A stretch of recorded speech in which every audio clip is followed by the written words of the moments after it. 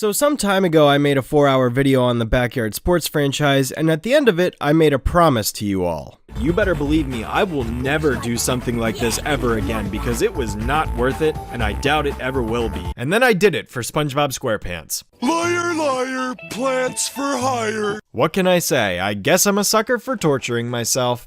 Sonic the Hedgehog, Sega's poster child, a game franchise that has been around far longer than anyone ever really thought it would last for. For a gaming franchise with as rocky of a history as Sonic the Hedgehog, it's honestly a miracle that that titular mascot managed to get out of a lot of the ruts he's found himself in over the years. I mean, yeah, the guy's had some pretty great games in his lifetime, but for every great game, there's at least one scourge hiding right around the corner to completely flip that hedgehog's good faith upside down. Sonic's had some very high highs and very low lows, and yet somehow this guy keeps on managing to tough it out through it all. I gotta give him respect for that at least. Now this might come as a surprise to literally no one, but I'm something of a Sonic fan myself. The franchise has been near and dear to my heart ever since the ripe young age of 3 years old. I was first exposed to Sonic with the dual pack of Sonic 3D Blast and Sonic R on PC in 1999. Two games that really aren't that spectacular but are still recognizable at the end of the day. For better or for worse. And Sonic is a franchise that, in this day and age, like most any franchise that has lasted as long as it has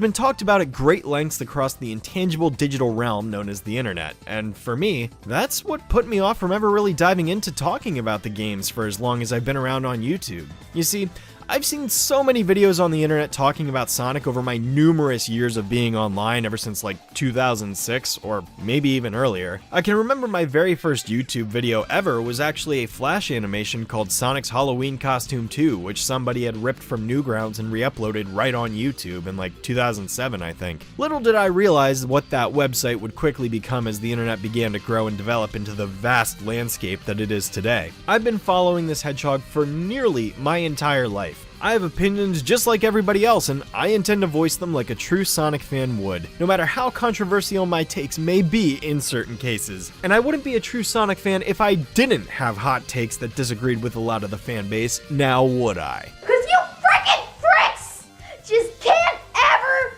be quenched! While it may be true that everybody out there has talked about Sonic on nearly every possible subject matter imaginable, nobody has done what I'm doing here today. I mean, you know, I guess if my Powerpuff Girls and SpongeBob videos are starting to reflect my track record, I'm developing a bit of a habit of doing this, it seems, so gosh. I dread the day I take it upon myself to do a Mario video, if that ever happens. I'm laying it all out, providing you and myself with my thoughts on every single Sonic game ever created. This video in particular was originally intended to be one massive entry. However, I've come to realize the fact that between certain time limit restrictions and the fact that a 20-hour video isn't something that every single person can really manage to watch, I've decided to split this subject matter into 3 parts. And I'm not taking shortcuts here either. I played every single one of them that I was physically capable of playing from start to finish. Now to clarify, I'm talking beating the main story and the final boss of each game, not necessarily 100%. If I went out of my way to completely A-rank all 5 missions of every level in Sonic Adventure 2, or gotten every single move Emerald could learn in Sonic Battle, or completed every side quest of Sonic and the Secret Rings, I'd be working on this video until I turn 40, so I at least need to keep some level of scope in mind here with this. I mean, you can see the runtime, that's like the main draw of this video. You can't even possibly imagine how many hours of my life I put into this one singular concept, so please support my channel, I'd greatly appreciate it. I normally don't bring that to light and talk about things like subscribing and comments and likes and all that, but for something as big and as time consuming as this,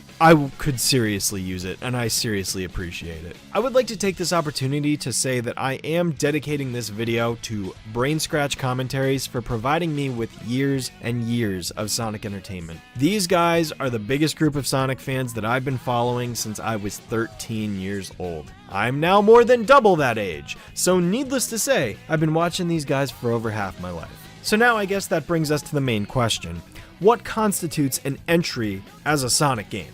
it seems simple enough, right? It's a Sonic game, but there's a lot more nuance to it than that. That being said, these rules I've decreed are subjective and may not be how anybody else would categorize a Sonic game, so please bear that in mind. First, the title of the game must contain Sonic in some capacity or the name of another Sonic the Hedgehog character, such as Tails or Knuckles, spin-off or not. If Sonic or his friends are playable but not named in the title of the game, like, say, Super Smash Bros. Or Super Monkey Ball, it doesn't count as a Sonic game unless the game has Sega in the title and the Sonic franchise dominates the game over every other included IP. I get the feeling this will be a point of contention because I can see some people arguing Sega Superstars Tennis should or should not be considered a Sonic game, but ultimately, my justification for counting it as one is that if Sonic and Sega All-Stars Racing is basically the exact same concept aside from the fact that Sonic's name is in the title of that game, Sega Superstars Tennis may as well be considered one. There's only a small handful of exceptions that fall into this pool here, so I don't think this is too big of a deal.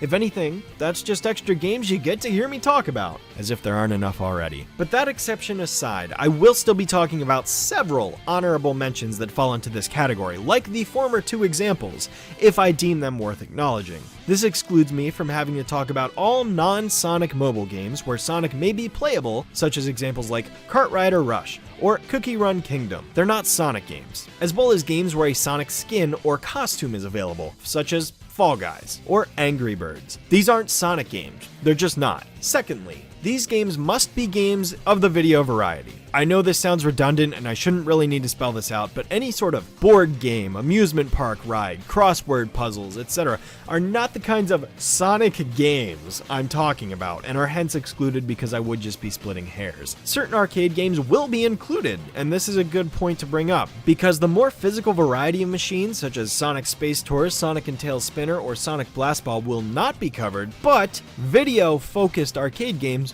will be, and we'll get more into those as they get brought up. Adding on to that, plug-and-play devices such as the Fun Play 20-in-1 or Arcade Legends Sega Mega Drive Volume 3 will not be factored in. Why? Because those are simply physical pieces of plastic that contain ROMs that get emulated. I will acknowledge the small handful of Game Gear games that got a specific plug-and-play variant of that individual game, but I will not go further than that for the reasons I just discussed. If you're curious about games created for LCD devices such as Tiger Electronics or the Happy Meal toys though, stay tuned. Furthermore, and I normally don't do this, but I'll make an exception this one time for the sake of going all the way on this subject, I will be discussing web browser games. Third, games that share the same title but released on different platforms may or may not count as separate titles depending on the magnitude of their differences from version to version. For example, Sonic Unleashed on the Wii is very different from the PS3 version, despite sharing the same name because they were developed by two different teams. However, the PS3 and Xbox 360 versions are the same game, so they obviously count as one together. Same goes for Sonic Generations on PS3, Xbox 360, and PC counting as one version,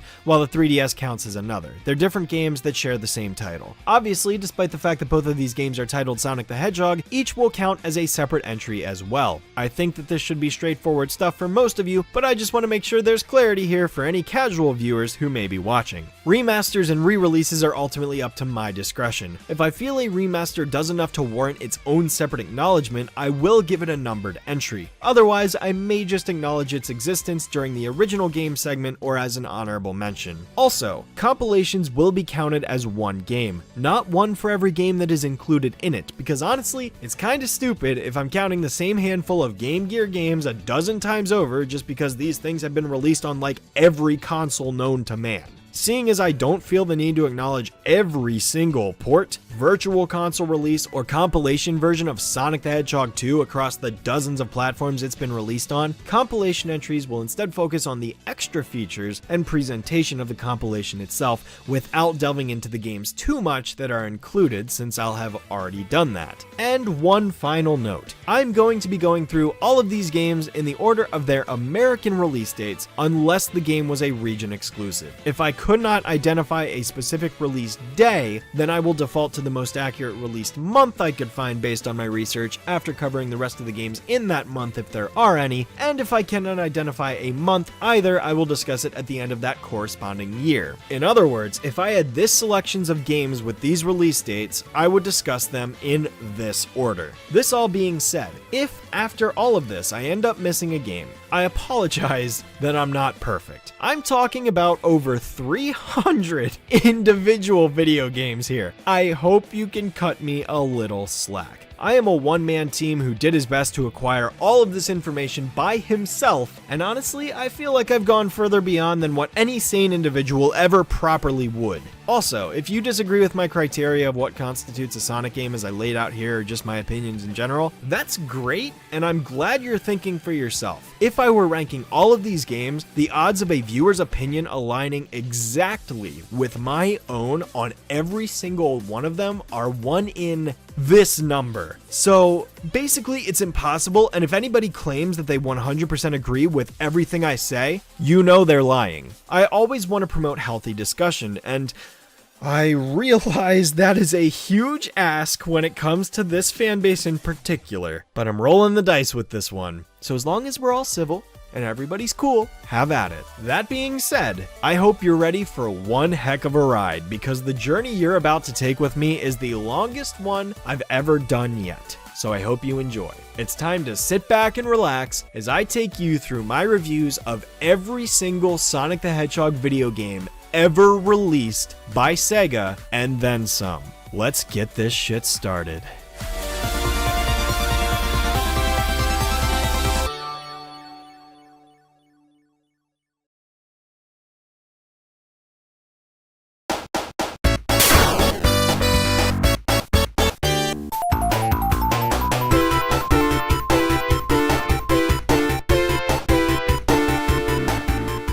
Green Hill Zone. The zone where it all started. A lush compilation of checkerboard hills and green palm trees with waterfalls galore. Who could have ever expected that such a level aesthetic would eventually become the franchise's iconic look? For better or for worse. Yes, my friends, this here is Sonic the Hedgehog on the Sega Genesis, commonly referred to as simply Sonic 1. It's the game that really put Sega on the map and made them the major competitor to Nintendo in the household console market all throughout the 1990s, or at least the first half of it. Before Sonic, Sega was primarily known for creating coin-operated arcade games dating back to the mid-1960s, about 5 years after the company was founded. During the 1980s, however, the arcade business was going through a bit of a drought in popularity due to the oversaturation of the market, leading to a rapid decline in support and new game releases, leaving Sega with a choice: put all their eggs in one basket and hope that arcades would pick up steam again, or divert their direction down a new path. Dave Whitney wanted the real arcade games at home, so he got them. Mike Rogers wanted them too, but he got a Genesis system by Sega. Why? Check it out. With people losing the desire to visit arcades, perhaps having one in their own house would incline them to pick up interest in playing games again thanks to the convenience of not having to leave. Unfortunately, Sega was unable to match the success of their largest competitor, Nintendo, who seemed to be dominating the market with the Nintendo Entertainment System, or NES for short. But all that changed with the introduction of Sonic the Hedgehog and the Sega Genesis. Sega had spent years developing this, coming up with their own mascot platformer to rival that of the Italian plumber, Mr. Video Game himself. And with the Sega Genesis, they had done it. The release of this game sparked a decades-long rivalry that, while much more subdued over time, never truly seemed to go away. What sets Sonic apart from most other mascot platformers at the time is that Sonic's whole selling point, the main appeal of his games, is speed.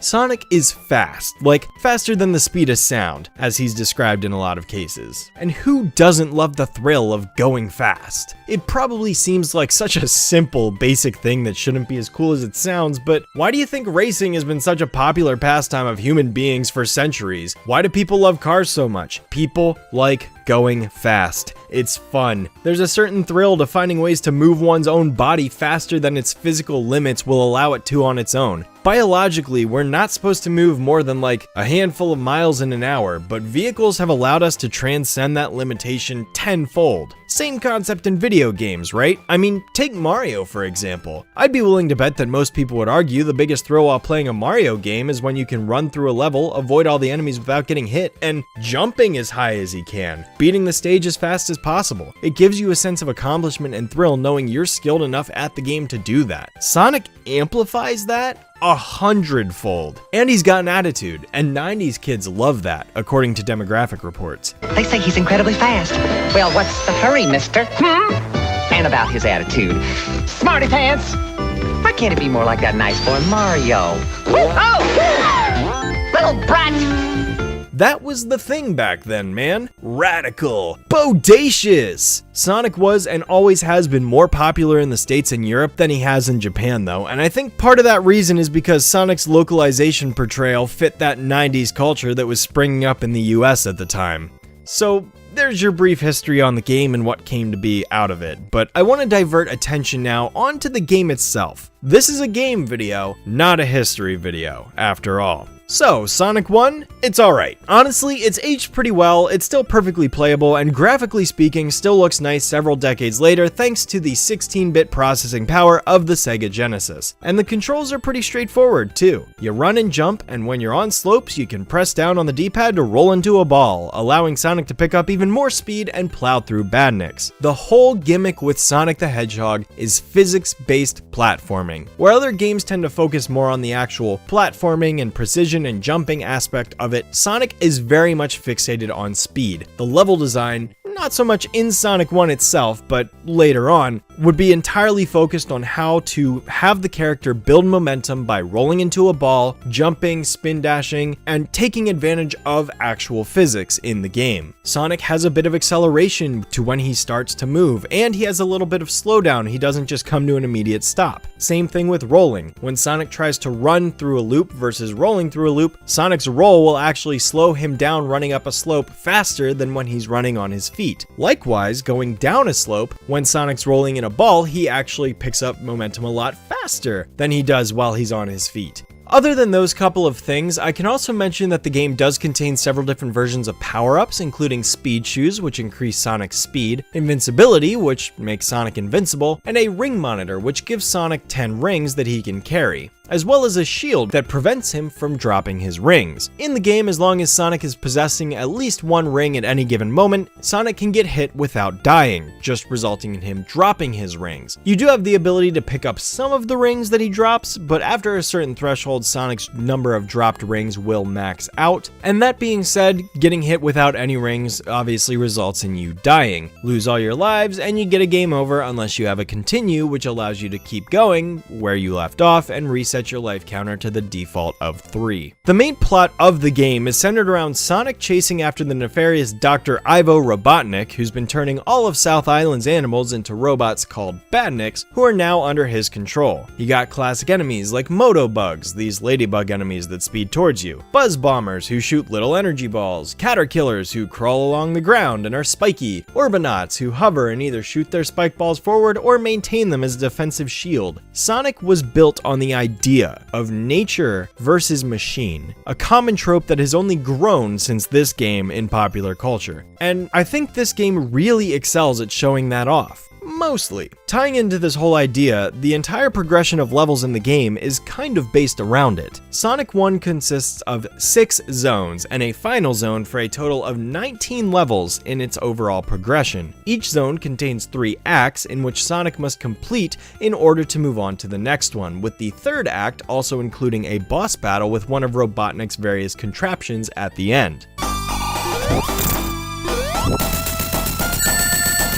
The first level of the game is, as already established, Green Hill, a sprawling checkerboard region full of bright green grass and gorgeous blue waterfalls and colorful flowers. This then transitions into Marble Zone, a stage still covered in green but also more stone-like, given that it's definitely more ancient ruins inspired in its background architecture. This then transitions us into Spring Yard Zone, and while I absolutely love the level's music, the actual thematic design is a bit harder to understand. From what I've they've devised, it's essentially meant to be a theme park, actually, on the outskirts of a city. Some call this a casino level, but I don't really know that I can agree with that. But either way, despite the vagueness behind its interpretations, I really enjoy Spring Yard Zone. Fourth is Labyrinth Zone, and it sucks, but is essentially an underwater ruin. Fifth comes Starlight Zone, which despite the name is actually an area under heavy construction. It's a pretty big missed opportunity that they didn't name this level Construction Zone. I, as with many others, really appreciate Starlight Zone because Sonic 1 has this known problem with its imbalance in speed across the levels. Green Hill is first and is chock full of long stretches of speed, ramps, loops, tunnels, the whole shebang. But then you go through the next 3 stages and not a single one of them ever really gets to that same level of speed back. Marble Zone is slow, with you primarily standing on these unhurried green blocks. Spring Yard is slow as you ascend or descend these giant blocks or shifting diagonal platforms, and Labyrinth Zone is slow because you're underwater the whole damn time. And that in and of itself is an arduous experience as you're basically forced to a crawl because of the movement resistance in water, and worst of all, Sonic can't swim. This is admittedly one of my favorite character traits that Sonic has, which he has continued to carry on through his entire existence, because I love when characters have weird quirks about them, you know? Everyone in real life has quirks about themselves, and whether it's the way someone laughs or talks, or they might have a weird talent or an irrational fear, which is the case here, that's fun. It really gives the character more personality, and I love that that's incorporated directly into gameplay. It's just that when you're experiencing that gameplay, it sucks. But I don't need to ramble on about that. Water levels in video games already have a known reputation for sucking, but at least it gave us the most stressful video game jingle of all time.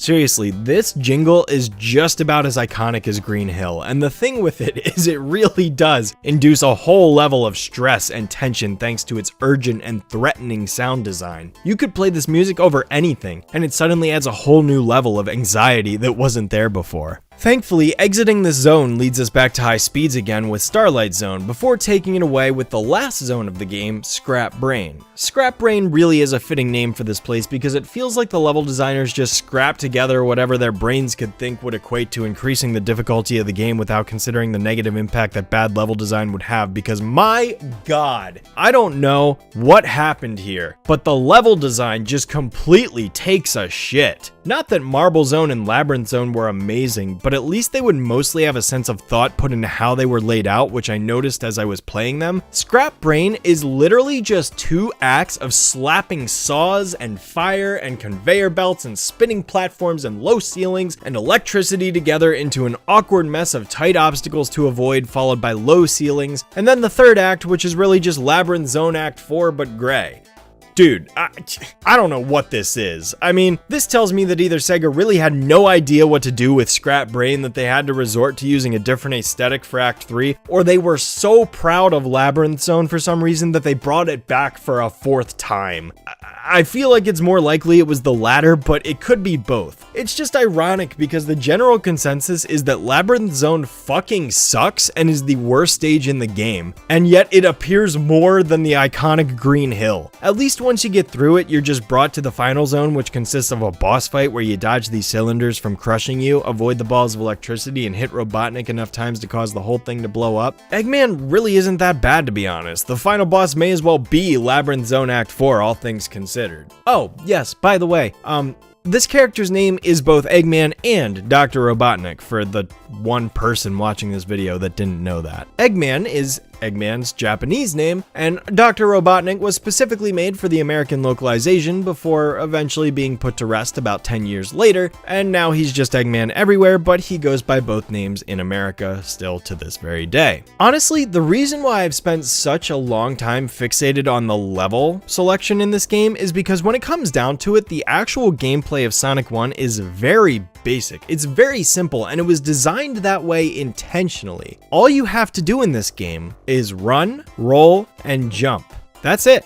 There's really nothing more to add beyond that. It's a basic 2D platformer in the controls, but it's made and meant to be accessible to anybody. And I really think that Sonic 1 does excel at getting a new player introduced. It's a great first video game for somebody, especially because Green Hill Zone is relatively easy to pick up and play. Now, you're immediately hit with Marble Zone, where that difficulty already kind of gets a little worse, but it's accessible, and I think that's one of the biggest things that made Sonic 1 such a well-selling video game. But going back to my comment on the level progression, because I really feel that that is the main center point of this game outside of the physics-based gameplay, Sonic 1's level progression is all over the place because it was originally intended for Labyrinth Zone to be the second level of the game, right after Green Hill. But that was presumably changed when the game designers realized that might be too big of a jump in difficulty right off the bat. My whole thing is, why aren't Spring Yard and Labyrinth Zone flipped? Or better yet,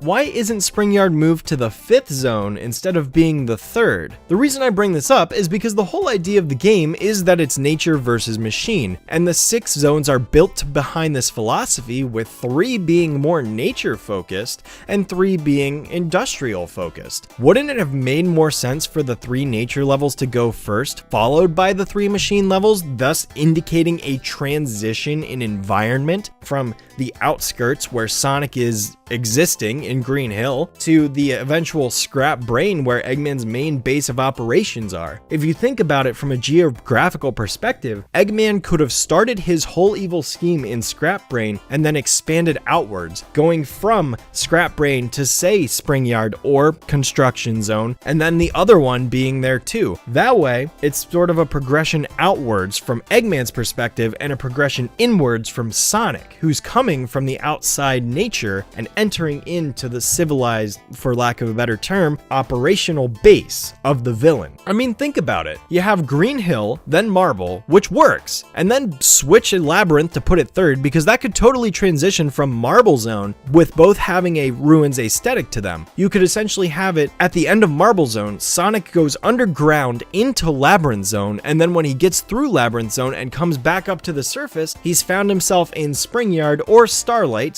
/ Construction Zone, and that is sort of the big significant turning point of the game, going from Sonic's familiar environment to a new, more fearsome environment. Labyrinth Zone or Marble Zone could be that transition into the second half that is the harder portion of the game. I think that would have been brilliant. The final boss chase with Robotnik in Labyrinth Zone also works perfectly too to support this, because the entire thing is an upward climb. Sonic is going from the bottom to the top. That represents his rise up from getting out of the labyrinth and going straight after Eggman into this new environment. This fight isn't even a boss fight to begin with. It's a perfectly good storytelling representation of Sonic's exiting the labyrinth into the new industrial world. That shift would have been so amazing, thematically speaking. But oh well. Missed opportunity on a game from 1991. Again, this isn't a detriment to the game that it's not set up this way, but I'm just explaining how the game could be better from a narrative standpoint.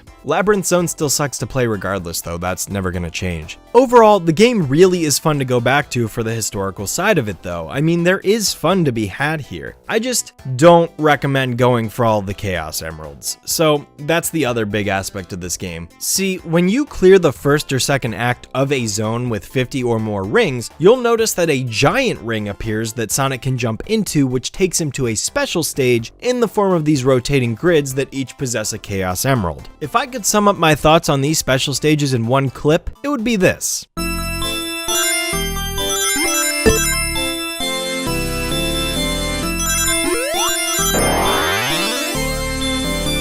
As you can see, the first stage didn't go as planned. The playthrough I did for this video is actually the first time I've ever even bothered to get all 6 Chaos Emeralds in this game. And ironically, because of that little mishap, the first Chaos Emerald was actually the last one I acquired. You basically have at most 10 attempts to acquire all 6 emeralds before the end of the game, because Scrap Brain does not spawn special stages for you. And yes, I said 6 Chaos Emeralds. Despite the franchise primarily being known for having 7 emeralds, in this game there are only 6, and the only reward you get for acquiring them all is some flowers at the end of the game. Not really worth it in my opinion, hence why I never got them until this video. Beyond that, there's not much more to the game though. It's pretty basic in its structure, but hey, less is more, and in the case of Sonic the Hedgehog, that's definitely true, as we'll come to learn the hard way about halfway through this video series. But we're not there yet, and we've got a long way to go, so that's gonna do it for Sonic 1. A solid start that kickstarted one of gaming's longest running franchises.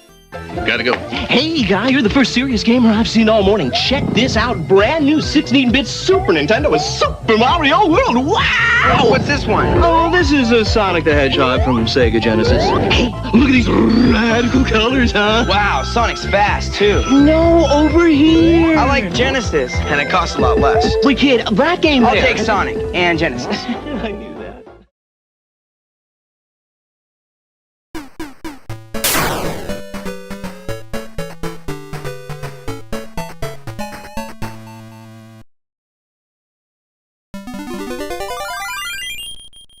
Now on the handheld side of things comes Sonic 1 for the Sega Game Gear and Sega Master System. Released roughly 5 months after the Genesis version as an 8-bit counterpart meant for kids who either already possessed a Master System at home and didn't have a Genesis, or those with a need to take their mascot video game character on the go. The Sega Game Gear, Sega's answer to Nintendo's Game Boy back in the 90s, released in 1991 to a rather mixed reception.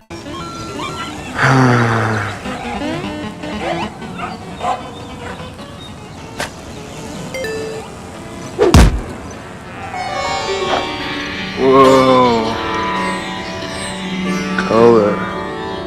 Hey, there's an easier way to get color. Get a Game Gear. While technologically superior as a competitor to Nintendo, graphically speaking, its middling library and short battery life was ultimately its undoing. But that didn't stop Sega from creating a whole slew of Sonic games for the dang thing, and boy oh boy do we get to go through them all. Now, for this video, I'm going to primarily be focusing on the Game Gear version rather than the Master System version, purely because this is the version I'm more familiar with thanks to later releases, and plus I prefer the contrast of having a handheld version to compare to a console version instead of just another console version on inferior hardware. Not that there's anything wrong with the latter, but it is worth noting that there are a large number of changes between the two versions of the game, so these are by no means identical, just very similar with slight tweaks and maybe a different boss fight here and there. I'd like to shout out this YouTuber in particular who actually went through and made an hour-long side-by-side comparison video that walks through all of these version differences, so check them out if you're interested. Ultimately, I would say that the Master System version is the superior title, but again, because the Game Gear version is more accessible and more likely to be the version you yourself have played, that is the one I'm going to be talking about, as Sega seems to like to forget that the Master System versions ever even existed in the first place. So moving into our first Game Gear title, it's pretty similar in concept to that of Sonic 1 on the Genesis. You play as Sonic the Hedgehog on a mission to defeat the evil Dr. Robotnik, who's currently turning all of the poor helpless animals into robots. It doesn't get much simpler than that. Where the differences lie, however, mostly resides in the hardware limitations of the 8-bit technology, seeing as such a limitation resulted in a much simpler game in terms of level design, difficulty, and gameplay. While I wouldn't necessarily call this game a walk in the park, it's got all of these standard Sonic the Hedgehog tropes in having you run around the stages, collect rings, bounce on badniks, and rush to the end of the zone to defeat Dr. Robotnik in some sort of boss battle. Other similarities include the return of certain levels from Sonic 1, such as Green Hill, Labyrinth Zone, and Scrap Brain, and many of the same enemies like Buzz Bombers, Caterkillers, and Chompers making their appearance across several of the zones. Shields, invincibility, speed shoes, and ring boxes all return here too, and new to the table is the introduction of this down arrow box, which, upon breaking for the first time as a new player, seemingly results in nothing happening.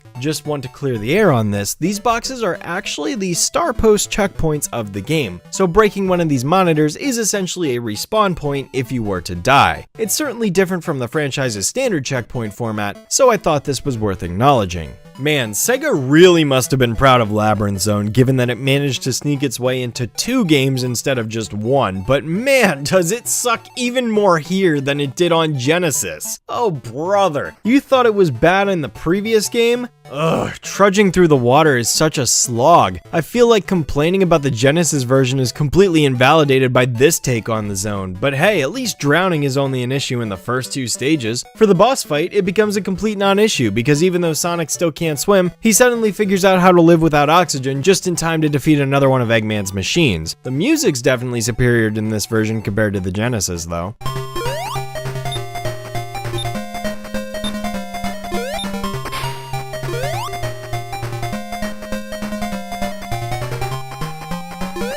Apologies for skipping straight into Labyrinth Zone with this one, but there isn't a whole lot to say about Green Hill that wasn't already said. Green Hill gets brought back in so many Sonic games that I've kind of just become numb to it over a decade of my life at this point, but to really prove the point of just how overused Green Hill is, I'm going to introduce a Green Hill counter in this video that I'll be editing in with each time that it or a very similar version of Green Hill appears, that it may as well be called Green Hill even if it doesn't have that name. I won't really be acknowledging it verbally because I don't want to annoy you with it. I'd rather just let the counter speak for itself and pop up when it needs to. And hey, if you don't agree with me identifying certain levels as Green Hill clones or you think I missed one, that's great, but I'm going off my personal perception and don't really feel the need to take time out of the video to explain why I consider each stage to be or not to be a Green Hill clone. It'd bog everything down and I really don't see the point. At least I can say Scrap Brain is easier. A little too easy if you ask me, given Act 1 is over in seconds, and there isn't even a legitimate boss fight as it is instead replaced with just a huge maze of rings and springs. But hey, I can compliment the puzzle as the main feature of Act 2. It definitely switches things up compared to whatever the Genesis version was supposed to be. Unfortunately, or fortunately, depending on who you ask, Marble Zone, Spring Yard Zone, and Starlight Zone did not make the cut, as they were instead replaced by Bridge Zone, Jungle Zone, and Sky Base Zone, respectively. Bridge Zone isn't much of a huge difference aesthetically from Green Hill Zone, but it does set itself apart with 2 key factors: the song and Act 2.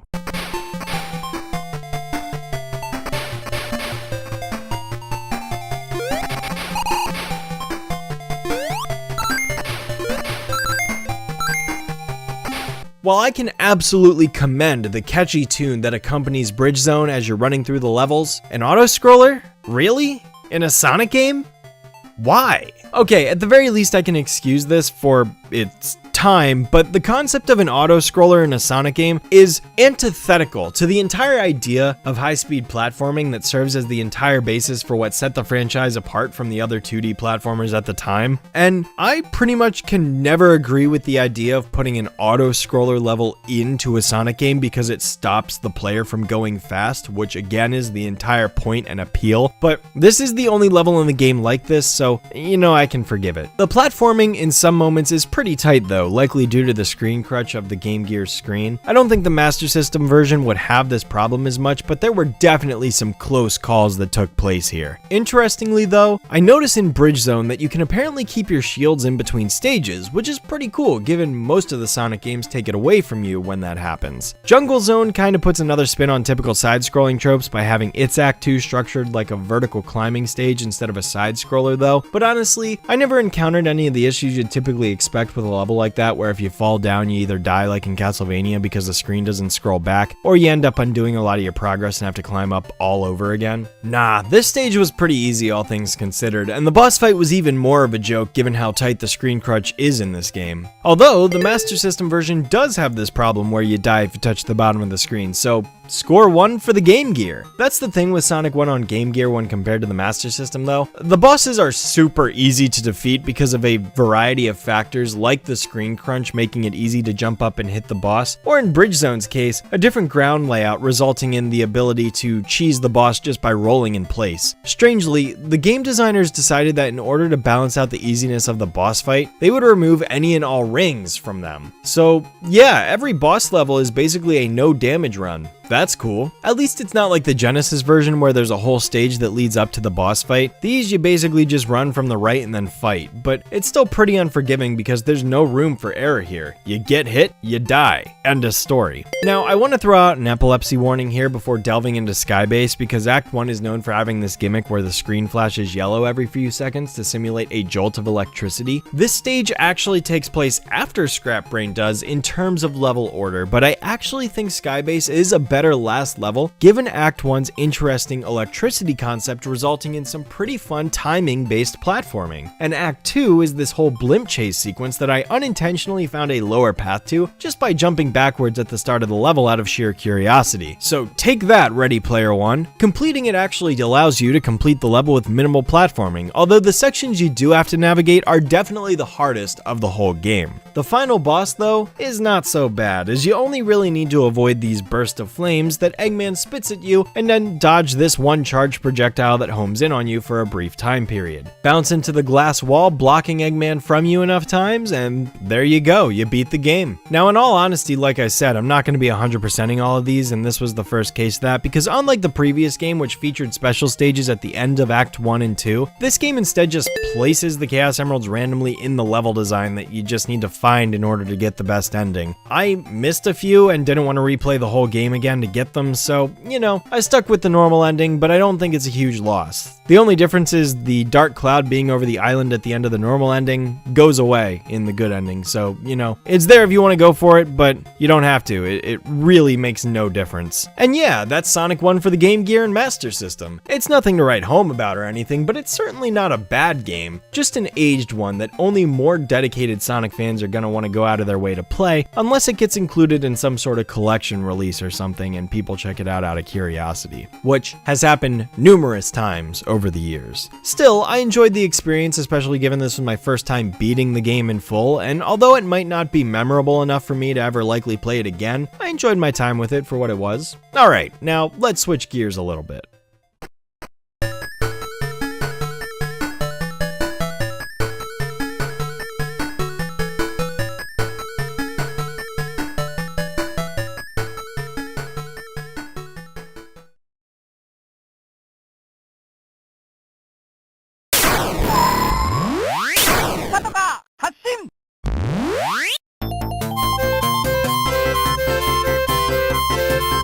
Alright, I love how we're only 3 games in and we're already hitting some of the weirder stuff this early into Sonic's career. Waku Sonic Patrol Car, also known as this in Japan, because I sure as heck can't pronounce it and don't want to offend anybody with my horrible butchering of it. This is a children's arcade simulator released exclusively in Japan at the end of 1991. The game itself was a part of Sega's Waku line of games and stars Sonic as a police officer dedicated to keep the city safe from Eggman's evil crimes. Yeah, you thought Sonic Drift was the first instance of Sonic driving a car? Think again. That said, with this title being a Japan-only exclusive, you can probably surmise that this means the game is entirely in Japanese, which means I have absolutely no idea what's going on or what any of this text says, but ultimately that's okay, because there's not a lot to get here. I highly doubt I'm missing out on any of the dialogue being said here, given the fact that the game is 2 minutes long. And I wish I was exaggerating, but I'm not. The game literally lasts for 2 minutes and is very well in the running for the title of shortest game of this entire video when talking about the amount of time it takes to beat the whole thing from start to finish. Graphically, it's solid for 1991, but gameplay-wise,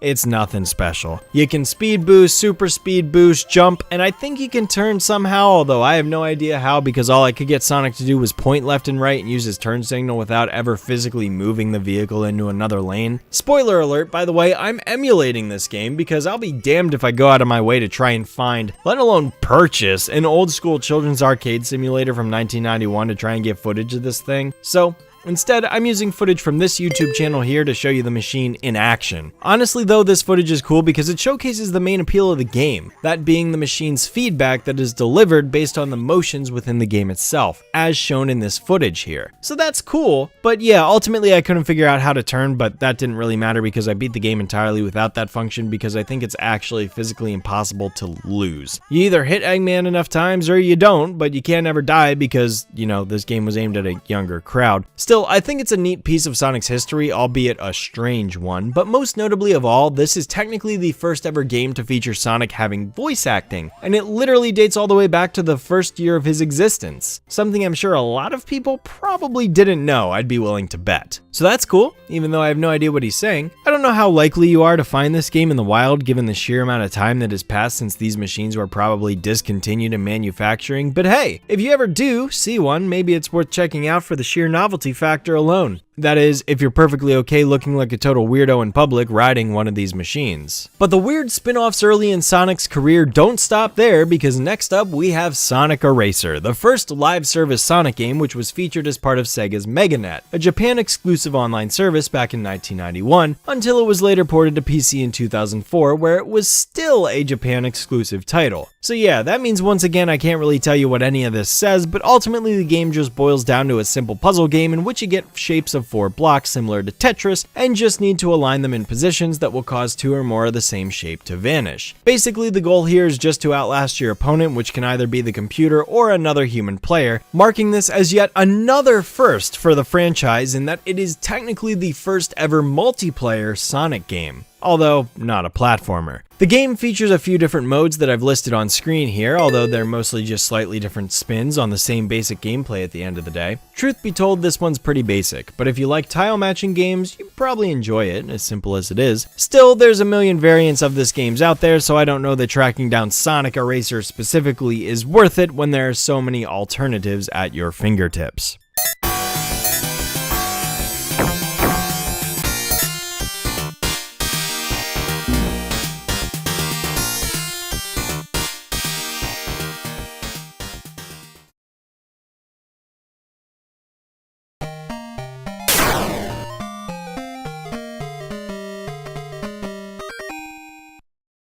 Aha, so now I get to reveal another exciting part of this video, unreleased games. Yep. Alongside regional exclusive titles, I also intend to talk about several of the games that had begun development as Sonic games but were ultimately never released. The first of which being Sonic's Edusoft, an educational game for the Sega Master System that was never released due to its failure to gain publishing approval after being requested by publisher US Gold and licensed by Sega themselves. That said, it's a super basic game in the gameplay department, as one might expect from an edutainment title. Don't get me wrong, I've talked positively of edutainment before when it came to Humongous Entertainment, but those games were the outlier, not the standard. This here is your basic addition, subtraction, spelling, and so on game, where all you do is travel around this world map by selecting different icons to partake in some sort of activity where you basically have to answer 6 questions correctly to proceed. There's not really much to it, I'm afraid, seeing as I played the game for about 10 minutes and saw nearly everything there was to see. There is a sense of progression here, at least, with these helicopters taking you to other section off parts of the map that you can't go to until you have a certain number of stars. Thing is though, there's basically only 2 types of questions you get asked: fundamental math equations and the spelling of words. At least the spelling sections are marked with a themed sprite on the map that indicates what you'll be spelling, whether it be food or animal names, but beyond that, it's the same thing every time. This game doesn't impress me, but I never expected to be impressed by it either. It's an unreleased title that's likely also unfinished, and I don't see any merit in it, so it's probably good it stayed unreleased. I don't see how kids from back in the day could enjoy this when they'd probably rather be playing the official Sonic 1, but that's just me. Additionally, another cancelled title comes in the form of Sonic the Hedgehog for the Commodore Amiga, which never saw release due to Sega pulling a contract that they had with US Gold to release the game on home computers. A few screenshots of this title seem to exist, but their authenticity has been called into question, and more importantly, there is no playable version of the game anywhere to be found online at the time of this video's publishing. As an extension of this, there also exists a title by the name of Sonic Attack for Amiga that contains a recreation of Green Hill Zone. However, this title is primarily a music collection rather than a full-blown game, so I don't see it even being worthy of an honorable mention, but I guess I'm mentioning it honorably anyways, so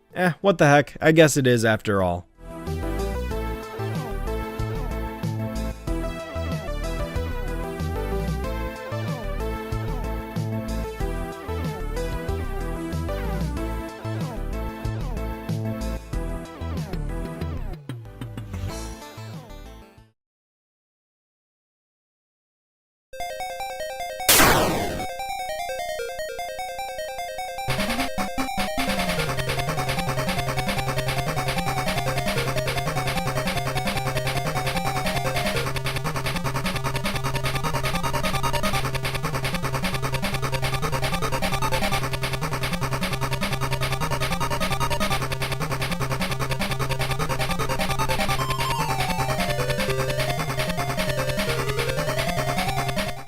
Surprised? Yes, friends, despite most people assuming that Sonic 2 on Genesis is the very first appearance of Sonic's faithful sidekick Miles Tails Prower, the Game Gear version actually released first, and oh my, what a shift this game is from 8-bit Sonic 1. The story of this one goes that Dr. Robotnik has captured Tails, and Sonic is on a mission to rescue him before it's too late. And while that premise may be simple, beating this game is not. Oh my god, why is this game so hard? The first Game Gear game had a perfectly balanced difficulty, I felt. Yeah, there were some hard sections and some easy ones, but it never felt unfair. Sonic 2 though? Wow, it's like the devs wanted to create their own version of Mario the Lost Levels or something. Not that I'd say the game goes that far in difficulty, but wow. Some of this game is ludicrous in what it asks of you. Like last game, there are a total of 6 zones that you need to navigate in order to beat the game. Underground, Sky High, Aqua Lake, Green Hills, that's right, hills, not hill, Gimmick Mountain, and Scrambled Egg.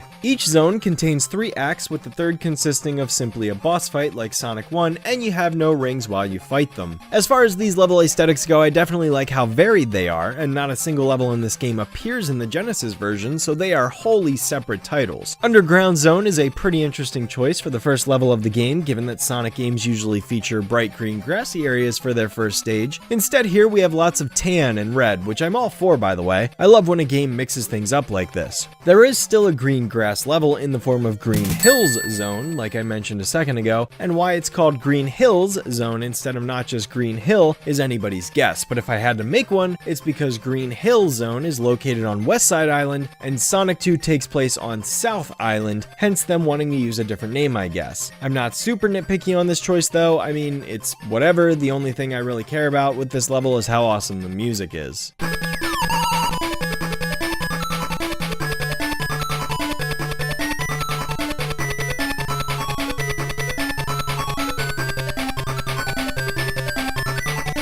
Such a bop. The other levels are fine too, but my favorite of them all is probably Aqua Lake. Well, Act 1 at least. Act 2 has the Labyrinth Zone problem of being almost entirely underwater where you're forced to move so incredibly slow and stop for air bubbles, and it just sucks as much as it did before. But a new gimmick to that level is the ability to hop in a bubble and float upwards while avoiding obstacles. This is nice because while you're in this bubble it counts as being in air, which mitigates a lot of the potential for drowning to occur because you're constantly jumping into them throughout the whole stage. I think I only got the drowning counter to appear once in the entire time I played it, but that's Act 2. I love Act 1 because this game has a really cool idea it uses where if Sonic is rolling as he enters a section of water, he's actually able to skim across the surface without breaking it as he just bounces across the entire section. This is such a neat concept, and it makes sense that if he's going fast enough not to break the surface tension, then having him skirt across the top works, and it makes sense for his character too. He'd spin across the water as fast as possible if it means avoiding it entirely because, yeah,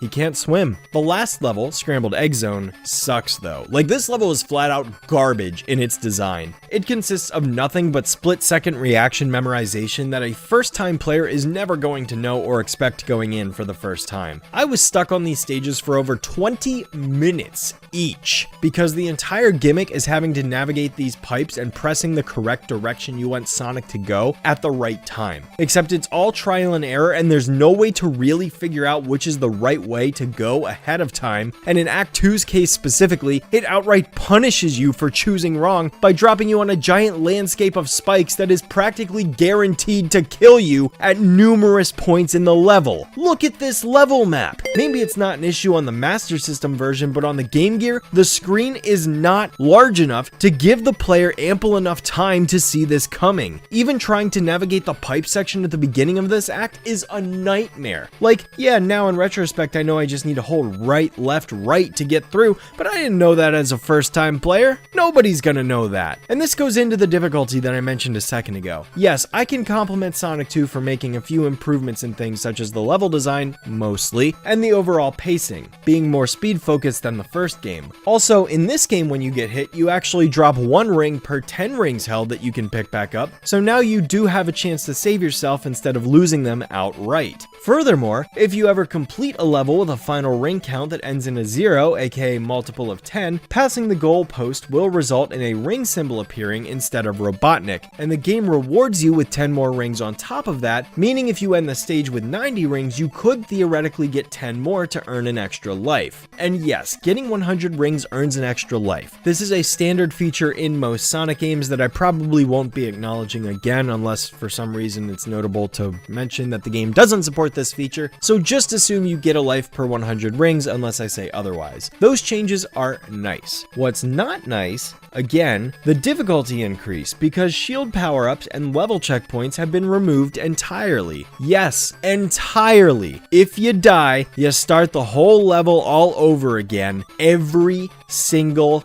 time, no matter the stage. That's not cumbersome at all. And there's no chance you have of taking a shield into a boss fight either. And oh boy, those boss fights. Admittedly, certain boss fights like the seal at Aqua Lake and the Warthog at Gimmick Mountain aren't so bad, but the first boss of the game may as well have been the final boss for most people. As a kid, it was for me, as in it was the final boss I fought in the game before putting it down for 20 years and never touching it again until this video.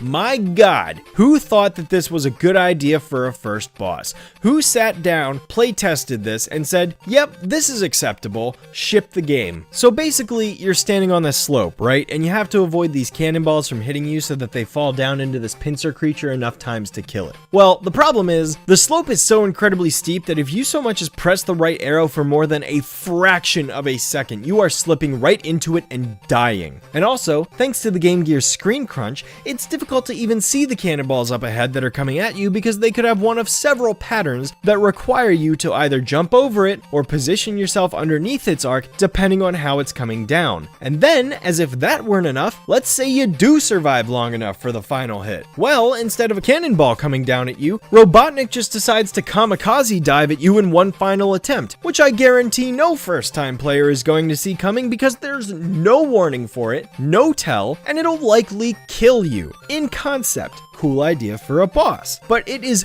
way too hard for the first fight of the game. The real final boss, Silver Sonic, is easier than this. As long as you're in ball form, the guy can't touch you. But Underground Zone, brutal. There is nothing you can do about it. In fact, I decided to prove a point and play the Master System version for this boss fight, and yeah, this version of it is a total joke. Easy, no problem. This just goes to show how screen crunch really can make a difference sometimes. But yeah, after defeating the aforementioned Silver Sonic in Scrambled Egg Zone, the game just sort of abruptly ends and you get Sonic running during the credits. That's strange. I thought the plot of this game was to rescue Tails, but I don't see Tails anywhere. Sonic just gave up and went home and... Oh my God. Tails died? What the fuck?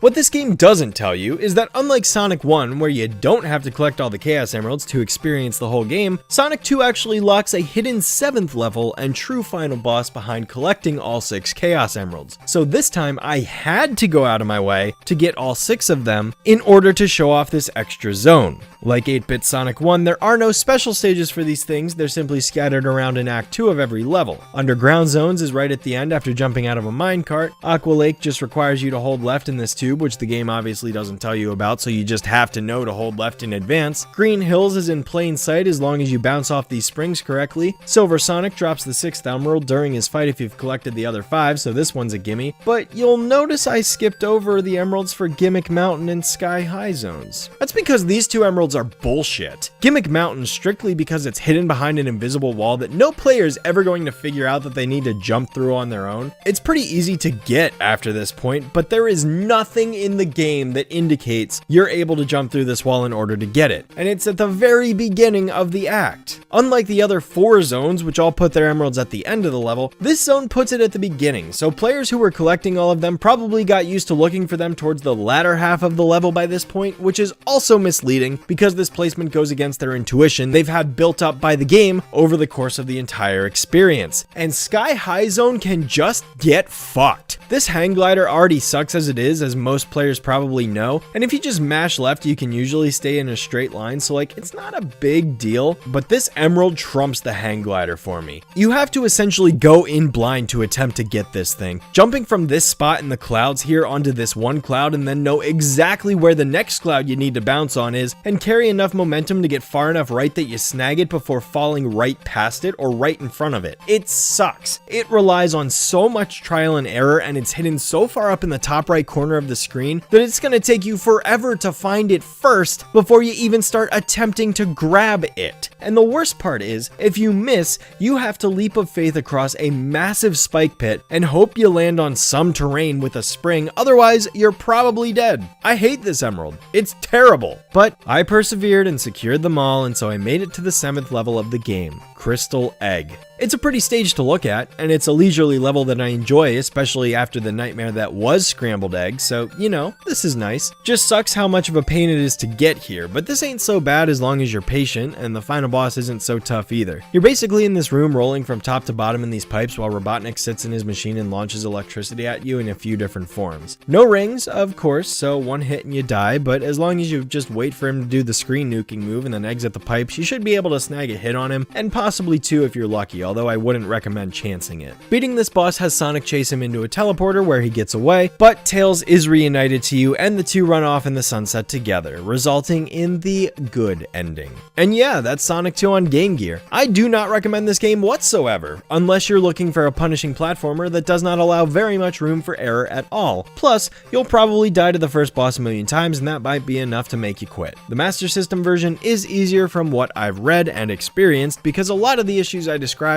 all stem from the Game Gear screen size being reduced, so you know, I'm sure having that helps. And like last time, the Master System does have some different music tracks, but seeing as Sega just seems to re-release the Game Gear version over and over and over again and not the Master Systems, I see that one as the officially recognized version of the game and is why it was the one I played. If you do stick through it, it has some moments with Aqua Lake, Green Hills, and Gimmick Mountain, but honestly, I can only say I enjoyed about 50% of the zones, so yeah, not a glowing review. Far from the worst thing ever, just painstakingly difficult for a handheld title.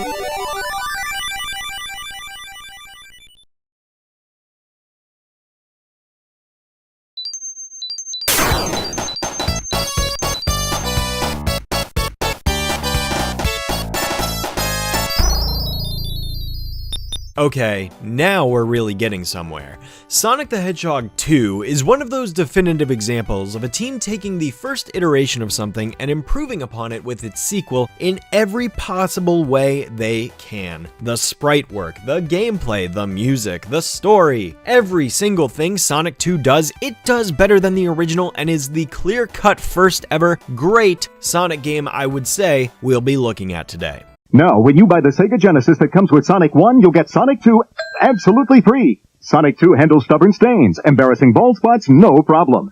It even slices and dices, makes thousands of julienne fries. But wait, you can play it too. Sonic 2 fits easily into any tackle box. Made from a space-age polymer plastic for years of family fun, and pets love it too. Buy the Sega Genesis that comes with Sonic 1 and get Sonic 2 free. Act now. Wiener Dog Sweater sold separately.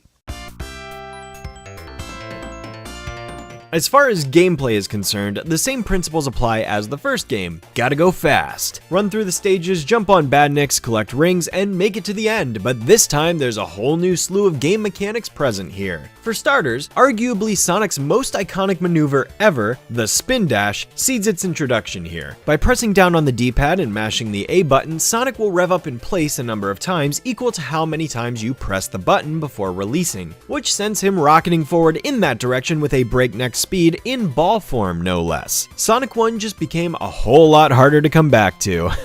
But that's not the only addition here. Oh no, as Sonic 2 sees the introduction of a brand new character in the form of Sonic's sidekick, a two-tailed fox by the name of Miles Per Hour, a pun on the phrase miles per hour, which surprisingly, I still see people figuring this out for the first time on the internet all this time later, despite it being a pretty well-known play on words for the character for like decades now, but that's besides the point. Heck, maybe I just taught some of you watching the meaning behind the name, so hey, there you go. But Tails here His nickname, which ultimately becomes his main name for the character from pretty much every game going forward after this one, is here to follow Sonic in all the stages of the game as he joins him on his adventure. The story behind this game goes that Sonic grew bored after freeing South Island in Sonic 1 that he hopped in his plane and flew on over to West Side Island to begin exploring it. Tails quickly discovered him and began following Sonic until eventually Sonic caught on and let him tag along for the ride as Eggman arrived with all of his badniks in search of the 7 Chaos Emeralds. That's right, 7 emeralds, as there will be from here on out, and honestly, I prefer it that way. Supposedly, according to Sonic lore, this island is actually the true point of origin for the emeralds, so what 6 of them were doing in Sonic 1 is beyond me, but it actually explains where those 6 probably went to at the end of the game when Sonic looks all shocked after they disappear. Clever foreshadowing there, or just a coincidence? Probably the latter. Gameplay-wise, this basically means that by default in all of the levels, Tails will follow you, as Sonic, as a character controlled by the CPU. Now technically you can plug in a second controller and another person can play as him, but considering the camera stays fixed on Sonic and Tails can't even fly in this game, there's really no reason to. He has the same moveset as Sonic in this one. He can jump and spin dash, despite his 2 tails being the reason for both his name and his special natural ability. Gotta say as an aside, the concept of Tails flying in this manner is a really creative and original idea that I really truly like. It's like he has a propeller on his back, but the fact that he can use his natural 2 tails to act as the blades is just super cool, even if he can't actually fly when playing as him. A lot of players seem to find Tails to be a nuisance in the game, mostly because he can screw you over in boss fights where you go to hit Eggman but pass right through him because Tails hit him first, giving Eggman iframes that just causes Sonic to go passing through him sometimes, resulting in death, such as in the chemical plant boss fight, but I personally don't mind having him along. He doesn't really serve much of a purpose, but I really like having him there, and he is useful in super specific scenarios. You can, of course, go into the options menu and switch to play as either Sonic only or Tails only, with the only difference being that Tails and Sonic basically swap places towards the end of the game for the last few levels. Speaking of levels, we got a whole new roster of stages to look at here, and boy are they a treat. Sonic 1 really seems to be lacking in the color department as far as level themes went. Most stages seem to stick to either gray, brown, or green aesthetics with nothing really striking visually as a result. Sonic 2 though doesn't hold back. We've gotten way more vibrant stages thrust at us this time around. You got bright green greens and yellows and blues and orange and purple and basically all the colors of the visual spectrum at play here, which I absolutely appreciate. There is such a diversity in the level themes now that I just love running through, from bright pinball bumpers and Casino Night to the dark caverns of Mystic Cave to the great mechanical mayhem that is Metropolis Zone. Yes, I love Metropolis Zone. It's my favorite stage in the whole game. New stage elements come into play in Sonic 2 that are never seen before, from corkscrews to launch pads to levers and so on, which really enhance the variety in stage design. And of course the iconic loop-de-loops return too. Sonic 2 definitely has a greater focus on speed than its predecessor, and it really shows that Sonic's dev team saw what made the first game the most fun and pivoted towards doing more of that. Speeding through Chemical Plant Zone, the second zone of the game, so fast that you nearly fly off the far right side of the screen because it can't keep up is such a fun thing to do. Every single time, it never gets old. Sonic 1 actually had a speed limiter built in to prevent the player from going too fast, and Sonic 2 said hell to that and did away with it completely, which I think is for the better. All zones in the game up to but not including Metropolis Zone now only feature 2 acts instead of 3, likely to introduce more stage motifs than the first game, which only contains 6 or 7 if you count the final zone. This time around, the game has nearly doubled with the total of 11 zones. Emerald Hill, Chemical Plant, Aquatic Ruin, Casino Night, Hilltop, Mystic Cave, Oil Ocean, Metropolis, Sky Chase, Wing Fortress, and Death Egg Zone fill out this game's stage roster, and it's quite the diverse set here to say the least. Like I mentioned, Metropolis Zone is my favorite stage in the game, mostly thanks to its kick-ass music, and also the fact that it's technically the final multi-act zone and the whole thing isn't just a boring gray, but instead of vibrant green full of gears and pistons and all sorts of fun stuff.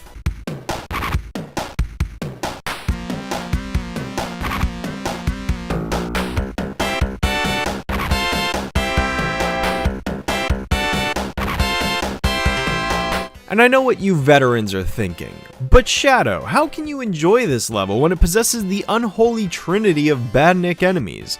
Asterons, Shellcrackers, and the dreaded Slicers. Well, to that I say, they're not that bad. yeah, slicers are a pain to hit, but if you're patient and just wait for them to launch their blade, then roll under them or jump over them, depending on how you position yourself, you're mostly fine, outside of like the 2 or 3 that are just poorly placed, which I can admittedly agree with, are terrible. It's bullshit, but it's not that hard to manage. Shellcrackers aren't terrible either if you always jump when you're approaching them, and Asterons are super easy to avoid if you just stop moving after you trigger them 9 out of 10 times. Outside of Metropolis Zone, my other favorite zones of the game are Mystic Cave and Chemical Plant, as both having some of the most visually stunning level aesthetics of them all and great songs to accompany them. The final few levels aren't so bad either. Sky Chase is a nice breather, and then Wing Fortress kicks in, which can be difficult if you don't know how to navigate the platforms and obstacles in your way, but I didn't have too much trouble with it and made it through just fine. Besides, it wouldn't really be a final level if there wasn't at least some difficulty to the platforming. Completing it, of course, brings us to the final zone, the Death Egg Zone, which has a pretty notorious reputation amongst Sonic fans for being incredibly difficult to defeat, given the fact that you have 0 rings when you enter the stage.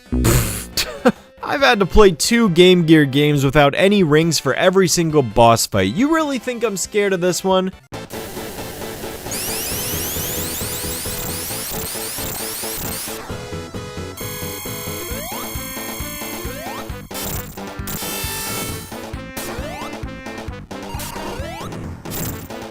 Alright, Silver Sonic's done, and okay, now I just gotta wait out the Death Egg robot long enough. Let me just speed this footage up real quick, and hey, look at that, first try, what a breeze. I don't know, maybe I'm just super lucky or something, or maybe the people that claim this boss is so difficult are only the ones that played this at like 6 years old, but these bosses really aren't that bad, especially if you know to just spin dash in place right here as Silver Sonic lowers down to the screen and then release upon getting the 4th hit. You literally take out half of Silver Sonic's health before he even gets to move, essentially taking the hardest part of the fight down to 4 hits instead of 8. With the Death Egg robot, if you're feeling ballsy, you can hit Eggman at any time, but I usually just take my time and clear the stage no problem. So like, I don't know, I don't really see what's so difficult about this zone. I actually quite enjoy it and think it's a pretty fair fight for the last boss of the game. Sure, I can see how young kids may have struggled with it, but really, of all the boss patterns you have to memorize in this game itself, Death Egg Robot, it really ain't that bad.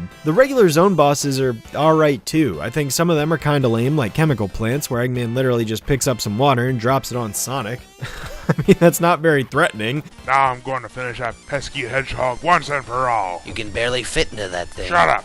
All I need is the butter.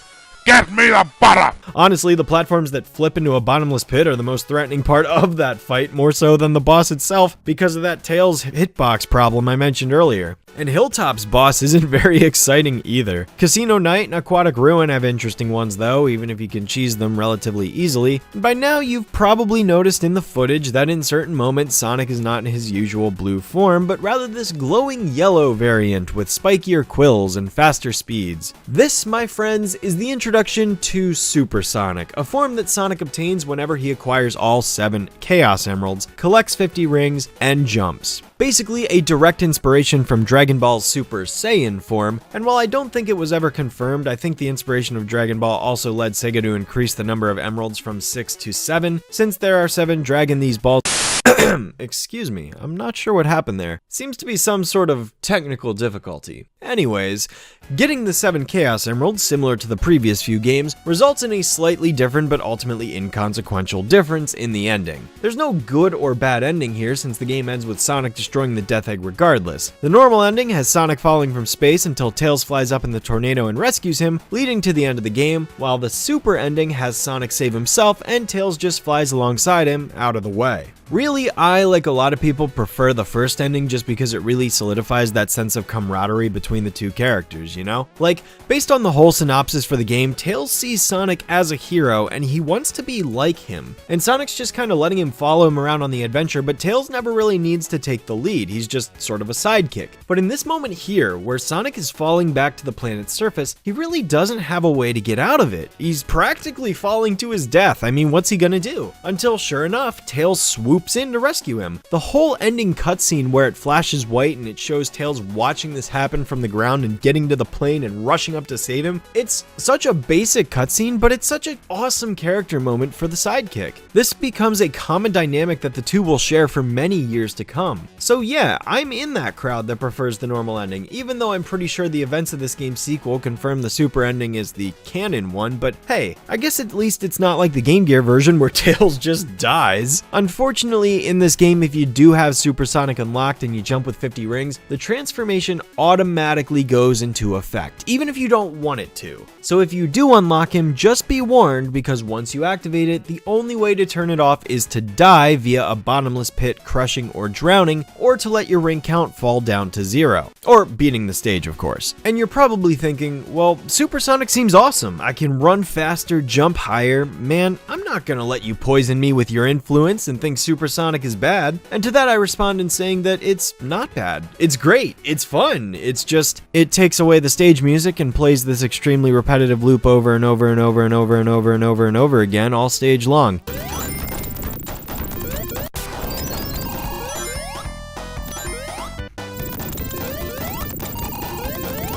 It's not so bad at first, but it gets old super, see what I did there, quick, and anyone who's played this game before gets exactly what I mean. But honestly, if this music thing doesn't bother you, Supersonic is definitely worth unlocking, if you can tolerate the absolute insanity that is the special stages. I'm just gonna say it, these are some of the hardest special stages in the entire franchise. I'm what, 6 games in, and I'm already making a claim like this? It's ridiculous, guys. See, after playing this game, I'm honestly on a mission to see if I can even find more difficult special stages than Sonic 2's with the production of this video, because I really don't think it'll happen. And I'm not talking individual special stages here, I mean like the overall concept across all 7, because Sonic 2's are something else. They're half pipes, right? It seems like a pretty fitting setting for Sonic the Hedgehog to kind of run through and avoid obstacles and collect rings. It's pretty great, but my issue with these half pipes is that they are 150% memorization, and there is not a single chance in hell a first-time player has even the potential of winning most of these things. Especially because the main gimmick of this special stage is unpredictability.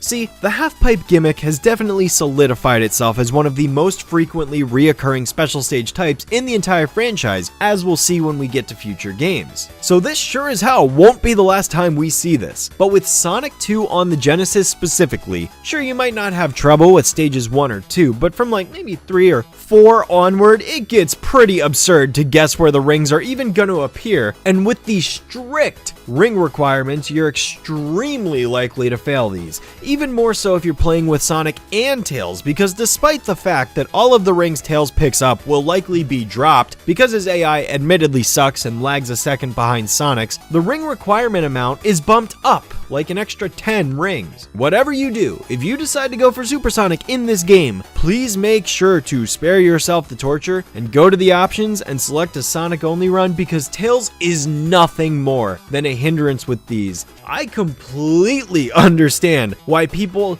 don't enjoy playing this game with Tails at their side if it's because they're going for Supersonic. He is nothing but a hindrance. It's a total pain. And the suckage doesn't stop there, because if you end up doing a Tails only run, you can still get the 7 emeralds, but they don't do anything. No Super Tails, no special ending, nothing changes. It's just bragging rights, I guess, but you could just get them as Sonic, and then you also get the Super Form and the bragging rights. So there is no real reason to go for them in a Tails run, so just don't bother. Sonic 2 also comes with some multiplayer stages in the form of Emerald Hill, Casino Night, Mystic Cave, and the Special Stage, which are all fun to race to the end of the levels to see who gets there first, with extra power-ups thrown into the mix to spice things up, including the dreaded boxes that will swap your positions in the stage. Great for the person lagging behind, terrible for the guy in the lead. This teleport box is so crazy, in fact, that the devs actually offered to give players the option to turn off all other power-ups and have every single monitor be a teleporter. That's just insane. insane. It's a fun mode though. The screen is split horizontally and stretched to all hell, so it's kind of difficult to see, but playing this with a friend can result in a fun half hour or so, I'm sure. This actually marks the first instance of multiplayer in the Sonic franchise, a recurring feature that we will be getting into over and over again as we go along. The last thing I want to get into is the cut content that didn't make it into the final game.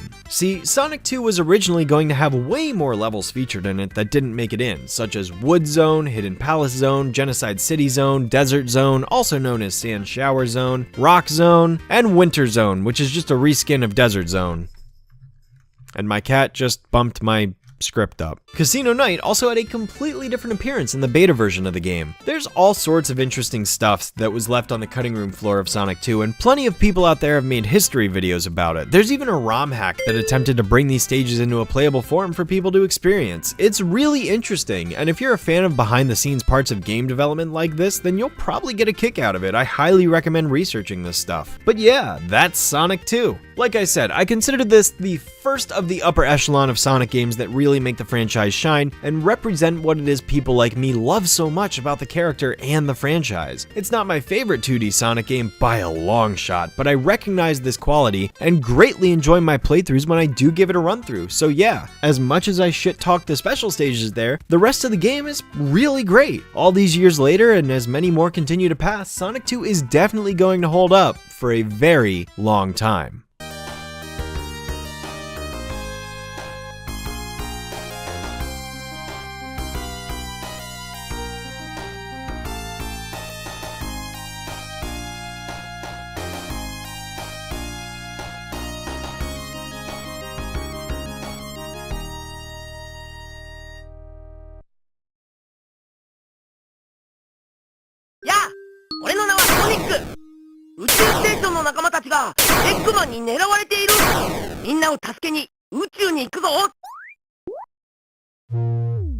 Next, I want to talk about another scrapped Sonic game that was nearly completed before ultimately being blocked from release after failing its location test in Japan. SegaSonic Bros is a puzzle game of all things in which the player is asked to use the 3 different colored Sonics to create loops and lines from the 2x2 grids of Sonics that drop down from the top of the screen in a fashion similar to that of Tetris. The differences here, however, is that the key to victory in this game is to encompass a large number of tiles with a completed line or loop of the same color, which in turn eliminates all of the blocks contained within that space and netting the player a higher score the more blocks that are encased within this boundary. The game does have a progression system where you level up as you complete these shapes and earn Chaos Emeralds at every 10th level, with the game maxing out at level 99. Of course, I'm not good enough to get that far, so I never saw this, but you know, I'm sure someone out there is good enough to have done so. Shame there was never any opportunities for people to play it back in the day though, but based on its testing, the game seemed to have failed to generate interest and as such was dropped, so can't really blame them too much if that's the case. Could you imagine what it could have been like if this game was released though and Sega actually pursued it? Like, Sonic could have had brothers, canonically. How wild is that? And while I'm at it, I'm switching gears into some 1993 titles. I'm not normally going to do this, but quite frankly, it just makes sense because why have a section that was literally a minute or less long? Next up, we've got 2 arcade titles, which I'm just throwing together here in this one section because they're very similar to one another in the sense that they're both following in the footsteps of Waku Waku Sonic Patrol Car. The first of these games is SegaSonic Cosmo Fighter and features Sonic flying a spaceship in a top-down shoot-'em-up in which he has to blast down Dr. Robotnik and rescue his animal friends. Similar to Patrol Car, the game lasts roughly 3 minutes and has you blasting enemies from the top of the screen with your weapons, followed by a boss fight with Robotnik at the end. It's a nice little distraction knowing it's meant to be short as an arcade machine experience more than a video game, and there's no way to actually die here again, so it's pretty automated from start to finish. Still, I was able to figure out how to beat Robotnik this time, so I did and ended up getting the good ending as a result, so you know, that's pretty cool. But honestly here, it really just feels like second verse same as the first with a different coat of paint. I ended up playing the Japanese version, but an English version was actually found in 2021 and uploaded to the internet in 2023, 30 years after the game was originally released in Japan. The live cabinet footage I'm showing you right now was taken from this YouTube channel here, so credit where credit is due, of course. Me personally, I don't really care for this game, but you know, it exists, so I had to talk about it. SegaSonic Popcorn Shop, on the other hand, is something entirely different.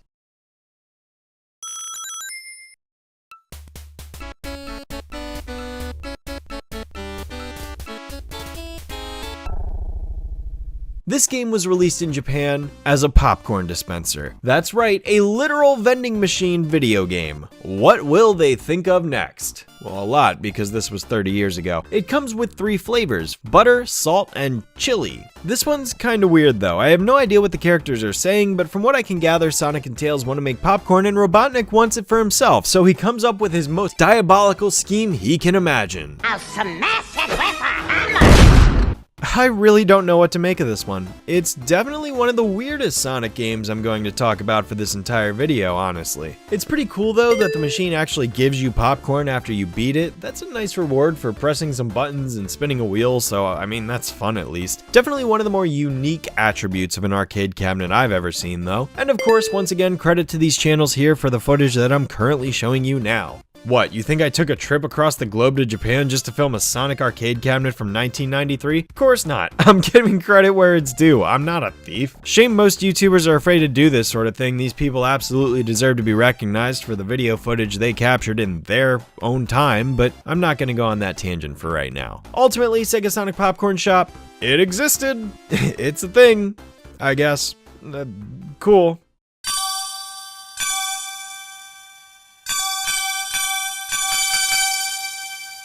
Continuing on in the arcade scene comes SegaSonic the Hedgehog, a Japan-only arcade title that has yet to be released on any kind of home console or platform outside of its original variant. And yeah, I can understand the previous SegaSonic games not getting re-released, but it's sort of a crime that this one is yet to see the light of day, considering it's a pretty important piece of Sonic history as it serves as the introduction of 2 brand new Sonic characters, Mighty the Armadillo and Ray the Flying Squirrel. In this title, they play exactly as Sonic does, with all 3 being controlled with a trackball and having 1 button to jump. A relatively simple but common setup that a lot of arcade machines back in the 90s had possessed. I remember playing all sorts of games with this sort of thing. The most obvious one sticking out in my head was a Simpsons bowling arcade game. I used to play that at a local Pizza Hut back when I was like 5 or 6 years old, I think, and while I hardly remember anything about the game, I definitely remember I played it once. Most of the time I honestly just sat in front of the thing and just spun the ball a bunch because it was fun. I didn't actually have quarters to play the game, but anyways, that tangent aside, given that this title supports 2 players, it makes sense that other characters might be playable, although shockingly, Tails is nowhere to be seen here. Eggman is back again though, as always, and he's stirring up trouble once again.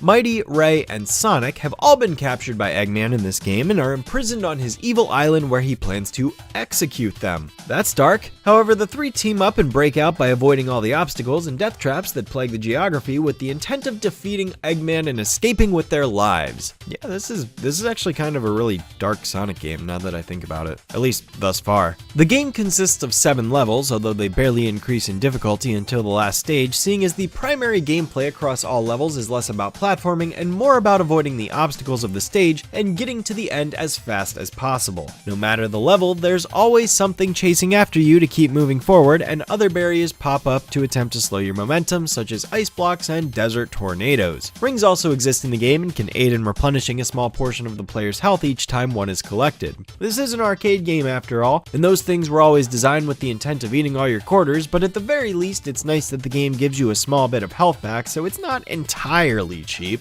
Still, the game is very much pay to win, as you'll make it to the end of the game no problem if you just endlessly give it the credits it needs to keep going. Well, at least until the final area where you encounter Robotnik, because at that point the game decides to pull a Metroid and you have 20 seconds to escape before the volcano blows up. And if you fail to make it out in time, it's game over for good.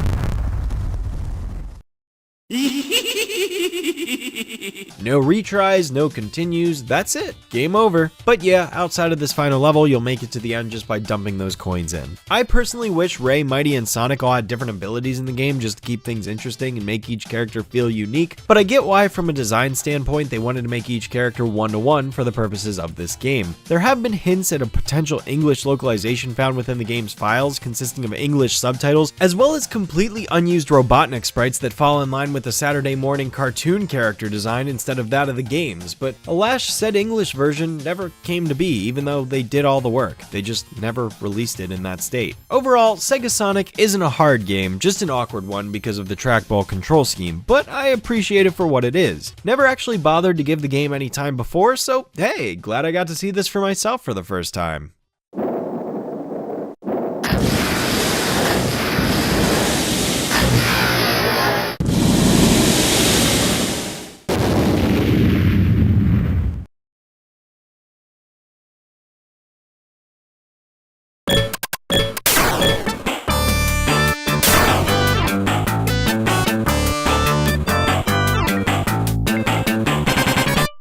Alright, potential take coming in hot that may or may not upset some people. The last level of this game sucks. So much so that it actively ruins the experience of playing this game for me. Is Sonic Spinball the worst Sonic game? No, not at all. There's a lot of fun to actually be had here, but the final level, Showdown, is certainly a frustrating experience when it comes to trying to beat the game all the way to the end, to say the least. Honestly, if I were to recommend you do anything with this game, it's to go ahead and play Toxic Caves, Lava Powerhouse, and then pretend the machine is the final level of the game, where the boss is you rescuing all the animal friends, Eggman's mechanical mountain explodes, and he gets away in his ship. The end. Honestly, that's where the game ends for me. Showdown is the worst experience I've had out of all these games thus far, and dare I say one of the worst final bosses in the entire Sonic franchise. Yeah, I'm already going there, and we're only 10 games in. I cannot stress enough how garbage this final boss is, but first, let me at least grace you with the positives of the game before I get into that, because this game is not all bad, and I don't want to come across like this game sucks. No, 3/4 of it is great. It's just that the last quarter is so abysmally terrible that it brings the entire experience down.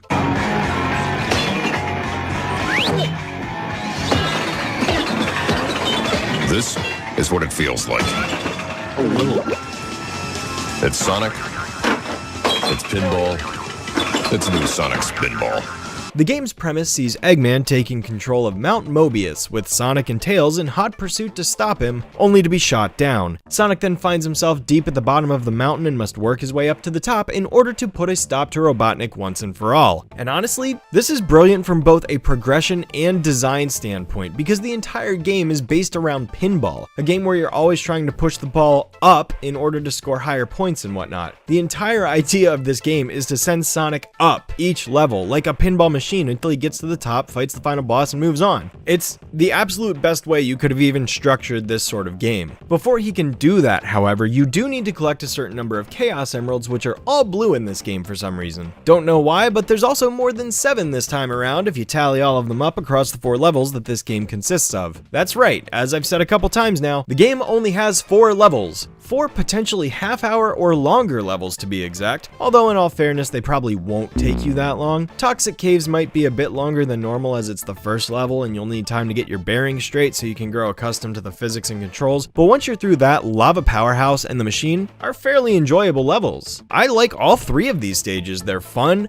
they have clever puzzles you need to solve in order to acquire the emeralds, there's a mix of platforming in there, they have exciting boss fights, they're overall a joy to play. I'm not even a big pinball fan, and I really found myself enjoying this game. I can't praise them enough. And the songs that go along with them are pretty catchy tunes as well.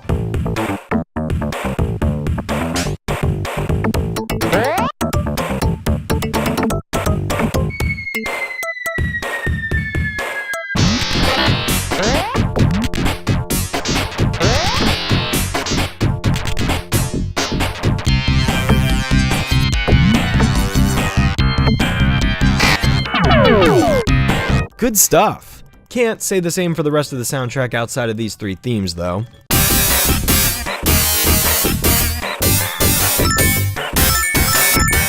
Good God, what happened here? This is like the Genesis twang overdosed on steroids. Like, can you even call this music? And this is coming from a guy that listens to dubstep on a regular basis. This is the musical equivalent of eating silverware. This is what Knife Party would sound like if you took their name literally. This is a knife. But hey, Rocky soundtrack aside, I really do like 75% of the game. It's a fun time, even if the physics are a bit janky and the game isn't very clear on what you need to do to progress for first-time players. Stick with it for about 10 to 15 minutes though, and you'll figure out what you need to do in order to move on through the levels. Honestly though, given Sonic's already established association with pinball with previous stages like Casino Night and to a lesser extension Spring Yard Zone, plus Sonic's ability to roll into a ball, I suppose a pinball game was going to be inevitable, although this clearly comes across as not having been developed by Sega's core Sonic team at the time, given its noticeably different feel and visual style. Still, I love the way the game is designed as a progression up the mountain because that grimy look of Toxic Caves eventually getting to the purple technology of the machine is such a cool transition and feel that you don't get from those other mainline titles. Or maybe I'm just sick and tired of seeing gray for all of Eggman's stages.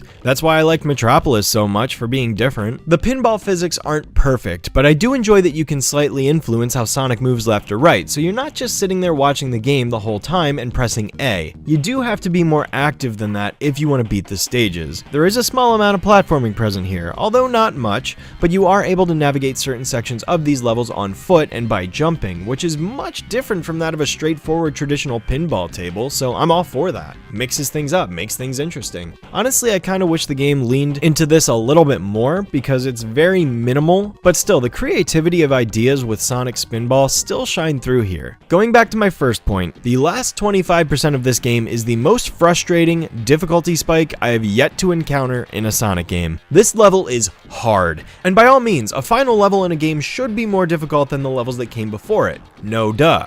I'm looking at you, Sonic 2. The problem is that the spike in difficulty is so immense, and the game does a poor job of preparing you for it. The final boss is the most excruciating part of the whole thing. See, like all levels, Showdown is designed with verticality in mind. You're meant to work yourself up to the top so you can beat Robotnik as he flies away in his ship. It works great, it makes sense as a setting for the final level. The problem is that this boss fight is designed with sections of the room that are meant to kick you out of it and send you plummeting all the way back down to the area below, possibly the very bottom of the level. Because that's fun, right? Having to spend 5 minutes climbing back up to the boss fight again, despite the fact you had already proven you were a capable player of doing so because you got up there earlier. This isn't part of the challenge. This isn't good boss design. It's nothing but a cumbersome inconvenience that provides nothing of value to the experience of the final battle. It is just a waste of time and a pace breaker. You can punish the player by sending them down a little section, but to have them fly all the way back down to the very bottom,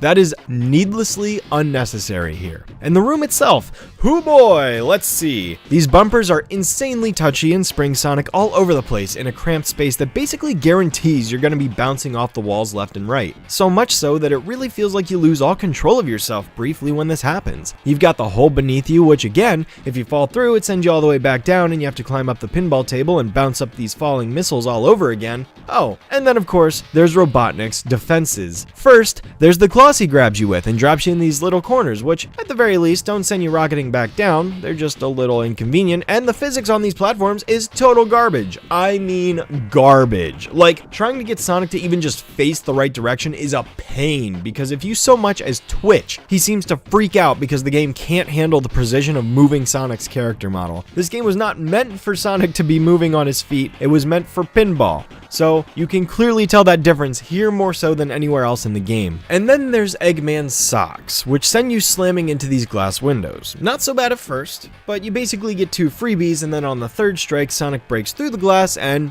you guessed it, gets sent hurtling all the way back down to the bottom where he's likely to die if you don't know where to position him appropriately. And then you have to do the whole boss fight all over again if that happens, because it won't save the number of hits you get on him if you do die. And that's just true in general. This game doesn't have checkpoints. If you die, you're respawning at the bottom of the level and you have to work your way all the way back up to the top all over again. If you can manage to sneak your way above Robotnik and keep Sonic in there, just land hit after hit, then you're looking good, and you can do that. But you gotta do your best to keep him in there, because if you don't, you have to risk falling back down all over again. I cannot stress this point enough. But it's not just the boss, it's the level too. I constantly feel like I am fighting the physics in this stage, especially when it comes to the bumpers. These balloon things are a pain, even just trying to land on specific platforms. It's not a fun time, and it really feels like this stage was meant to compensate for there only being 4 levels by them having made it as difficult as possible to play, to keep that playtime up.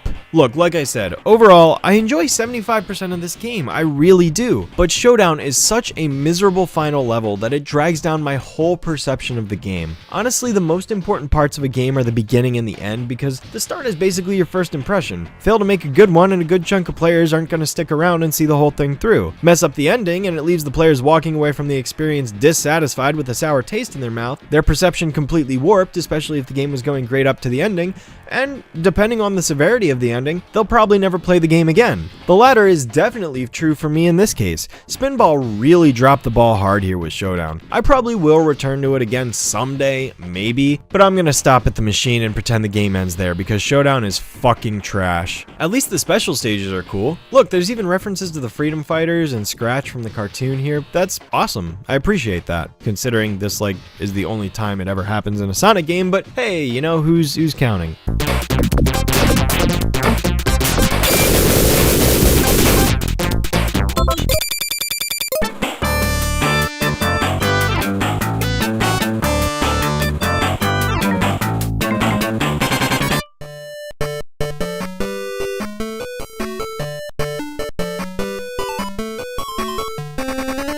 And I realize I'm jumping ahead in time a little bit here and breaking my own rules, even though I've already done it I think twice anyways, and I'll be doing it a few more times during this video, but my main reason for doing so is because I want to briefly talk about the Game Gear version of Sonic Spinball, which I haven't been able to find a concrete release date for, strangely enough, but some sources online seem to claim it was September of 1994, so that's what I'm going to go with. That said, the reason I'm talking about it now is because it just makes sense to pair it with the console counterpart. The reason I consider this a separately numbered entry from that of the Genesis version is because the Game Gear version has the same level tropes as the console game, but certain stages like Toxic Caves, which is called Toxic Pools in this version, as well as Showdown have all new level layouts, while Lava Powerhouse and the Machine are similar, if not identical, to the Genesis version, inherently changing the experience of the game in the beginning and the end. See what I did there? That being said, this version is inferior to the Genesis version, except for Showdown. If you thought the Genesis physics were wonky, boy do I have some news for you. This game is outright sloppy with its hit detection on everything. I'm bouncing off of shit I shouldn't be, phasing through things I shouldn't be. It's not just rough around the edges, it's entirely misshapen. That said, I still like the game fine enough. Truthfully, the only compliment I can give it over the console version is again, Showdown, because unlike the Genesis version, where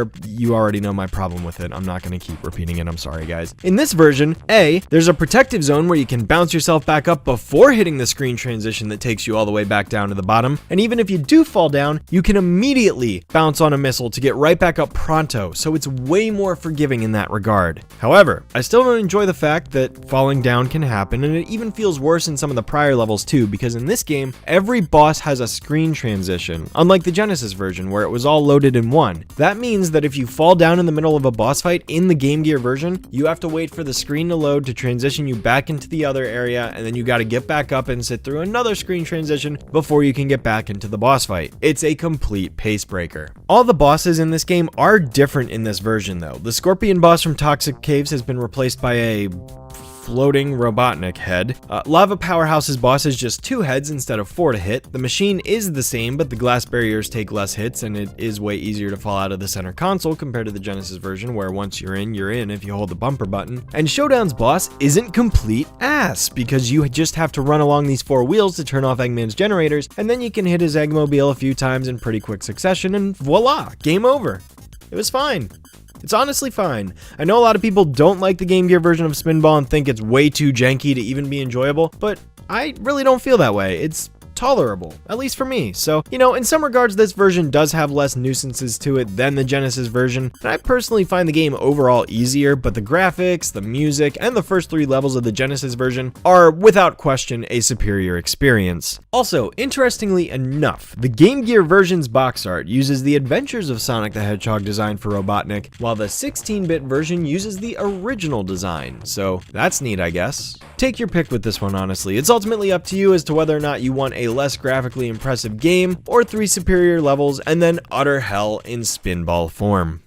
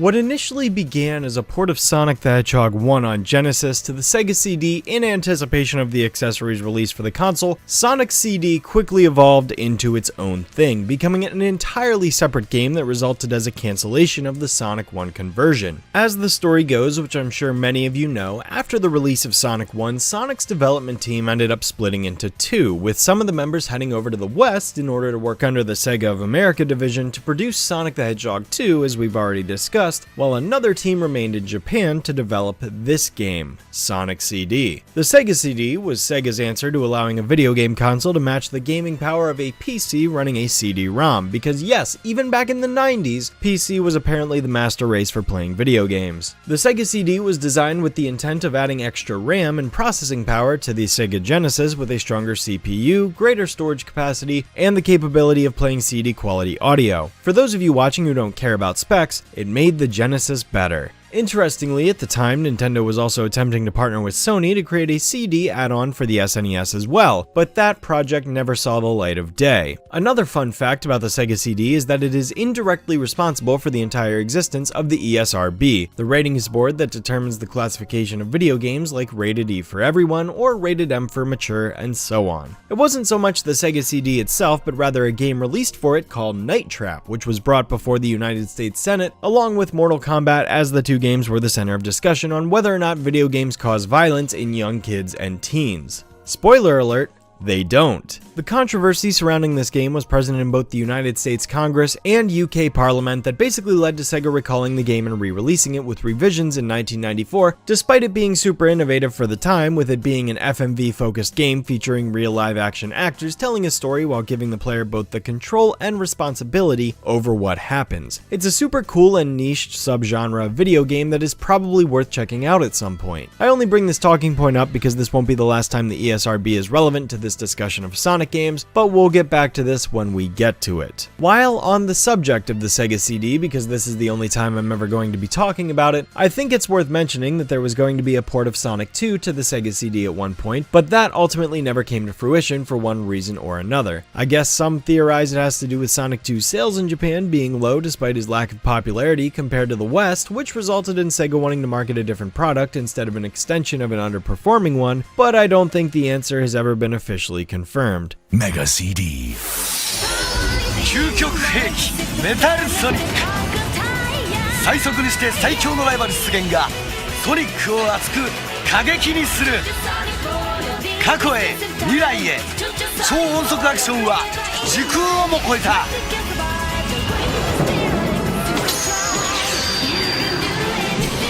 Sonic the Hedgehog CD from Mega CD. Regardless, what we did end up getting is Sonic CD, as a title that was meant to push sales of the new console peripheral given that the game couldn't run without it. And the game did manage to sell over 1.5 million copies as the system's best-selling title, so with that said, what's the game like? Well, Sonic CD is an interesting one because the game garnered critical acclaim upon its initial release, and over the years since I've seen a lot of people continuing to call it their favorite classic game, while others seem to hold a little more discontent with it. As for myself, I like it a lot. So the premise of Sonic CD is basically centered all around time travel. Dr. Eggman has conquered a floating space rock called Little Planet, which he is currently building his Robotropolis on top of, industrializing everything and turning the beautiful natural environments into this dull, dark, polluted area. This is basically an expansion from the story of Sonic 1, where in that game we saw Eggman gradually turning the environment of South Island more industrial over the zones of the game. In this title, every single third act of Little Planet zones end in one of two potential future environments, a bad future or a good one. And this is where the core time travel concept comes into play. There's also the introductions of two new characters, Rosie the Rascal, who had this name for literally one game before becoming solidified as Amy Rose, and Metal Sonic, a metallic robot copy of Sonic designed by Eggman that, while similar in appearance, is designed with a more sinister body type due to the added sharp edges and lines as a way of essentially representing everything Sonic stands against. Industrialization, oppression, artificiality. The whole plot of these games so far has been about Sonic fighting back against these evil forces, so having Eggman create a clone foil to the main hero is a great choice from an artistic standpoint because it can be interpreted that Metal here is everything Eggman believes Sonic could be if he could just harness Sonic's power. Metal was designed as the perfect replica to Sonic in both speed and power, and he makes for an incredibly interesting antagonist to the Blue Blur. I love him honestly, great foe all around. Sonic CD features 7 different levels in this game. Palm Tree Panic, which is not Green Hill Zone. Collision Chaos is kind of like a pinball environment, but truthfully I don't really know what to make of it. It's very interesting and memorable for its dominantly pink aesthetic. Next we have Tidal Tempest, which while at first might be alarming for its similarities to Labyrinth Zone, it's really not that bad because you're out of the water for much longer of the stage and the music more than compensates for its existence. After that comes Quartz Quadrant, which is a mining level that I really enjoy. It's cool. Wacky Workbench is quite wacky as the entire level's gimmick is this repulsor floor that basically rockets Sonic up super high whenever he touches it. So the level is designed with a more vertical layout where sometimes you have to climb up or down in order to get over to the right and into the next section. Next is Stardust Speedway, which is truly all about speed as you blast through all of these fast roads and tubes. And then lastly comes Metallic Madness, which is best summed up as a mix of both Scrap Brain and Metropolis Zone that come together to form a very fun final level, I must say. Look, you even get to become Chibi Sonic at one point. Isn't that cute? So the core of the game is exactly as it was before in Sonic 1. You platform across various levels focusing on speed whilst getting to the end of the stage as quickly as possible. You jump on enemies,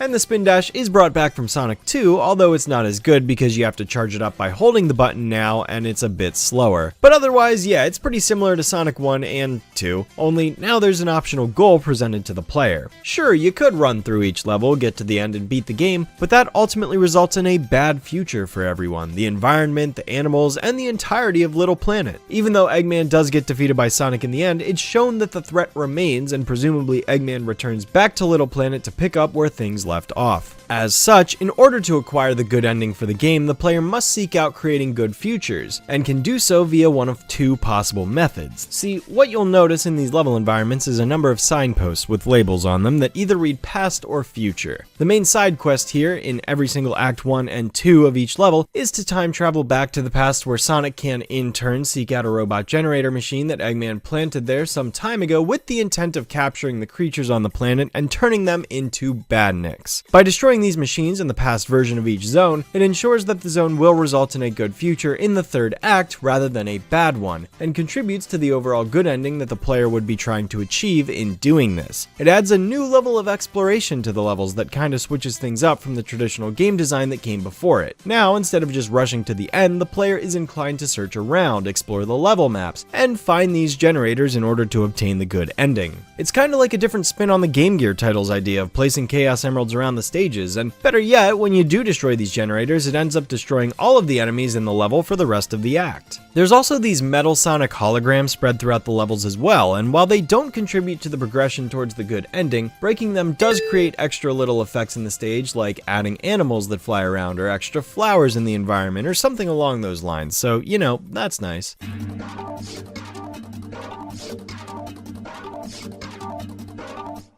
Alternatively, there are special stages in this game which return in the same way that they appear in Sonic 1, with you needing to collect 50 rings and reach the end of the level to jump into the giant ring, which warps you to this pseudo 3D environment where you can smash the UFOs within a time limit in order to acquire not a Chaos Emerald, but a Time Stone. Acquire all 7 and you automatically ensure a good future and the best ending for the game, so if you don't feel like going after all the robot generators like me and prefer a more streamlined experience, get all the Time Stones. Honestly, as far as the special stages themselves are concerned, they're better than Sonic 2 because anything's better than Sonic 2's, but I don't love them. I mean, it's a cool idea and I think they were designed this way to show off the power of the Sega CD at the time, but truthfully, the turning is clunky and slow, and sometimes it's difficult to tell if you're lined up to actually hit the UFO or not, which can lead to some pretty frustrating moments.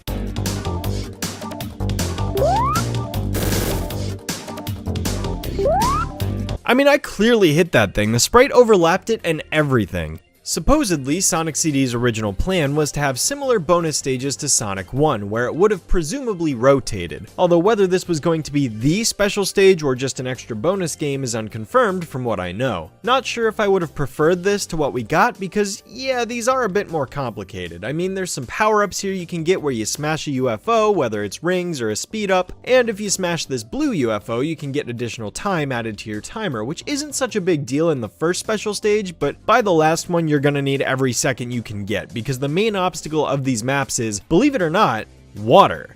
Yes, the water. Even though Sonic just runs along the surface of it, apparently his phobia of this is so fierce it causes the very flow of time itself to accelerate frantically as he tries to escape its unwavering pull. So just don't touch the water and you'll be fine. Easier said than done, of course, especially in Special Stage 7. But overall, I like these special stages the most out of the ones we've had up to this point. Again, I don't love them, but they are more fun to play than the previous iterations of special stages, so I'll take what I can get. Oh, and be warned about Special Stage 6, because my god, this one's trippy. There's even a hidden 8th special stage you can access from the sound test screen, which features a giant background of Robotnik's head just staring directly into your soul. Now, if you're really feeling up to it, you can actually travel to the future in this game too, but unfortunately, I think this is a flaw of the game. There really is no incentive to do so because it doesn't result in any sort of progression whatsoever. If you travel into the future of the level before breaking the generator, then you'll get to see the bad future, but if you've destroyed the generator, then you'll see the good one. But again, most of these levels are short enough that in the latter's case, you're probably going to get to the end of the level before you ever get an opportunity to travel into the future twice, especially after having time traveled into the past once. I mean, that's 1, 2, 3 times you need to travel to get to the good future of the act that you're in. Granted, if you've acquired all the time stones, then you'll only see good futures when you time travel forward, so this problem is mitigated once you collect all 7, but you can't even do that until the second act of the 4th zone of the game at minimum. That's literally the halfway point, so you're never going to see good futures for half of the game if you use the time stone approach. This is one of my criticisms of the game, because you really can't see these things for yourself unless you go out of your way to do it, and there's really no reason to, presented by the game itself. I feel that while there is something interesting here with the time travel concept, it's ultimately underdeveloped and could probably be expanded on a lot more to really flesh out the concept here. We really need an incentive to travel into the future, and more so, it needs to be easier to time travel in general. I haven't mentioned this yet, but in order to time travel, you need to pass a signpost and then maintain a high enough speed for a long enough time so that Sonic can hit 88 miles per hour and burst forward or backward through time with his DeLorean branded shoes, which can be a total pain because of how long it takes to do this. Also, a side effect of this concept is that the level design is structured in ways that it attempts to compensate for this, but it doesn't always work, resulting in some pretty lame spots where they just place 2 springs back and forth in front of each other for the player to just run in between for 6 seconds until the time travel is triggered.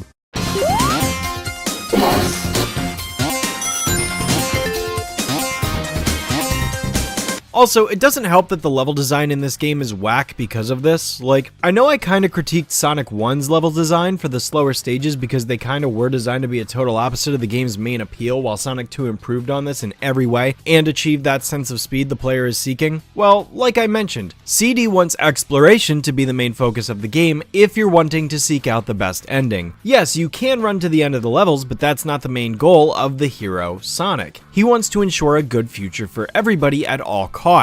As a result, most of the levels make exploration the main priority instead of speed, resulting in the only levels that I can really say have a sense of speed to them being Palm Tree Panic and Stardust Speedway, and some of Quartz Quadrant. Ironic how the 2 fastest levels in the game are not Green Hill and Stardust instead of Starlight, and some of Quartz Quadrant. This level design philosophy again ties right back into the whole issue of the game not having opportune moments to time travel, because the game wants you to maintain speed, but in a lot of sections, you can't, resulting in having to seek out sections like the 2 springs placed opposite each other and then just sitting there and waiting until the time travel triggers, and then heading backwards to start searching for the robot generator to figure out where it is. It is clunky, and scoring a time bonus is basically irrelevant at this point, unless you go for the time stones, which is what I do, which makes time travel completely irrelevant then. You want to know what would have fixed all of these problems? A simple time travel button. Let Sonic find a signpost, and once he crosses it, just let the player press a button and allow Sonic to time travel there on the spot. This still promotes exploration because it asks the player to find a signpost first before they can even time travel, so they can't just spam it all willy-nilly all over the place, and now you've given the player the choice to activate it when they want to, so they aren't forced to slow themselves down every couple seconds so that they don't time travel just yet. With this in mind, the level design can be built around speed and exploration without the need for the player to seek out clunky and out of place spots to time travel in the first place. Again, the level design is bad for a game about speed where you run to the end as fast as possible, but as a game focused on exploration, it works. It's just that these two elements on a fundamental level contrast with each other when the goal of the exploration isn't to find a faster route to the end. If you look at it from that perspective, these two elements can combine together and work very well, but the exploration here is all about finding a hidden objective, not getting to the end faster. So now we have a dissonant clash between the two core elements of Sonic's level design that results in one being heavily prioritized over the other. And so now you have split enjoyment amongst players who prefer one over the other, resulting in them either loving or hating the game because their enjoyment aligns or conflicts with the prioritized element. And if I can quickly tangent before looping back to this subject again, Sonic CD introduces a new move to the character that I didn't mention before,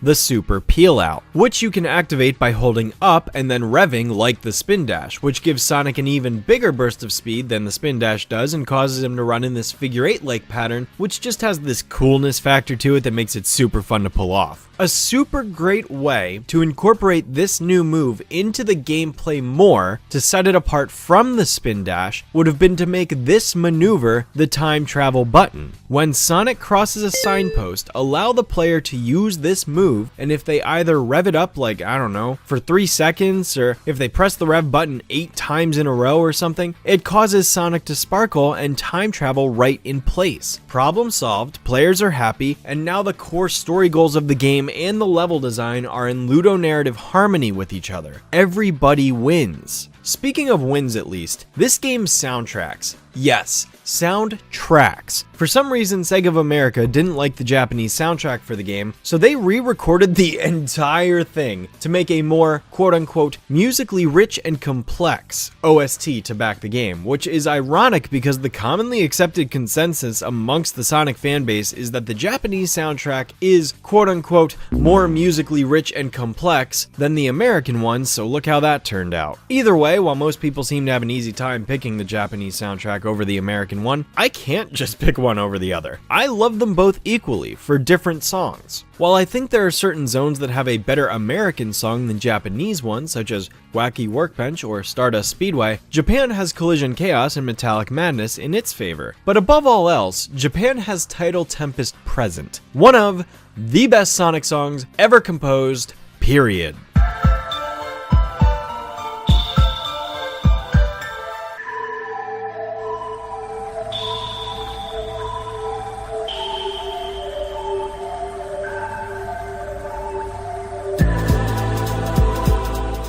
I have to take a moment to express how soothing this music is. Both songs. I love the American version too, but there's no denying this composition's ability to put me in a meditative state of peace and calm is unlike any other piece of music I have ever heard. I love to just sit and put this song on, pull up another tab on YouTube and play some underwater ambiance or maybe some low rain white noise, turn the lights off and just melt away into a quiet place where I cannot be disturbed. Seriously, you should try this sometime. It does wonders for the mind. I could just fall asleep to it right now, honestly, just listening to it as I write and record this.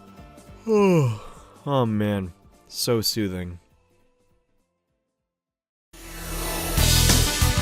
Wait a second. I forgot to talk about the title themes. That yawn I did was real, by the way. That was not in my script. So yes, while the level themes of the game are entirely different, that soundtrack difference also translates to the title theme of the game. The sequence that I open this section with is the American version of the theme, Sonic Boom, which is an absolute blast, but Japan had their own version of the theme in the form of Toot Toot Sonic Warrior.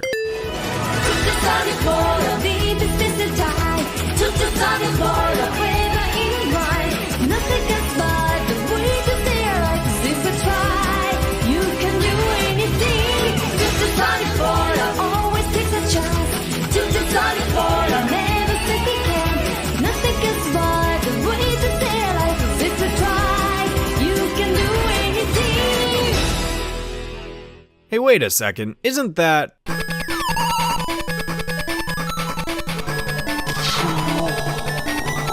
You mean to tell me that Sonic CD ripped off Sonic 2 on the Game Gear? Why didn't I ever notice this until now? That's super cool! Also, it's not a ripoff, they're owned by the same company. And speaking of super cool, let's do a boss theme comparison for a second here.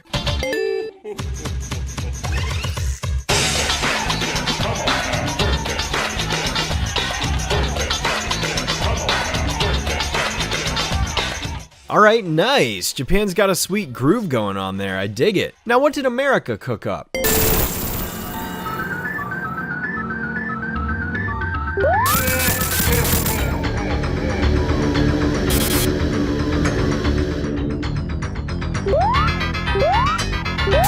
What the fuck? Yeah, Sonic CD's soundtrack is one of its biggest appeals by far, especially given that every single level has a past, present, and 2 future versions, resulting in 4 different songs per zone for a total of 28 different themes, doubled when you consider the other region's soundtrack to 56 on top of 2 versions of title themes, main themes, boss themes, jingles, game overs, etc. It is crazy how many songs originated from this one game. But that's the power of the Sega CD, baby! Speaking of bosses really quick, bosses in this game are a bit different from the norm. Unlike the standard hit Eggman 8 times to beat him, each level's boss is more of a gimmick-based fight rather than a machine you need to destroy, such as Collision Chaos's pinball table where you just need to get to the top, or Quartz Quadrant's conveyor belt, or the Metal Sonic race in Stardust Speedway, which is easily the most fun fight in the entire game, even if the spike obstacles can be a bit annoying.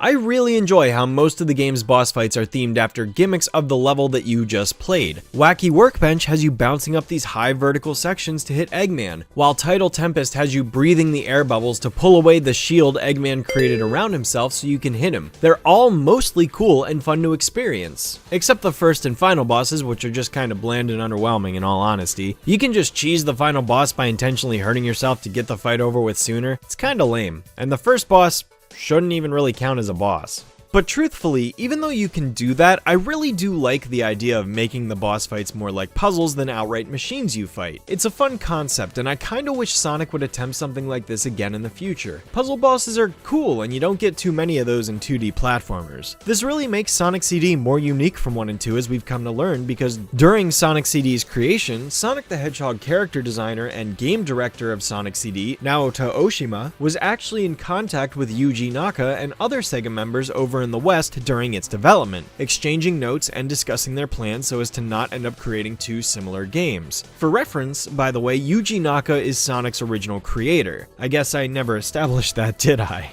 Well, now you know. But yes, all throughout development, these two were trying to cater their games to different crowds, and as I've discussed both, now you can kind of see why CD leans into exploration while 2 leans into speed. Sonic 2 was actually supposed to include time travel at one point, but that concept never made it very far, and if I had to wager a guess, perhaps Naka and Oshima's conversations led to Naka and his team dropping the time travel concept since Oshima was already set on doing it. Or maybe they just dropped it for a different reason, I don't know, that's just my speculation.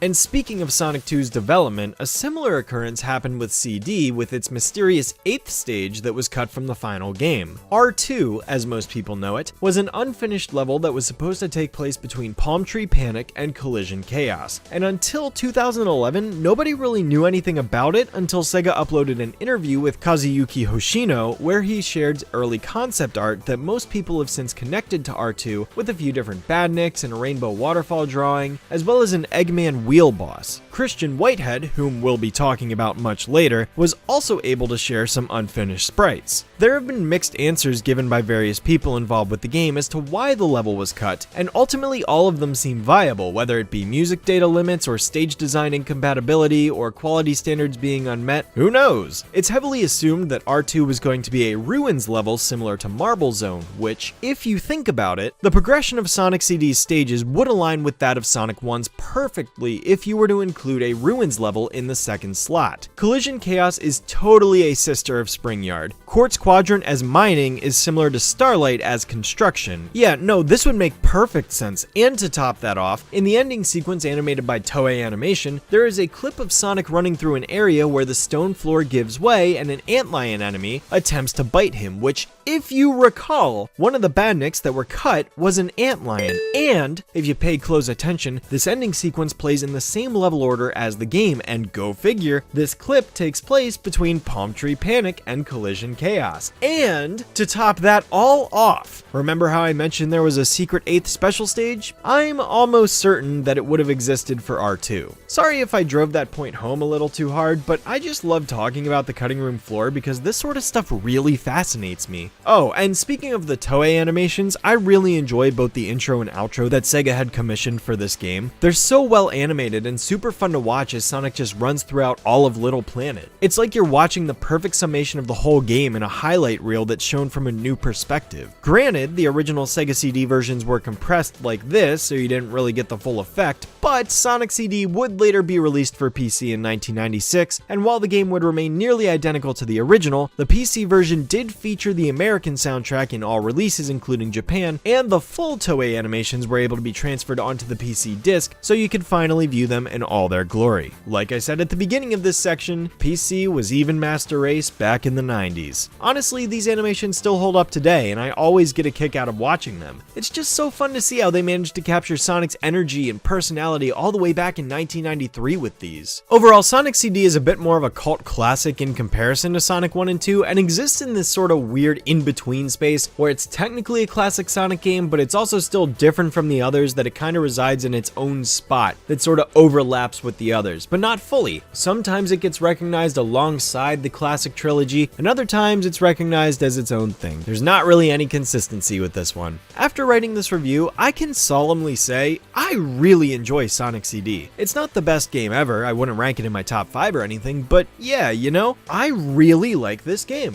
Sonic CD might not be everybody's cup of tea, but it sure is mine.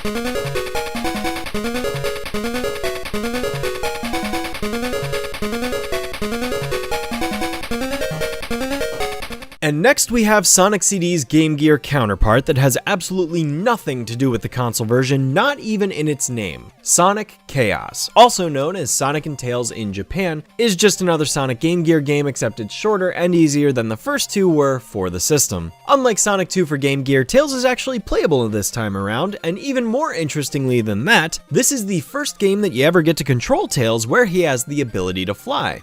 So that's pretty neat. He also starts with 5 lives and 3 continues, whereas Sonic starts with 3 lives and no continues, so needless to say, he's the easy mode of the game. The reason I consider Sonic Chaos the handheld counterpart to Sonic CD, despite neither having anything to do with each other, other than their release dates of course, is that Sonic's moveset is the same as that of CD's. Both the Charge Spin Dash and Super Peel Out are back in this game, and they are awesome in their conceived forms here. Sonic's also got a new sprite now, which is neat too, but at the end of the day, this is still another 8-bit Sonic game, so I'm mostly just going to talk about the stages and then the differences because there's not much to really establish with this one now. So for starters, let's look at the zones. We've got Turquoise Hill, Gigalopolis, Sleeping Egg, Mecha Green Hill, Aqua Planet, and Electric Egg Zone. None of these zones are particularly difficult, and all of them are remarkably short. Like, every stage is done under 2 minutes short. Of the whole bunch, I'd probably say Gigalopolis is my favorite, even though I really can't pronounce that name very easily, and I'm probably even saying it wrong. And there's no secret 7th stage here either if you get all the Chaos Emeralds. No time stones in this game, it's the Chaos Emeralds again, although for some reason we're back to having only 6 of them, even though Sonic 2 had established there were 7, but hey, that's just one less special stage to worry about. Unlike previous games where you would just find the Chaos Emeralds sitting around in the levels, Sonic Chaos's Chaos Emeralds can be acquired via special special stages, which are accessed automatically as soon as the player collects 100 rings in an act. It's not enough that you collect 100 rings though, you have to beat a stage associated with it to boot, but all of them are relatively easy aside from the fourth one. They're interesting though, because they each have a different gimmick, which is cool. The first has Sonic using his rocket boots to power up to race to the end of the stage. The second has him using his spring shoes. The third and fifth just have him navigating some pipes, which are super simple because you either just need to hold right the whole time and then press up at the last moment, or down the whole time respectively. And the fourth stage is just run to the end as fast as possible without letting these springs send you backwards. The sixth and final emerald is dropped by Eggman during the final battle, just like Silver Sonic did in Sonic 2. The boss fights in general in this one are a hell of a lot easier than Sonic 2 because A, screen crunch isn't as big of a deal, and B, you can actually get rings in each boss act if you know where to look, which gives you a fair shot at beating them. Some of the bosses are complete jokes like the Ladybug and Chicken Egg boss, but others like the Tree Crawler and the final boss can be decently tough if you don't know what you're doing.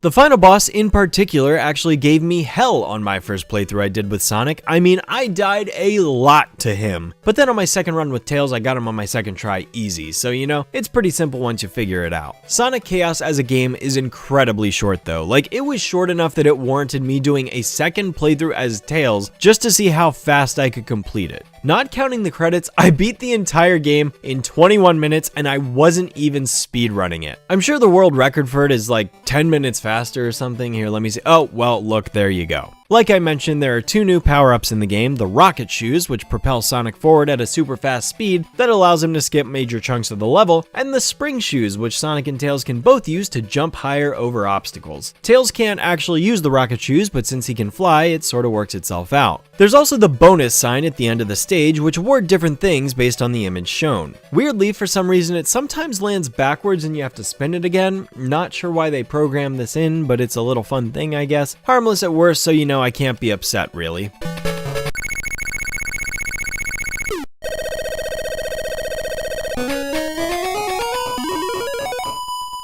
But yeah, no Super Sonic in this game again. You know, actually maybe that's why there's only 6 emeralds. The devs either didn't feel like it, didn't want to, or didn't have time to implement Super Sonic into the game, so they gave the excuse of, well, there's only 6 emeralds, so he can't do it. I guess. I don't know. Maybe I'm giving them a cop-out answer, but either way, who's to say what really happened here? I don't mind Sonic Chaos, but I feel like it's a little on the forgettable side, and again, super easy barring a few brief moments. So long as you take your time with this one, you shouldn't have much difficulty with it. Be careful on that final boss though. If you don't know how to manage it properly, that ricochet projectile can be a serious menace to avoid.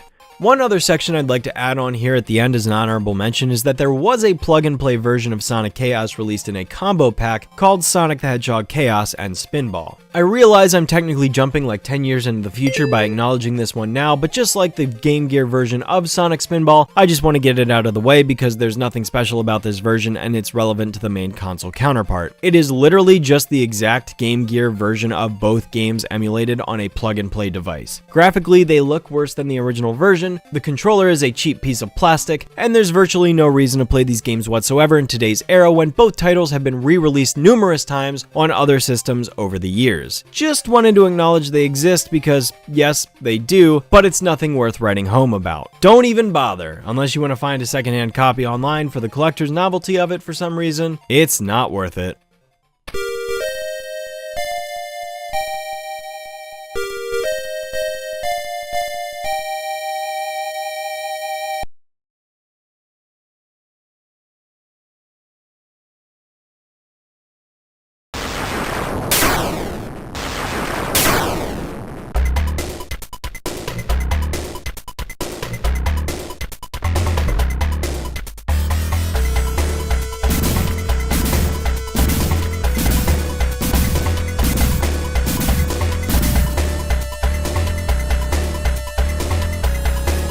Allow me to preface this by saying that Mean Bean Machine is not my thing. I'm not good at the game, and I openly admit to that. And that's part of the reason why I don't like it. If you like Puyo Puyo, this game is for you, absolutely. It's literally just that with a Sonic SatAM coat of paint over top of it, featuring Dr. Robotnik and several of his evil robot henchmen from the show. The entire idea of this game is to essentially line up these multicolored beans into patterns so that when 4 of them touch each other, it eliminates them from the board and the beans above them fall down onto the beans below. If you're really good at setting up combos by maneuvering your beans around these columns, then you'll probably find some enjoyment to be had here. And I enjoy this on a casual level, so the early levels against the AI are fun, but this game gets ridiculously, stupidly hard incredibly fast. I gotta be honest, I was gonna give a genuine effort to try and beat this game, but I made it to stage 5 and just decided, yeah, nah, it ain't worth it. I'm not having fun playing this, and I'm not going to get anything valuable out of my time for continuing to invest it in a puzzle game that was made intentionally difficult for the sheer purpose of justifying extended hours of playtime. It ain't something I need to do with my life.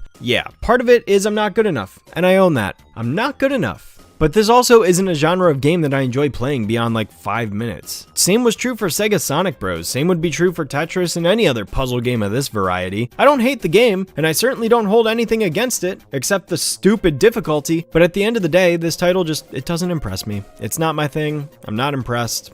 I wouldn't seek it out. Still, I suppose it's cool that between this and Spinball, the cartoon got a little bit of representation in this game, which is based on a TV show, which is based on a game. But yeah, it really has nothing to do with Sonic and feels so far out there in terms of being considered part of the franchise, especially considering Sonic isn't even in the game. One of the extremely rare instances where, yeah, Sonic is nowhere to be seen, and as far as I know, I can only think of like 2 other games coming up where this is the case, so yeah, how's that for shocking? The game does support a 2-player mode for what that's worth, so yeah, you and a friend can compete against each other to see who can last the longest, which I'm sure is fun for like a best 2 out of 3 scenario or something, but the novelty likely wears off quick. I suppose there is a Game Gear version too, but it's hardly different from the Genesis title aside from the fact that the purple beans are swapped to pink, and obviously the game is 8-bit instead of 16-bit. Still, exact same gameplay with inferior graphics, but at the very least the game also got an extra mode added in the form of Puzzle Mode, which essentially requires the player to solve puzzle challenges such as remove all red beans, or eliminate 10 beans at once. I definitely think this adds to the game, and the Genesis version sure could have used it as it adds some variety to the way the game is ultimately played, but it's still not enough to really warrant me wanting to play. Still, I know this game has a small niche of fans out there that absolutely love this game, and more power to you. I just don't see it.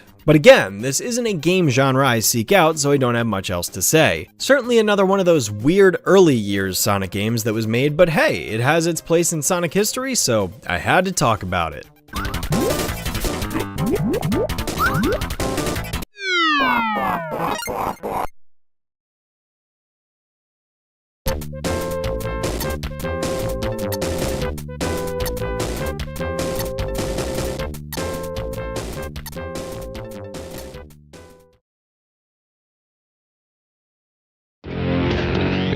Genesis, or a Game Gear, or a Sega CD.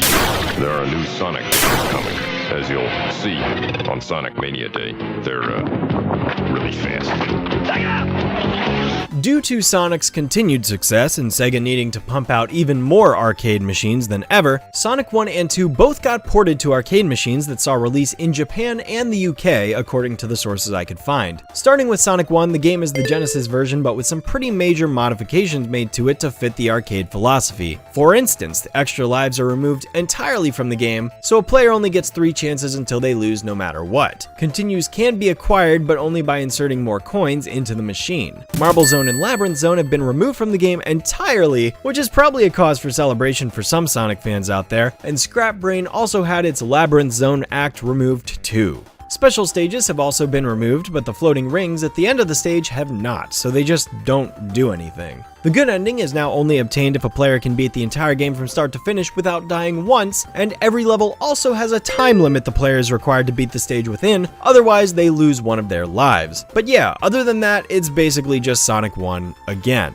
Sonic 2's changes are much less pronounced. Extra lives are omitted in every capacity once again, aside from one extra life the player can get by amassing 30,000 points. Time limits are not present and no zones have been removed. Special stages are removed, so no Supersonic, but the player will receive the good ending automatically without a no-death requirement, and 2-player mode is present but requires credits for each player in order to play. So yeah, that's Sonic 1 and 2 for arcades. Not too exciting, but I thought it was worth mentioning because these are different versions of the games I already talked about, and they did exist even if I don't think they're worthy of being numbered entries. Alright, now before moving into the next game, I do have some more honorable mentions to give out to unfinished titles that are supposedly rumored to have come out or at least been in production during the year of 1993. The first of these games is Sister Sonic, a game for the Sega CD that was supposedly going to be a rebrand of the RPG Popful Mail, featuring Sonic characters as the main cast, introducing the bounty hunter title character of the game, Sister Sonic. This game, I surmise, would have played very similarly, if not identically, to the original title, just with some reskins and possible updated sprites to feature the Sonic cast. Most likely as a ploy to sell more copies of another game, seeing as Sega was only in their third year with the Blue Hedgehog at this point, and they were already making bank off of his popularity. Keep that in mind, guys, we're already at like 15 games in, and we've only made it to the end of Sonic's third year. Sega was going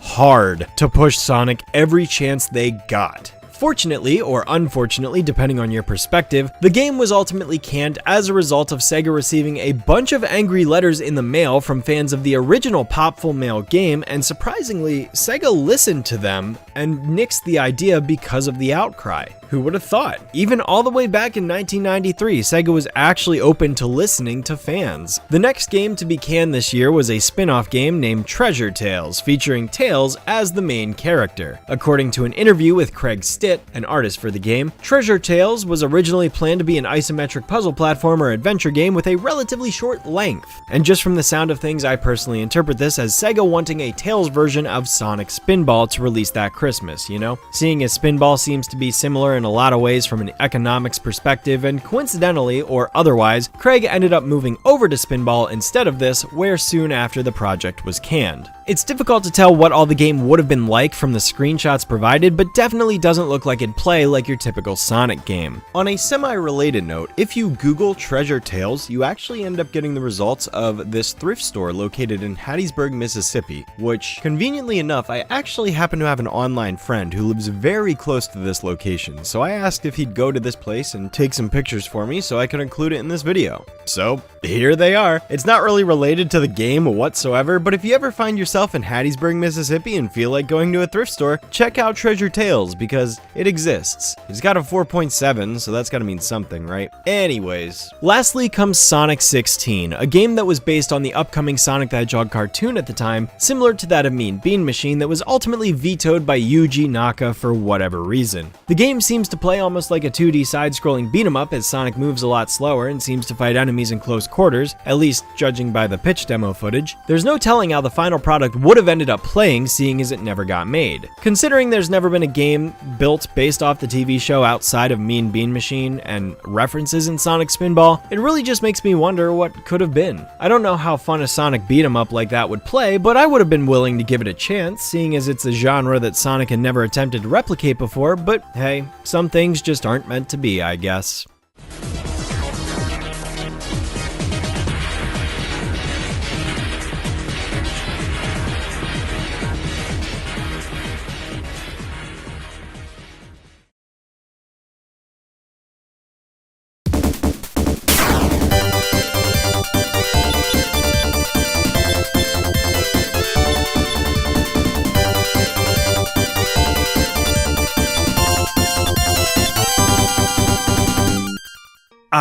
Sonic the Hedgehog 3. Man, this is a weird one. There's things I like about it and things that I don't. It's honestly a mixed bag for me personally. Gameplay-wise, it's a 2D Sonic game, so I don't feel the need to go much deeper than that. As with the other Sonic platformer sequels, I'm primarily going to be focusing on the story and then the differences between this and previous games. So, speaking of said story, Sonic 3 takes place directly after Sonic 2, with the Death Egg having crashed into Angel Island, a floating island held aloft by some mystical power. Eggman, while there, discovers a gem known as the Master Emerald, which he snatches while tricking its sole guardian, Knuckles the Echidna, by stating that Sonic was hunting for the Chaos Emeralds, and with that, the plot begins. Knuckles is established as a gullible idiot from the moment he's introduced. Shut up! And the game carries on from there. Out of all the games in the franchise, Sonic 3 is definitely the most ambitious one yet in this department because it makes story a more important focus than the previous games. Sonic CD, 2, and definitely 1 all had little focus on story outside of the initial setup and then the final conclusion, but Sonic 3 takes this one step further. For starters,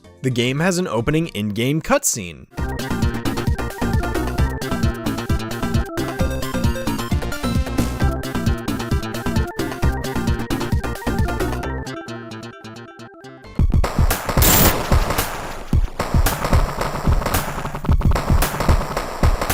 It's not much, but it never gets old. And from here, the game proceeds to continually splice in moments like this to continue furthering the story. Eggman's drones blasting the island with missiles, causing everything in the jungle to burn, Knuckles pressing the switch, causing Sonic to fall down into the Hydro City below. Visual storytelling told through the minimalist actions and sprite work, the likes of which hadn't been seen in a Sonic game up to this point. It represents the next step forward in innovating the franchise and making the entire setting of Angel Island far more immersive. Every level now features transitions from Act 1 to Act 2 and from zone to zone. At the end of Hydro City Act 1, Sonic gets sucked down by a current into a wall-chasing Crusher sequence at the start of Act 2. At the end of Carnival Night Zone, Sonic hops in a cannon which sends him flying off into Ice Cap where he hops on a snowboard and traverses down the mountainside. Then, at the end of Ice Cap, Sonic and Tails burst up through the snow into Launch Base Zone, the next stage of the game. All of these transitions really pull the game together to where it does just feel like you're going from stage 1 to stage 2 in a traditional video game format, but that you're actually progressing and transitioning across the entire landscape that is Angel Island. These areas don't feel segregated, but rather tied together.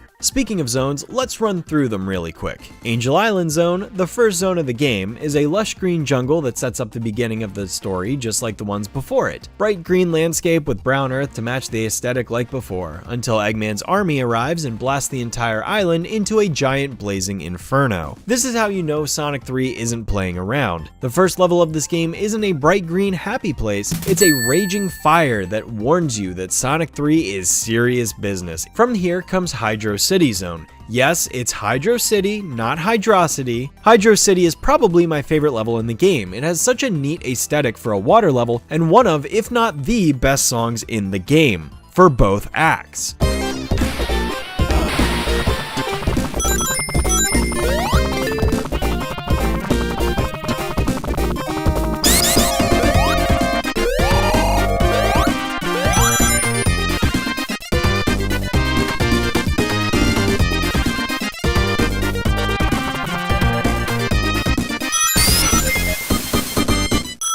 The whole game's soundtrack is awesome, really. There's not a single zone's music I don't care for. Except maybe Carnival Night.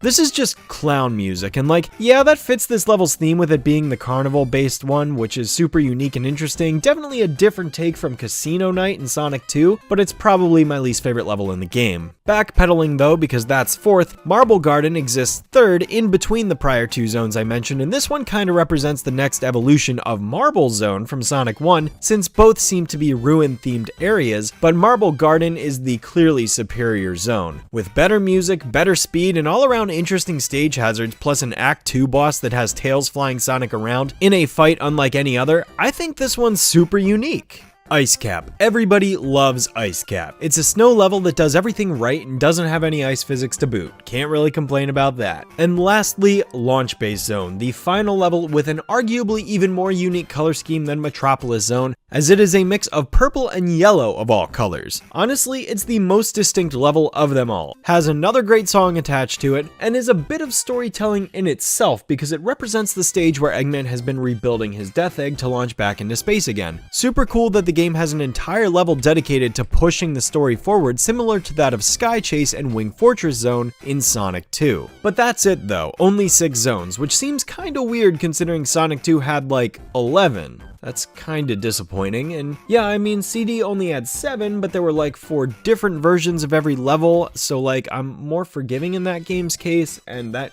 game also had 3 acts instead of 2. Either way though, Sonic 3's level design is the best of all the classic games by far. The sheer number of multiple pathways available makes the possibilities limitless, and each stage comes with all sorts of wholly original motifs and gimmicks that pertain only to it. For instance, Marble Garden has these spinning tops that Sonic can use to navigate vertically in the air or go rocketing along the ground ridiculously fast. Carnival Night has these platforms that float up when you jump off of them, and the infamous Barrel of Doom that's super easy to figure out if you have basic gaming instincts. Also, love Launch Base's tubes and zip lines you can use to get around, and also the security gates, which if you know how to abuse, you can actually grind up for lives because of the way the score multiplier works.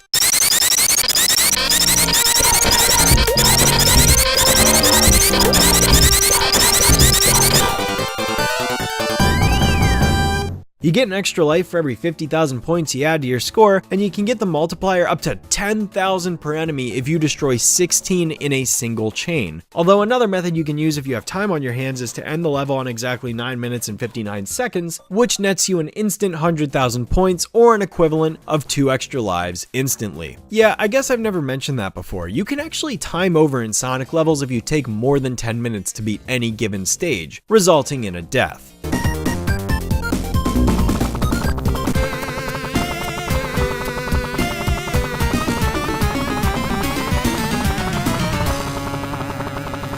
The game's overall stage design feels far more exploratory and vertical than prior levels. Where Sonic 1 and 2 and even CD felt short to medium in length, some of Sonic 3's stages go on for quite a while. Not that that's a bad thing, it sort of makes up for the lack of number of different zones. I mean, looking at a map like Marble Garden Act 1 or Launch Base Act 2 really gives you the sheer sense of scale that some of the levels possess. Boss fights in this game are changed too, as Act 1 stages also end in boss fights now, although they are against sub-bosses that usually take 6 hits to defeat instead of Eggman's 8, and are usually one of the Egg's bigger machines than that of a typical Badnik that is killed in one bounce. These are fun though, and further add to the excitement of the game because the sheer number of bosses to fight in the game practically doubled. Going back to the music though again for a second, I want to highlight a few more themes, namely the boss fight theme for Act 1, Ice Cap Zone, Launch Base like I mentioned, and Big Arm, the final boss of the game.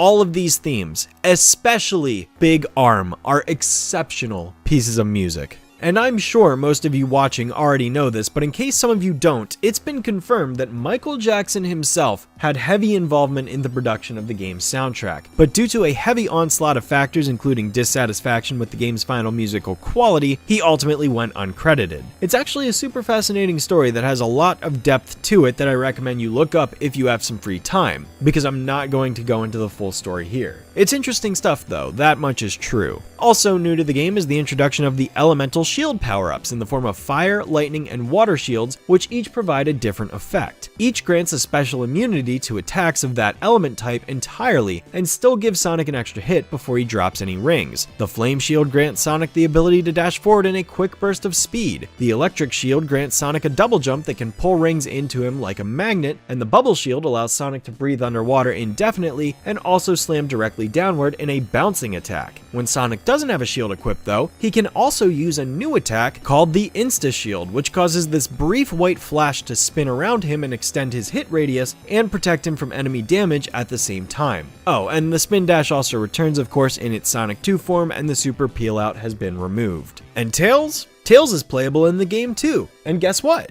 He flies now. He flies now? He flies now. Still considered easy mode though, and that's pretty apparent in a few ways, such as his ability to fly, which totally promotes exploration of higher paths, but at the cost of both speed and difficulty because, as we all know, being able to fly tends to break platformers. His character sprite is actually shorter than Sonic's, which means he actually has a smaller hitbox too. I remember discovering this at a young age when I positioned Tails underneath these spikes and realized that he couldn't get hit by them, or when fighting the first boss where the fire couldn't touch him. That's actually true of a lot of bosses though. The patterns are slightly easier compared to Sonic's fights.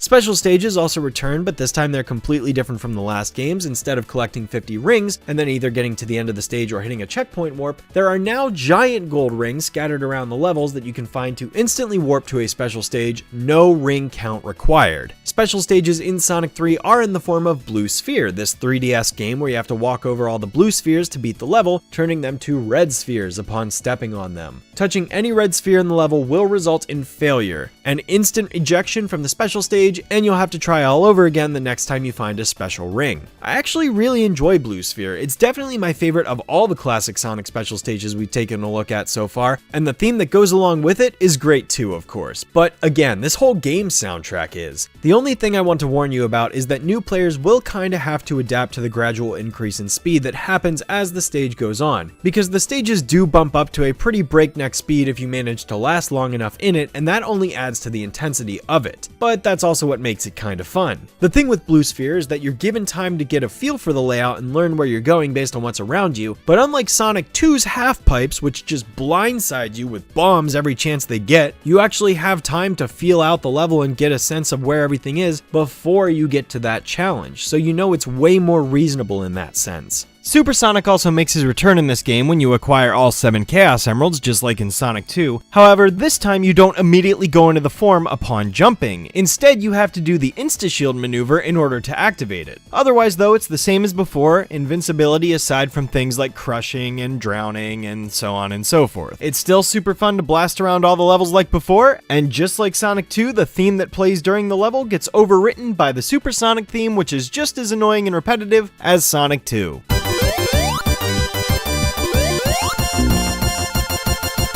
Honestly, while I really enjoy the Supersonic form, I cannot stand that the level music always gets changed to this no matter which stage you're in because it gets old very quickly. A minor criticism and complaint, I know, but still it does kind of hinder the experience and kind of prevents me from wanting to turn into Supersonic sometimes because I'm just gonna say it, the Supersonic theme is extremely boring, simple, and repetitive compared to the master compositions that are the regular stage themes. I don't think I'm alone in having that opinion. A new feature introduced in this game is bonus stages, separate from special stages, in the sense that they exist to award you with power-ups and buffs rather than Chaos Emeralds. Now, when you collect 50 rings and pass a checkpoint like you would in Sonic 2, the glittering stars that spawn warp you to this gumball machine where you bounce along the sides and spin it to drop various things, 1-ups and elemental shields being the primary items you'll want to acquire, although you can get rings from it too, so that's kinda neat. These are usually short and the same experience each time, but they are a nice pick-me-up if you don't have any shields or are hoping to switch elements depending on the level that you're in.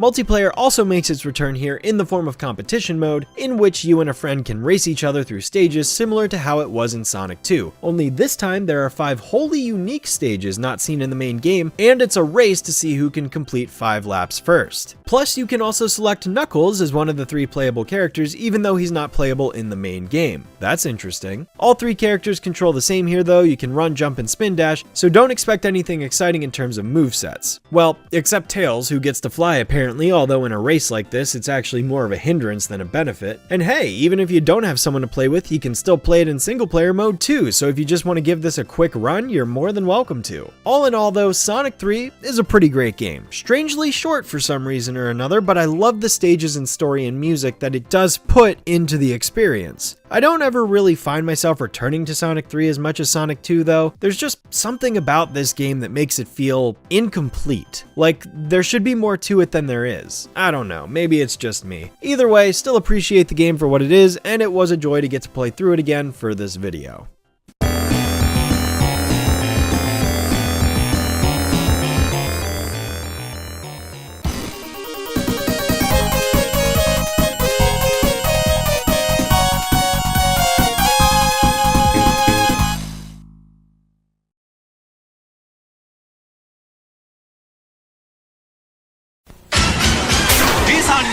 ソニックのライバルはテイルス、エミーでドクターエッグマン。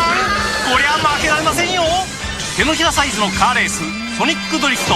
Why the hell is he in a car? And that's why Sonic Drift sucks. Nah, but for real, Sonic Drift sucks. This game mega sucks in nearly every department, which is saying something because there's nothing to it. Released exclusively in Japan, Sonic Drift is a kart racer likely meant to be Sega's answer to Super Mario Kart, except it's on the Game Gear, so it's playable on the go. But the execution is not nearly as admirable as the original innovation the game was probably meant to have. First of all, you have 4 characters to choose from: Sonic, Tails, Amy, and Eggman. They all have a special move and slight variances in gameplay, which are on screen here courtesy of Sonic Retro, but I hardly bothered to experiment because I just played as Sonic most of the time. Graphically, the game isn't impressive, especially when comparing this to the likes of Sonic Spinball on Game Gear, which is still the best looking game yet in my opinion. You're basically looking at the bottom half and just using the top half to predict the next turn in the course. The controls suck, and it honestly feels like there's no consistency because on some stages I feel like I have total control of my vehicle and have no issues turning whatsoever, and then on other maps everything just seems to go to shit and I can't even make the most basic of turns without flying into everything. You're supposed to use the brake when making turns to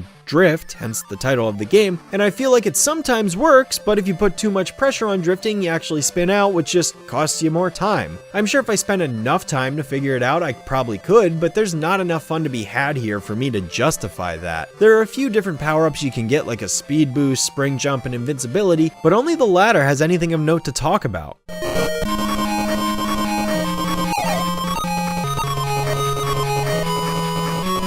Man, Sega must have really been wanting to make Toot Toot Sonic Warrior Sonic's theme or something, didn't they? Well, at least for a short period of time. Sadly, this is the last time it ever shows up for a while, so, you know. There are 3 Grand Prix here, with each consisting of 6 tracks, 1 for each level of the original Sonic 1 stage themes. So yes, Green Hill is back again, along with the likes of Labyrinth and Scrap Brain. Technically 3 times over, since there are 3 different variations of each stage for a total of 18 courses, but I hardly notice a difference in playing the game. It's just so basic, bland, and boring. I guess there's also Time Attack 2 and Free Run, as well as Versus Mode if you can find someone else in current year who also has a Game Gear and a link cable, but good luck with that. Each character technically has their own ending too, but they're not really interesting enough to warrant beating 3 Grand Prix 4 different times. You kinda get the whole experience after just playing one of the 3 cups as one character. I mean, yes, it's important to remember that at the time they were more limited in what they could do, but they put Spinball on Game Gear and that game played well enough, in my eyes, not to mention Sonic Chaos in the first 2 games as well. Even in 1994 this game got bad reviews, so I can't really defend this. Sonic Drift sucks. It just sucks.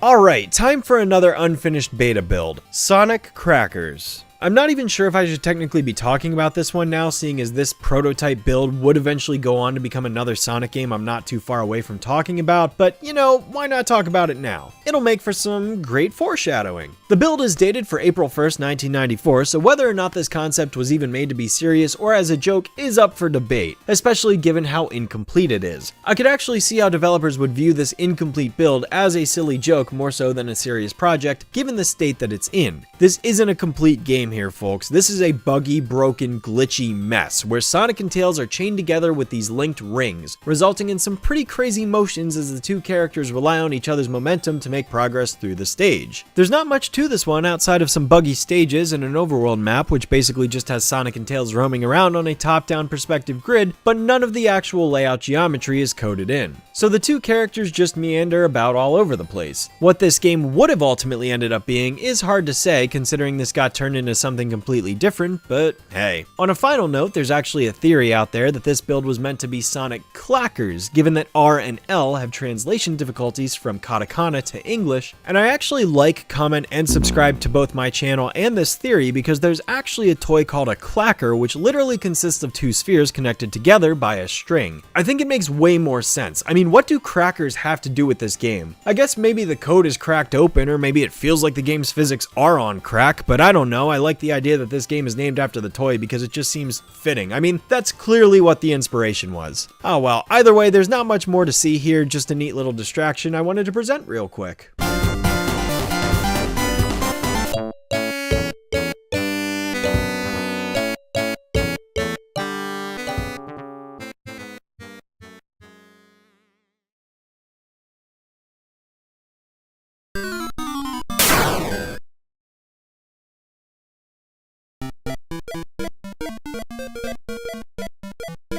Okay, gotta be honest with this one. Tales in the Music Maker, released for the Sega Pico in 1994, has been impossible for me to play due to weird bugs with the emulation. I won't get into the specifics, but long story short, no matter what inputs I give the game, I just cannot seem to get it to recognize anything I tell it to do, and as a result, I was unable to capture much footage outside of basically what I'm showing you now because none of the games were playable contained within it. Long story short, the Sega Pico is a video game device intended for children from like age 2 to age 8 that was more educational oriented rather than recreation oriented, and was basically Sega's answer to the edutainment market that was picking up over the course of the 90s, primarily in the computer software department. Sonic's Edusoft may or may not have ever seen the light of day, but that didn't seem to detract Sega from trying again, it seems, with them putting out a Tales game that was centered all around music and the educational joy that comes along with it. A child's mind is like a sponge, absorbing everything. Middle-aged men who want to be teenage girls next. So make it the right things with Pico. It turns TV into your kid's first computer and turns on the power of their imaginations. Even though we may scoff at it now, it was allegedly lucrative in Sega's eyes as it was released all over the globe to varying levels of success and is cited as sources of inspiration for later educational video game peripherals such as the Leapster. The object of this game is to learn about music composition, scales, rhythm, instruments, songs. It's basically the same as like preschool and early elementary school music class in gaming tablet form. The game comes with several different minigames such as musical chairs and a walking game and percussion pinball, all which reuse assets from Sonic 1 and 2. Tails, for some reason, has a noticeably different sprite though. Overall, this game's incredibly basic in execution, and anyone outside of the target age range is going to struggle to find any fun with this one. Like honestly, the most fun I had was the lack of responsiveness the game was giving me because it just led to some super weird moments.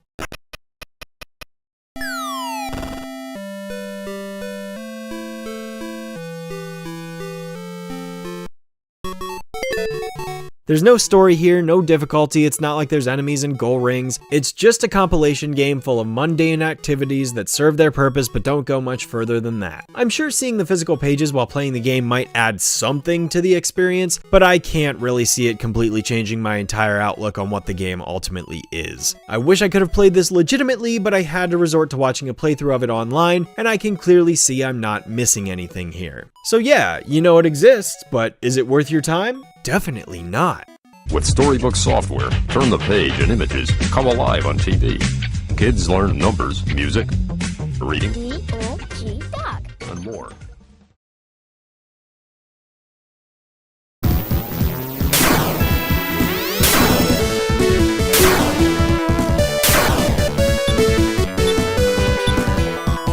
So Sonic and Knuckles, aka Sonic the Hedgehog 3.5, ergo the second half of what was originally meant to be the full experience of Sonic the Hedgehog 3. Yes, I slightly alluded to this, and most Sonic fans watching were either privy to my obvious avoidance in acknowledging it, or completely oblivious to my intentional choice of not acknowledging Sonic and Knuckles' existence because I wanted to review the game from an authentic point of view instead of just jumping right into this. I guarantee you there's at least one comment on this video telling me that I forgot about Sonic and Knuckles during the Sonic 3 section. Never mind the fact that this is a video on every single game, so you know it would be here, but hey, whatever. I'm only bringing this up because I explicitly stated things in my SpongeBob video, such as I don't intend to cover web browser or Leapster SpongeBob games, and yet I still got people commenting telling me I forgot web browser and Leapster games, so what are you gonna do? Either way, yes, Sonic and Knuckles is the second half of Sonic 3, but not completely. For starters, this game no longer has the save functionality that Sonic 3 had, so we're back to having to play the game all in one sitting again. Kinda feels like a step backwards a little bit. Also, Tails is nowhere to be seen for the whole game until the very end, but on the flip side, Knuckles is playable now with his very own storyline. More on that in a bit. For Sonic's story, it's basically second verse same as the first. Gotta rush through 7 or 8 stages, acquire the 7 Chaos Emeralds, and stop Dr. Robotnik and Knuckles, who are constantly getting in Sonic's way. The story cutscenes and level transitions continue as before. Graphically speaking, it's just as impressive as Sonic 3. Music-wise, it's also just as incredible, although by this game's release, Michael Jackson was completely absent from the project, and some of the themes such as the title theme, Act 1 boss, etc. were likely changed as a result of that. The stages of the game include Mushroom Hill, essentially the green hill of the game, although more jungle and fungus-like with all the different mushrooms and insect-themed badniks everywhere. My favorite trait of Mushroom Hill is the gradual seasonal change as the second act goes on, going from a bright sunnyscape to an autumn brown and winter gray towards the end of the stage. Next comes Flying Battery, a level that's seemingly popular amongst both Sega and the fan base, but I just don't see it. This one's kinda boring, but not nearly as boring as Sandopolis, the least popular zone of the whole game, primarily because of Act 2. But Act 1 is definitely more fun, and this zone does feel like it drags at times. Not a fan of the switch pushing in time doorways either.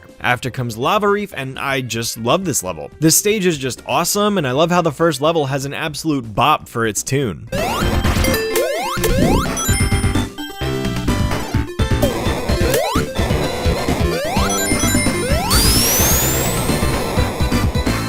Before it completely flips over to a much more laid-back track with an entirely different portrayal of the melody.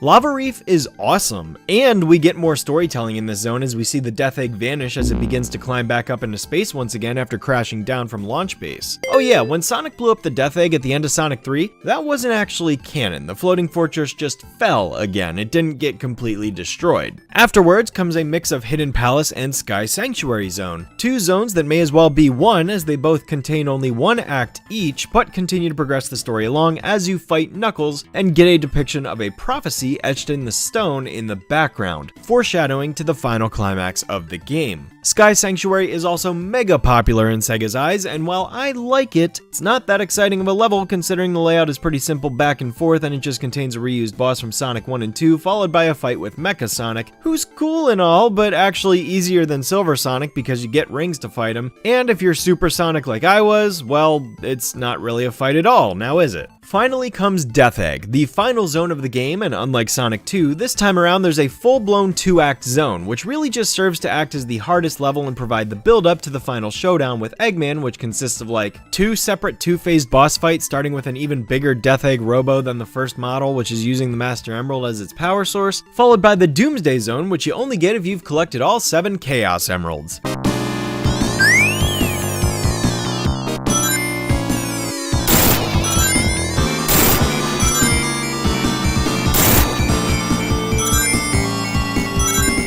This is our very first Supersonic specific boss, which would become a staple of the series a few years later. And honestly, this fight is hype. It's not very hard, mind you, but story-wise and atmospherically, this fight is so exciting. 5 games were leading up to this moment across the trilogy of titles plus CD and Knuckles, and even if 1 and CD have a little less to do with this story, they all contributed to this final grand battle between Sonic and Eggman. Ram into his machine enough times and Robotnik is defeated once and for all, with Sonic acquiring the Master Emerald in space and bringing it back down to Angel Island, restoring the island to its former floating glory and allowing Knuckles to continue fulfilling his destiny once more, because he would totally continue to do that in the future.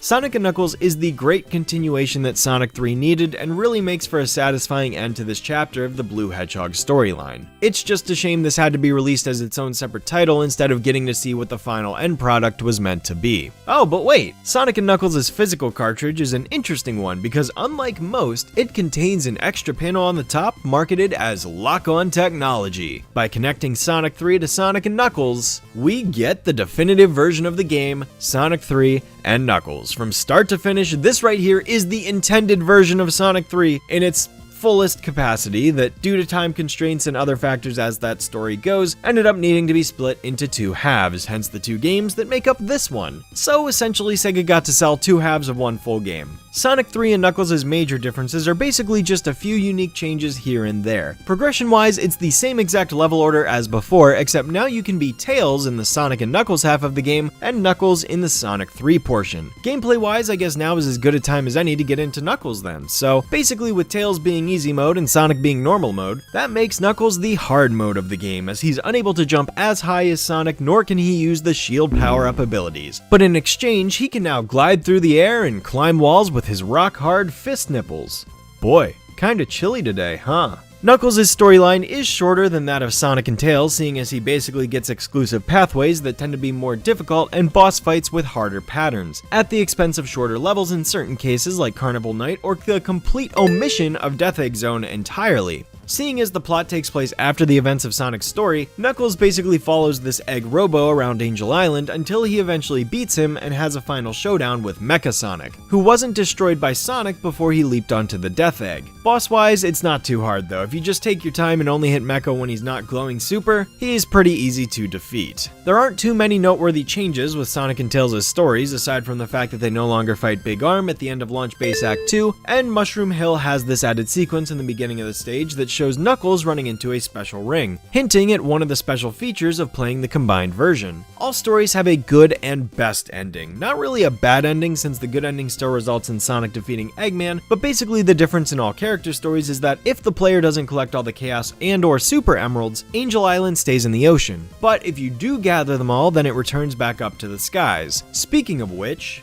special stages are the same in Sonic & Knuckles as Sonic 3. They basically just continue off at Special Stage 8 through 14, because now in Sonic 3 and Knuckles only, Sonic and friends get access to the Super Emeralds, basically an upgraded version of the Chaos Emeralds that are only seen in this game and then never again for the rest of time. And I mean that. Collecting all of these allows Sonic to transform into Hypersonic, which is basically Supersonic, except now he has an after effect, glows rapidly flashing colors, and has a jump dash attack that's basically a better lightning shield that also nukes every enemy on screen. Try not to stare at him for too long though, he might cause eye strain. Knuckles also had the ability to go Super in S and K, and can now go Hyper with the Super Emeralds, which basically just gives Knuckles the same buffs as Super and Hypersonic respectively, except instead of an air dash, he now has a wall slam attack that also nukes every enemy on screen when he clings onto a wall. Unfortunately, this one's a little bit more situational, but again, that's one of the caveats of playing the hard mode character. Tails, however, could not go Super with the Chaos Emeralds, but he can go Super with the Super Emeralds. Why the naming convention couldn't be consistent is beyond me, but Tails' flicky army of death is a force to be reckoned with, because as if this form wasn't broken enough, these flickies basically just destroy any boss in the game for you, resulting in minimal effort needed on your behalf to kill enemies and bosses.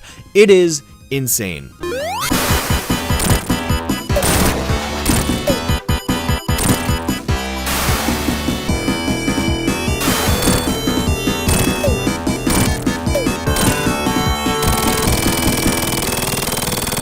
Now, with the way that you unlock Hypersonic being restricted until the Sonic and Knuckles half of the game, you can't initially on your first playthrough play as Hypersonic through the beginning half of the adventure, but you can still use it on a repeat playthrough with one of your completed save files because this game brings back the save feature of Sonic 3 and provides 2 additional save slots on top of that. Also, Sonic & Knuckles featured 2 additional bonus stages in the form of the slot machine and glowing spheres. The former basically lets you get a ton of rings by entering the slots and stacking these symbols in order to receive payouts. What's interesting about this special stage is there's actually a bug where the game gives you a continue automatically when you have more than 50 rings and you collect just 1. Likely as a holdover from Sonic 1 because in case you couldn't tell, this bonus stage was heavily inspired by and partially recycled from Sonic 1 special stages. The glowing spheres bonus stages is a little bit harder to figure out at first, but once you do, it's not too bad. Basically, it's just another way to get shield power-ups present in the Gumball machine, only with a different minigame in mind. Sonic 3 and Knuckles combines all 3 bonus stage types into one, where you cycle through them for every 15 rings you have over 20, so if you know which stage you want, you can try to keep track of your ring count accordingly. Bonus stages are also useful for allowing you to break out of Super or Hyper form if you want to, because you can't turn it off until you either beat a stage or find one of the rare ways to die. Sonic 3 and Knuckles is without a doubt the definitive way to enjoy Sonic 3. It is the fully intended package. I realized that I technically counted Sonic 3 and Sonic & Knuckles as separate games because in terms of their releases, they are, but in reality, they're 2 halves of one complete whole, which is just a magnificent experience from start to finish. Truly one of the greatest Sonic games of all time, and we're only 3 years into the Hedgehog's legacy. Wow, now that's a testament to how well this game holds up. But I'm not done just yet. What happens if you lock on Sonic & Knuckles with Sonic 2?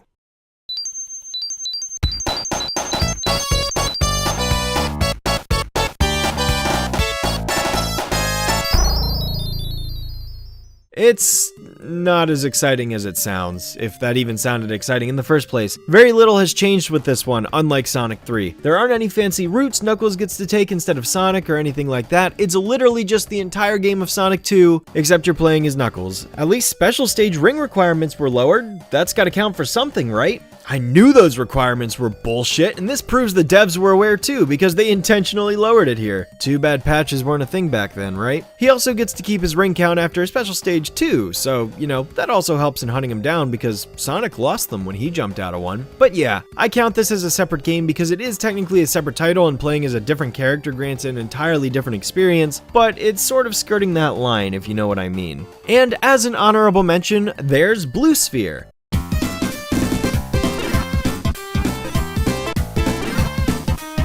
A standalone version of Sonic 3 special stages where you can play millions and millions of different levels, which I'm sure not a single person on the planet has ever bothered to do. I feel like it would be impossible seeing as you'd have to play over 134 million levels and ain't nobody got time for that. Even if you averaged one stage every 2 minutes and played non-stop without sleep or food or anything of the like, it would take you over 500 years to play them all. But hey, if you like this and want to play even more levels, just lock on Sonic 1 and you can get access to it. There seems to be a common misconception that floats around the internet where it says you can only access Blue Sphere with Sonic 1, but that's only a partial truth. Technically, any Genesis game can activate Blue Sphere other than Sonic 2 or 3, but unless the file on the cartridge is greater than 2 megabytes, you'll only be able to access one level per game. That's something about the lock-on cartridge that basically causes it to identify one level based on the game attached, and then grants the player access to that one level, but Sonic 1, because of the way the technology works, it actually breaks this 2 megabyte limit and grants full access, so that's kinda neat. And yeah, that about does it for my whole lock-on section, so definitely one of the longer sections I had to talk about, but Sonic 3 deserves the attention that it gets. Hopefully I convinced some of you watching to go out and play it if you haven't before, or made some of you diehards nostalgic enough to want to go replay it again instead. Seriously, everybody should give this game a chance at least once. It's a hell of a fun time, and one of the few games in this video I can recommend to almost anybody. And lastly, as another honorable mention, there were plans for a Sonic 3 limited edition to be released by Sega at one point, and this version of the game is suspected to have essentially been Sonic 3 and Knuckles released as a full game on one cartridge with the and Knuckles portion of the title removed and additional speculated music changes. However, this special edition was ultimately canned.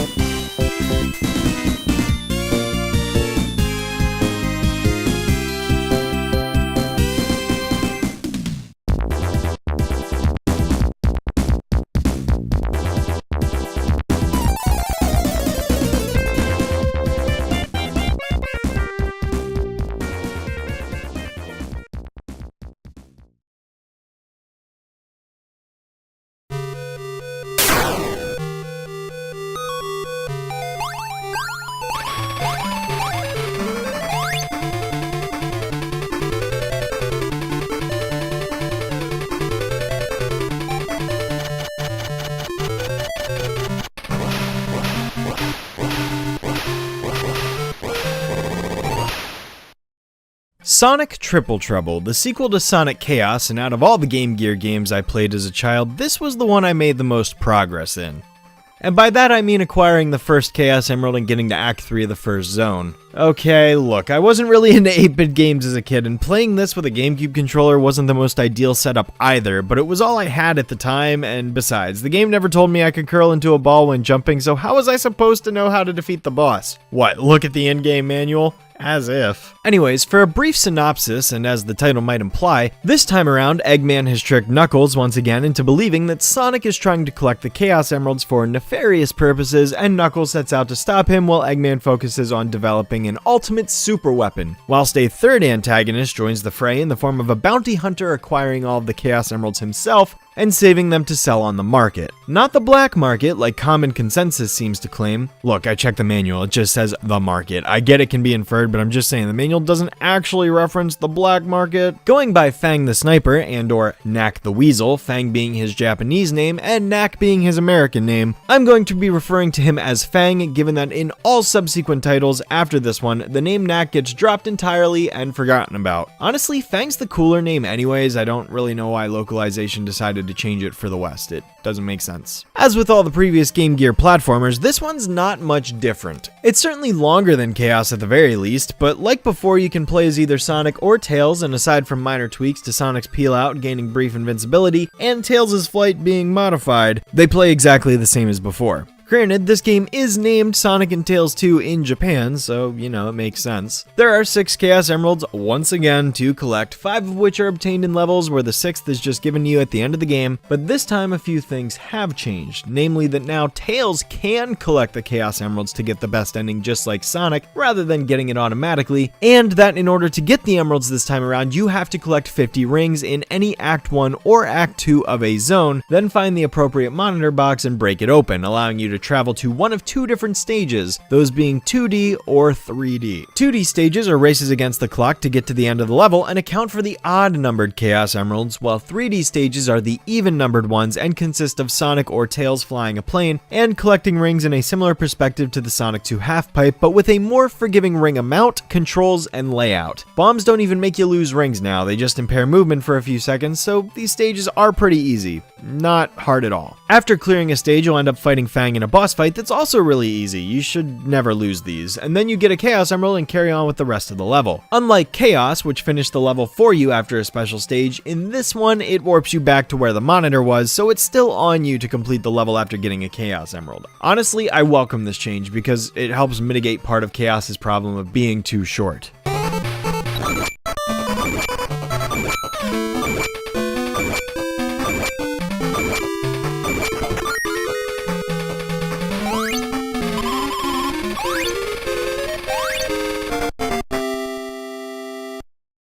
Okay, I actually lied about Sonic and Tails playing the same as before because there is one more change. Unlike any other Sonic game up to this point, after Sonic or Tails bounces off of a spring, they can actually curl back into a ball for about 2 seconds to protect themselves or damage enemies. Usually bouncing off of a spring leaves Sonic exposed to enemy damage. This is something every Genesis game has done. But Triple Trouble takes a step forward and gives the player the control to protect themselves briefly. They can only do it once while in this state, and again, it lasts briefly, but time it right and you can actually save yourself from losing all of your rings. Speaking of losing rings, there's another first for the series. Unlike all prior games where you drop all your rings upon getting hit, Triple Trouble says, nah, instead Sonic only drops 30 rings per hit, aside from Spike's, which makes him drop 50, so you can actually accumulate multiple hits on the character over time if you're good enough at playing the game. This may be an unpopular opinion, but I'm actually all for this idea. Giving the player the ability to essentially accumulate health as the stage goes on by playing well and collecting more rings is a very rewarding benefit to learning the game and playing through it. And this concept could actually be really cool when it comes to something like Super Sonic, which depletes your rings, because a game that has both of these mechanics basically puts the player in a position of, okay, do I want to go Super Sonic right now and risk losing the form before the level's over, resulting in me having no extra hits whatsoever because I consumed all the rings to do this, or play it safe and hang on to them for a bit longer before going Super at all? That seems like a really cool choice that the game could allow the player to have. One of the problems I find happened with the ring collecting in Sonic games is, other than Super Sonic, which isn't even in every game, you really have no incentive to collect more than one ring unless you want an extra life for 100, but there's nothing in between there. By implementing a health mechanic like this where collecting X number of rings on a set interval to increase your health, you're making the player have more active engagement with the game. You're incentivizing the player to go out of their way to collect more rings, to seek them out. In Sonic 1, 2, or CD, where you needed to get 50 in order to get into a special stage, that also kind of made sense. But honestly, Sonic 3's implementation of special stages is way better than any of those other games, and so there needs to be something to fill the gap. By introducing this quote-unquote health bar mechanic where you can build it as the player over the course of the level, you're giving the player another level of interactivity with the experience, and I am all for that. But I digress. Boss fights in this game are easier than before, as most but not all of them give you rings right before the fights. The exception being, ironically, the first boss. Now, by no means is the first boss as bad as something like the first boss of 8-bit Sonic 2, but dude, if you don't know about the ability to curl into a ball when bouncing off a spring like I didn't, you literally can never beat the boss. You'll just die on contact over and over again until you run out of lives because you don't know what to do. Blame the game for something you didn't know, and then put the game down for 20 years until you decide to make a YouTube video that requires you to play it again, and finally learn why you can never beat it 2 decades prior. Or maybe that was just a me problem. Yeah, now that I've gotten to actually experience the game, Triple Trouble is great. It's real fun. It's my favorite Game Gear title I've played. I think it strikes a solid balance that's on the easier side, but has the best character gameplay, boss fights, and level design of all of the Game Gear titles. Oh, and that's another thing. Triple Trouble never saw a Master System release. It's the first Game Gear platformer to not have one, so if you want to experience it, you only have the Game Gear version to choose from. But I think that's to this game's benefit because now you don't need to worry about screen crunch as much anymore since the game is designed around the smaller screen, rather than adapted to it. A few other changes also come with the game, namely that Tails and Sonic now get the same number of lives at the start at 3, and 1 continue, so there is no extra buff here for Tails, and there are 2 new signposts in the game, which are Knuckles, who awards a continue, although I never got one while playing the game, and a Chaos Emerald, which gives the player 50 rings instantly at the start of the next level to help them get enough rings for one of the emeralds. Spring Shoes and Jet Boots also come back for Sonic, as well as Underwater Propeller Shoes, while Tails gets the Spring Shoes as well as his Hyper Flight in place of the Rocket Shoes, and a Submarine in place of the Propeller Shoes. They all functionally do the same thing though, except the Submarine gives Tails air while Sonic does not get that luxury. Stages are Great Turquoise, which is yet another not green hill, Sunset Park, which has an awesome song during its boss act and for some reason is the only level in the game to have an immediate transition instead of fading out, not sure why that is, Meta Junglera Zone, Meta Junglera Zone, Meta Junglira Zone. How do you pronounce this shit? The fuck is Meta Junglera? Is a jungle level with a whole lot of annoying bubbles that bounce you all over the place. Robotnik Winter is cool since Sonic gets to snowboard, although Tails gets nothing of the sort. Lame. Tidal Plant is the de facto water level with a worse song than Tidal Tempest, in which the navigation bubbles from the 8-bit Sonic 2 return, and Atomic Destroyer is the final level which acts like an easier labyrinth than Scrambled Egg Zone from, again, 8-bit Sonic 2. Triple Trouble, in my opinion, is everything 8-bit Sonic 2 wishes it could be. The final boss is also awesome because Metal Sonic appears as a pleasant surprise and basically bum rushes you over and over again. I never saw this coming, and it's an easy fight if you can get the timing down, but still really cool that he shows up at all. And then the final battle with Eggman is just a 3-phase fight that increases in difficulty as it goes along, going from a giant pogo stick to a flamethrower super laser, and finally a room where he spins around over and over like... Okay, time out. I'm convinced now that Triple Trouble is doing this on purpose. There is no way this is coincidental, right? I mean, I don't know if this is Sega's way of apologizing for the bullshit that was Scrambled Egg Zone and the final boss or what, but these are eerily similar to each other that I can't unsee it now. That comparison I just made a minute ago, I don't think it's a coincidence. The third phase is supposed to be super hard, but if you know how to position yourself like I did, and you just jump here repeatedly, you can actually score hits on Robotnik indefinitely and just keep picking up your ring after you you get hit, maintaining this loop until the boss is defeated. If you did try to beat this boss legitimately, yeah, I could say it's a bit hard given you're dodging 4 energy ball attacks while trying to time hits on either side as Robotnik makes himself vulnerable, but it's manageable. It just sucks that there were literally 3 other bosses before this one, so it starts to feel like a marathon by this phase. Honestly, one of Eggman's phases should have been removed so that there were only 3 in total. That would have been the perfectly acceptable length if you ask me.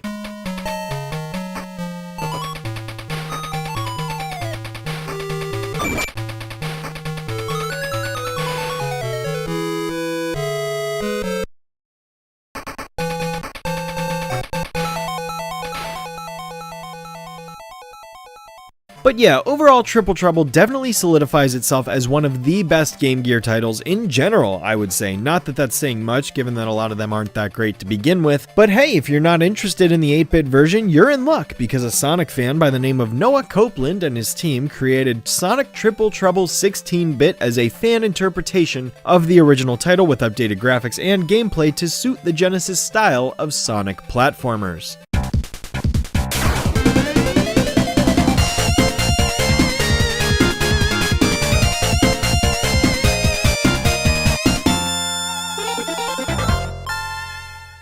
This remake takes the original base game and puts an entirely new, updated spin to it, slightly modifying the story with added cutscenes and even throwing in a few extra zones for the prologue, a mid-stage named Egg Zeppelin, a hidden stage for Purple Palace, and the final supersonic boss fight that never existed in the original game. All new special stages and redesigned boss fights were created from the ground up, but still reference those classic 8-bit bosses that anyone who's played the original will recognize, and each act has remastered music, and each zone has its own remix to boot, so we've got the Sonic 3 and K treatment at work here. The game still references the original with things like signposts at the end of each act, Eggman holding the last Chaos Emerald until the end of the game, power-ups making an appearance too, and Title Plant Act 2 has an awesome aesthetic, and the music has a close atmospheric bliss to that of Title Tempest, although it's still not quite there. Even if I hate underwater sections in video games, underwater music is to die for.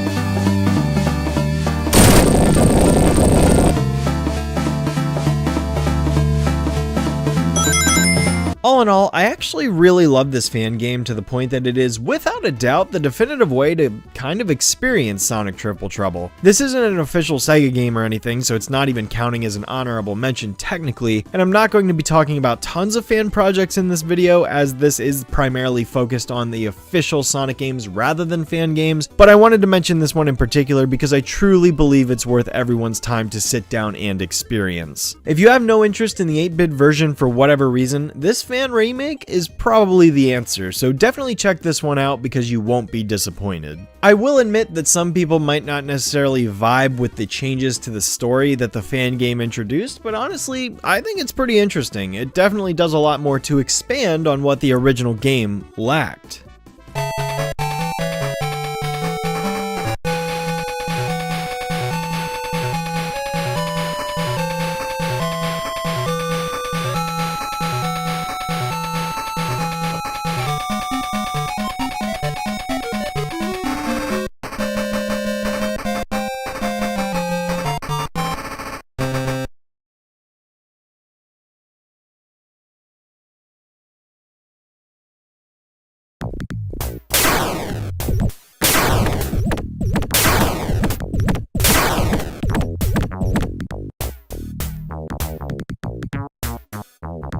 Okay, so I don't know if this one's really worth counting, so I'm just giving it a super brief mention, but basically in 1994, Sega released a game called Wacky Worlds where you can create dioramas with different settings and stamps and whatnot, and Sonic is featured as the main navigation character in it. The stamps can interact with each other in their environments, and it's just meant as a way for kids to possibly express their creativity. Unfortunately, as an individual, I am not in the target audience for this game, nor was I as a kid, so this doesn't particularly appeal to me, and it's not a Sonic game, hence the status of honorable mention, but I did want to bring attention to it just in case someone's like, hey, you forgot this thing, cause yeah, you know. But enough about that. Next comes more canceled Sonic projects, 3 to be exact, for the year of 1994. First is Astropede, also known as Segapede, a title that also does not have Sonic in it, but was intended to be a Sonic game set in the Sonic universe with a Sonic character. That character being Zip, a creation of Dr. Robotnik who would befriend Sonic and collect Chaos Dust as the main goal of the game. The title was pitched by Craig Stitt shortly after development concluded on Sonic Spinball, but unfortunately due to the Sega Technical Institute's lack of resources as a result of all of its other ongoing projects, the game never came to be. 1994 really seems to be the year of cancelled Sonic games because there was also a cancelled project for the Sega Pico titled Sonic Jr. Not much is really known about this title outside of the fact that it was basically the Muppet Babies of Sonic, in which it was likely to have featured baby versions of Sonic characters in an attempt to appeal to a very young demographic. Of course, nothing more is known about this title beyond that, so anything more than Sonic Jr. is entirely up to speculation. This next one's interesting because I don't actually know if this game was unreleased or if it did see a release in Japan. My research was inconclusive, but what I can say is that SegaSonic Wataame Scramble, aka SegaSonic Cotton Candy Scramble, has this image showcased in a 1994 Sega amusement guide for an expo Sega held that year in Japan and is mentioned by name on a Japanese weblog that I managed to identify via Chrome's translation feature. Judging by the screenshot, it appeared to have been accompanied by a game and, like Popcorn Shop, probably gave the customer cotton candy after they were distracted by the game while it was made. The game itself would supposedly feature Sonic and Tails flying on a plane and gathering cotton candy from the clouds they're flying past. These machines scream high maintenance, and quite frankly, it's hard to tell if this machine was ever released, seeing as we have minimal evidence of any machine ever being seen in the wild. This is without a doubt one of the most obscure Sonic games I'm discussing in this video. We know it existed, at least as a prototype, but there is nothing online whatsoever documenting this game outside of what I'm presenting to you now. But hey, hopefully someday someone out there finds it and manages to dump it online so we can see it in all its glory. I also just want to add a brief mention to a music album by the name of Sonic the Hedgehog Boom, released in February of 1994. This here is a compilation album of various arrangements for songs from Sonic Spinball, as well as extended versions of the American soundtrack from Sonic CD, which you can't hear anywhere else, which makes it really cool.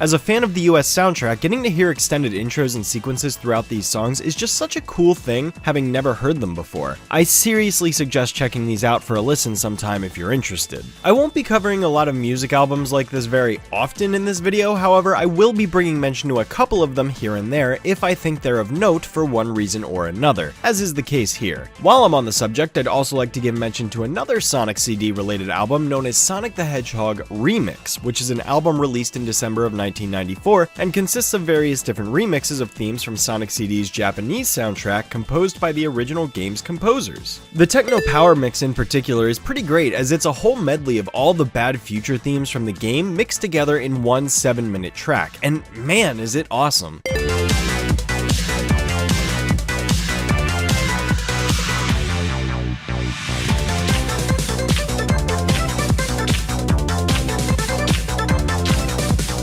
And as if two albums weren't enough to be released in 1994, Sonic & Knuckles' Sonic the Hedgehog 3 rounds things out with the exact same treatment as Sonic the Hedgehog Boom to its title game, Sonic & Knuckles. Yes, despite Sonic 3 being acknowledged in the name, this is strictly looking at the Sonic & Knuckles side of the game's soundtrack, but with all new arrangements that give the songs a different feel compared to their Genesis counterparts. For the record, I don't plan to cover every single game's OST release or compilation albums just because it seems redundant and uninteresting, and just because I'm talking about Sonic CD and Sonic & Knuckles here doesn't mean I'm going to set that trend. I'm primarily just going to be highlighting noteworthy albums like these where there are either original songs or remixes or extended versions or new arrangements featured that you can't hear in the games, just in case there are viewers watching that have never heard of these and might want to check them out. Some of them are pretty obscure that you'd never know about if you didn't go out of your way to find them, as was the case with me while I was researching for this video. Had no idea such an album for Sonic and Knuckles existed. And lastly, I actually lied, there are 4 cancelled Sonic projects, with the final one being Sonic Ride, which amounts to nothing more than this 90-second video clip of Sonic running throughout his world from a different perspective.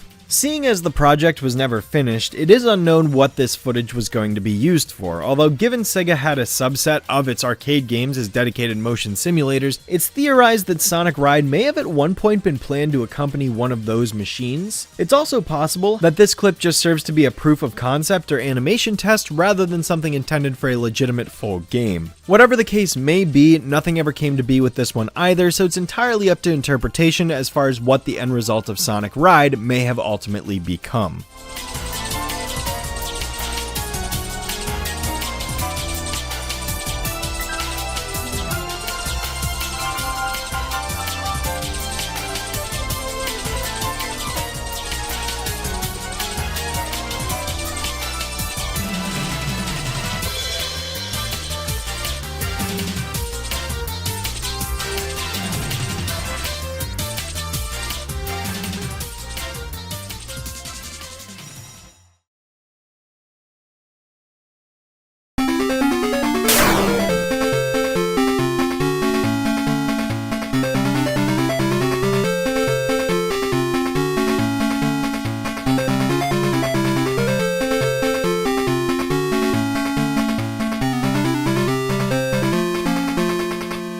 As you can probably imagine, Dr. Robotnik wasn't the only Sonic character to get his own spin-off title. Oh no, there's certainly more where that came from. As it turns out, Tails also got a spin-off released in 1995 for the Game Gear named Tails Skypatrol, and like Sonic Drift, it was a Japanese exclusive entry until 2003. Despite this fact, however, basically none of the game is in Japanese whatsoever, so why Sega didn't bother to release the game overseas in North America is beyond me, although if Super Mario The Lost Levels is anything to go by, maybe somebody at Sega's Japanese branch thought the game would be too hard for us North American gamers to handle. That isn't to say Tails Skypatrol isn't on the same level as a game like Japan's Super Mario 2, but boy is this game intentionally difficult. See, Tails Skypatrol is sort of an on-rails game. For those unfamiliar with the term, it essentially means that Tails progresses forward through each level at all times, and you as the player have the ability to control his vertical directions and horizontal speed, but he's going to fly forward no matter what. That is out of your hands, so the challenge of the game, which can be admittedly fun in the right level design, is to control Tails' position and speed so that he doesn't crash into anything, rather than giving the player full control. And that's the main source of difficulty in the game: walls. Die! This may as well be considered a spin-off of Operation, because if you so much as touch the ground or a wall while flying his Tails, it is instant death. That's right, death. It's not like he can just get back up and continue flying or anything. Oh no, logic in a video game? Pshaw. Solid surfaces are suddenly Tails' kryptonite here, and there's nothing that can save him once he's made contact. Die. Aside from avoiding obstacles, Tails carries a ring with him, which you can control with the 1 and 2 buttons to basically launch at enemies or hover over interactive objects that allow Tails to spin around bars or get carried along by a cart or fly up with a balloon. All admittedly fun gimmicks that allow for numerous different movement options in each stage. Tails also has a flight meter up there in the top left corner that you need to keep full at all times, which you can do by picking up candy to refill it. Let it run out and it's another count to the death toll.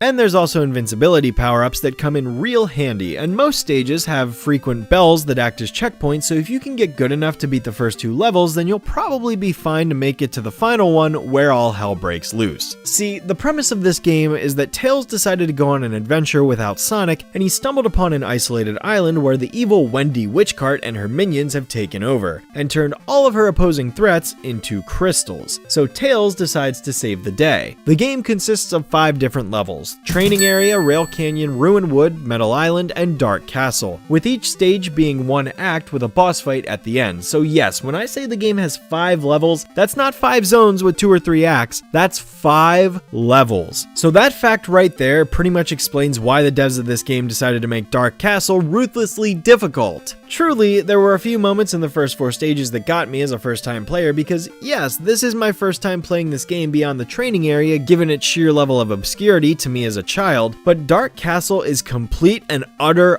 bullshit as a level. I mean, you gotta be on your A game here if you intend to beat this thing. With enemies basically dropping from the sky with minimal warning to these rapid-fire cannons to walls everywhere, it's a total cluster that will absolutely wreck your shit when you play it. It took me 45 minutes to beat this game, and Dark Castle by itself was 30 minutes of that total playtime. The other 4 stages I beat in like 15 combined, which really speaks to how short this game is. But dude, the final stage might be more cold-hearted than Showdown and Sonic Spinball. I'm still going back and forth between the two, although I still think Showdown is worse because that level took me an hour to beat. On a side note, the bosses aren't too bad, just don't rush them too much or you end up flying into them and taking damage. Just go for like 2 to 3 hits at a time depending on your distance, recalibrate yourself, and then do it again, and you should be fine. But yeah, there's definitely a reason Tails Skypatrol isn't talked about much when it comes to Sonic games. It's unnecessarily hard and forgettable. Completely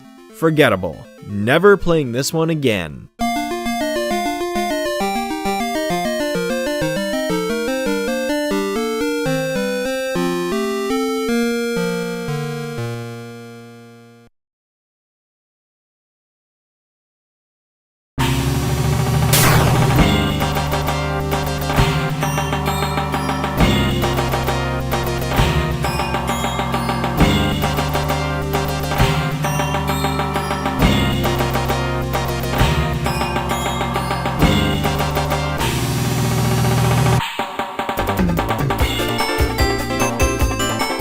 So remember how the Sega CD was Sega's attempt at creating a console expansion, and despite creating a Sonic game specifically for the peripheral, it wasn't enough to prevent that thing from becoming a commercial failure? Well, Sega either didn't learn their lesson or they didn't understand the definition of insanity because they tried the exact same thing again with the Sega 32X, another add-on accessory that was capable of transitioning the Genesis into the 32-bit era as Sega's next console was still being developed. Although, interestingly, the 32X was meant to be a standalone console on its own when it was initially conceptualized. Unfortunately, due to a variety of factors, the thing was rushed to the market, only ever had 40 games developed for it, with most of them not even utilizing the thing's hardware capabilities, and resulted in even worse performance sales-wise than the Sega CD did. At least it wasn't as expensive as the Sega CD, but it still ultimately cost just as much as a base Genesis did, and you needed a Genesis to use it, so if you didn't own a Genesis and wanted to play 32X games, you actually had to shell out over $300 to buy both pieces of hardware in order to play them. Just stick it in your Genesis. Alright, baby. Can we see that again? Yeah, wow, this thing was a total failure. Well, even despite this fact, and Sega being Sega, they went ahead and developed a Sonic game for the system starring Knuckles the Echidna and a whole new slew of characters known as the Chaotix, including returning face Mighty the Armadillo, and new faces Espio the Chameleon, Charmy Bee, and Vector the Crocodile. Why it's not Charmy the Bee, I still don't know to this day. Similar to Tails Skypatrol, Sonic is not playable in this game whatsoever, although he and Tails do admittedly appear during the ending credits sequence of the game if you get the best ending. Spoiler alert for a game released in 1995, I guess. I'll get into the character and game design here in a second, but first I want to dive straight into the plot, because strangely, the Japanese and North American game manuals have completely different stories to them. In the Japanese version, the game takes place shortly after Sonic and Knuckles, in which Eggman has discovered a small island of an ancient civilization that possessed 6 Chaos Rings, which he harnessed the energy of in order to create Dark Rings that he is using to power his robot army. The 4 Chaotix members, other than Knuckles, all went to the island and were captured by Eggman, which is supported by the first level in the game, and when Knuckles arrives, he frees the Chaotix and the 5 of them all team up to thwart Eggman. In the North American version, Knuckles actually guards Carnival Island and apparently the Master Emerald at the same time somehow, because he can be in 2 places at once, I guess. The island is about to open as a huge amusement resort, but then Eggman shows up to steal the emerald that's powering the island and captures the Chaotix in the process. Knuckles frees them, and the 5 go beat up Robotnik together. And that's about it for the American version. No reference to the Chaos Rings whatsoever, and it contradicts with Knuckles' duty to guard the Master Emerald. I like the Japanese version story more, and that's the one I'm gonna consider canon, but to each their own, I guess. Gameplay-wise, you want to talk about a classic 2D Sonic game that's the most unique and different from all the other classic 2D Sonic games released in the 90s? Look no further than Knuckles Chaotix for the 32X. Remember how I talked about that unfinished prototype Sonic Clackers? Well, this is the game that it eventually evolved into. Why the fuck am I connected to the BJ's? Knuckles Chaotix's primary gameplay gimmick is that you control your main character that's attached to another partner character with these intertwined rings that cannot separate them. The momentum and physics definitely feel like they were mostly fixed from the prototype build with Sonic and Tails, although admittedly there are still some issues I've run into at points, but this is definitely a weird game that you have to get used to before you can really get a feel for it. I certainly see where the appeal in this kind of idea lies though. Having two different moving bodies tethered together is certainly an interesting concept for momentum-based platforming, but in execution, this feels more experimental than refined. When the two characters are moving in sync, this concept is super fun. Both bodies are naturally building speed and lead to constructive interference that enhances the movement of the partnership because they're in rhythm with each other. It leads to some incredibly high-speed platforming that can be a thrill to zip through. However, once that interference turns from constructive to destructive, the game becomes more tiresome to deal with. A lot of the time you'll find you and your partner are moving in opposite directions at different points, which just sort of prevents both of you from moving anywhere. This is mostly prevalent in mistimed spring bounces I find, but it carries throughout a lot of different sections in the game. Sometimes your partner character will get stuck on an upper level and you yourself can't finagle your way up there no matter how hard you maneuver yourself. It just leads to a very irregular experience. It's pace breaking, if you will. The game is very red light, green light, if that makes sense. You'll have giant bursts of speed and then moments where you have to stop what you're doing, cease progression, get a hold of yourself, and then get back in tune with your partner before continuing onward. And I'm not really a fan of that part of the experience. Don't get me wrong, the game does give you options to sometimes get yourself out of these situations. All three of the controller's face buttons, believe it or not, actually do different things in this game for once. So that's neat. C is your standard jump button, B makes your partner lock themselves in place and stand still as long as you hold the button down, and A calls your partner back to you, pulling them forward towards the screen into the Z axis and places them back in place with you. However, this maneuver costs 10 rings to perform, not that rings matter too much outside of getting into special stages. Getting those out of the way real quick, yes, the game has special stages for the aforementioned Chaos Rings, of which there are 6, so no super forms in this game, and these special stages take full advantage of the 32X's capabilities more so than the base game as you run through these giant polygonal 32-bit realms, almost like half pipes but better, and you collect blue spheres along the way. Most of these special stages aren't too bad, and you can actually make them easier for yourself because each time you start one, you begin with the ring count that you enter the stage with, so you can give yourself more of an advantage by collecting more rings before beating the stage. These are pretty neat, I like them. Although after you get all 6 rings, the game lets you replay them in this wireframe version, and these are incredibly hard to determine what's floor and what's a pit, so not really fun or worth playing IMO since all you get for beating it is 50,000 points added to your score, which is meaningless by the way, since the game doesn't have any lives and continues because the game has a save system put in place. That actually ties into my biggest criticism of the game. Seriously, we need to start getting our shit together and start running around this world. I mean, I can't see shit in it, but... Yo, Mighty knows his shit, son! It's way too easy, like the polar opposite of 8-bit Sonic 2. Outside of fighting the physics, this is as easy as Sonic Chaos, and the reason for that is because of the way the stage progression in this game is set up. See, this isn't your traditional Sonic game where you complete 2 or 3 acts per zone and then move on to the next one. No, Chaotix features 5 different zones with 5 different acts each, plus the prologue area, and each zone can be played in any order. Which sounds pretty cool at first glance, right? But there's a catch. The 5 acts of the zones are still played in order from 1 to 5, and the kicker is that even though you can play them in any order, the levels you end up going to are determined by complete randomness. Okay, technically they might not be random, but I at least found them to be because basically in between every act you run to the stage select where you bounce into a bumper that then acts as a roulette and sifts through the 5 levels until one gets selected. There may be a way to influence which stage you get, but I found the shuffling of the stages to be different each time I came back to this room because it's not always a clockwise or counterclockwise rotation. I basically just took whatever stage I was given and left it at that. The problem with this design philosophy is that while yes, the game does mix up level aesthetics a whole lot more, and this may have been an attempt to hide the lack of individual level themes more because there's only 5 in the game, it means the devs had to balance the difficulty of all the levels to be the same. This game never gets harder. I mean, yes, you can make the argument that acts 3, 4, and 5 should be harder than the last, but I never found that to be the case. The levels just got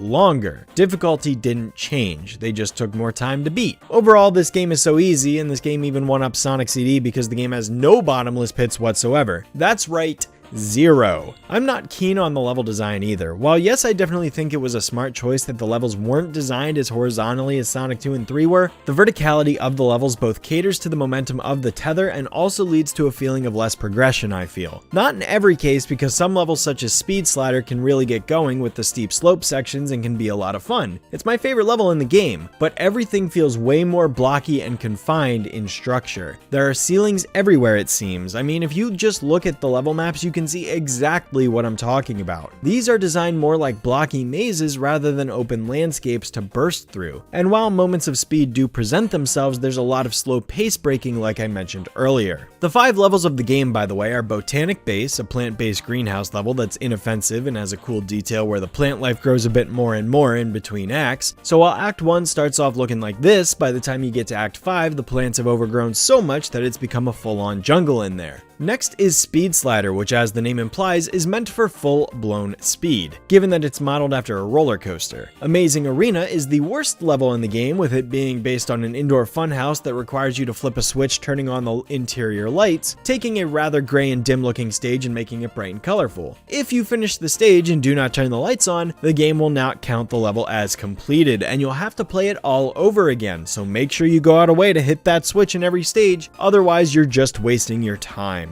Fourth is Marina Madness, which has an ocean dock setting as the name implies, but thankfully has no water gimmicks whatsoever. A blessing, truly, as I can't imagine how nightmarish this game might be if water physics were introduced with the ring tether. And lastly, Techno Tower, the most vertical level in the game that I don't have much else to say about. Talking about character differences now, yes, all 5 members of this Chaotix group are playable in the game. Knuckles has the same standard moveset as before. He can glide and climb walls, and given both his speed and climbing capabilities, he's definitely the most all-around character in the group. Espio can walk on walls and ceilings, which is pretty fun. Mighty has a wall jump ability that is extremely fun to use because of how fast he goes flying off of them. Seriously, if you find yourself in the right spots to use this, it can be the most fun you'll have in the entire game. Holy cow, I love Mighty's wall jump. Vector is also pretty fun too, as he gets an air dash ability and can climb walls like Spider-Man, and Charmy can just fly, so he's crazy broken. Seriously, Charmy absolutely destroys this game, so if it wasn't easy enough for you, just pick him and fly to the end of the stage as quickly as possible. I mean, I cleared Act 3 of Speed Slider in 30 seconds, and that was with me bumping into all sorts of ceilings and walls and stuff. If I knew exactly where I was going, I could probably have beaten it in under 20 seconds. That's ridiculous.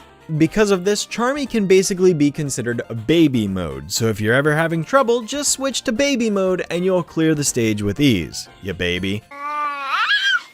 Out of all the characters, Vector and Mighty are my 2 favorites. I wish Espio had one more thing to him because he and Mighty don't feel super different from each other in all honesty, and I like Mighty's wall jump way more than Espio's ceiling walking because it doesn't really come in handy all that often. Oh, and before I forget to mention it, this game does support a 2-player mode where the second player can take control of the partner character and both players can navigate through the game together. I honestly think this game has some of the best Sonic co-op that we'll ever see for a good while, as it's not just delegated to a versus mode as both players get to run through the stages together, and because of the fact that it's designed on both characters staying on screen at all times, you're never going to have the issue that you had in Sonic 2 or 3 of a second player controlling Tails, because they'll always be presented in your view. There aren't difficulties with the camera only following player 1 because the tether keeps them both close enough together, and honestly playing the entirety of Chaotix together with a friend will probably only serve to enlighten the experience more. So if you're gonna play this game at all, I I suggest trying it out with a friend, as it might make it more enjoyable for you. Even if you're struggling with both players acting in different directions, that's probably still going to lead to a lot of laughs. So I would see it as being less of a nuisance than it would be relying on the computer to do what you want it to. One small detail I really love about this game though is that every character has a different form of spin dashing. Knuckles is traditional and Mighty isn't too different, but at least has the method that an actual armadillo possesses of curling into a shell and rolling around that way. Espio does this horizontal spin in place though, which looks neat, and Vector spins in the shape of a donut given his lankier body. Charmy doesn't have one though, but he's broken and doesn't need it. I don't know, I've always liked that small detail. It just makes each character stand out a bit more, you know? There are power-ups in the game too, and a variety of them. You've got one that makes you grow, one that makes you shrink, one that switches your partner to a different character, one that swaps you and your partner, shields, invincibility, speed shoes, a new combine ring which makes you drop one big ring containing all your rings when you get hit, making it possible to recover them all, which is a neat idea that I wish would have stuck around throughout the series.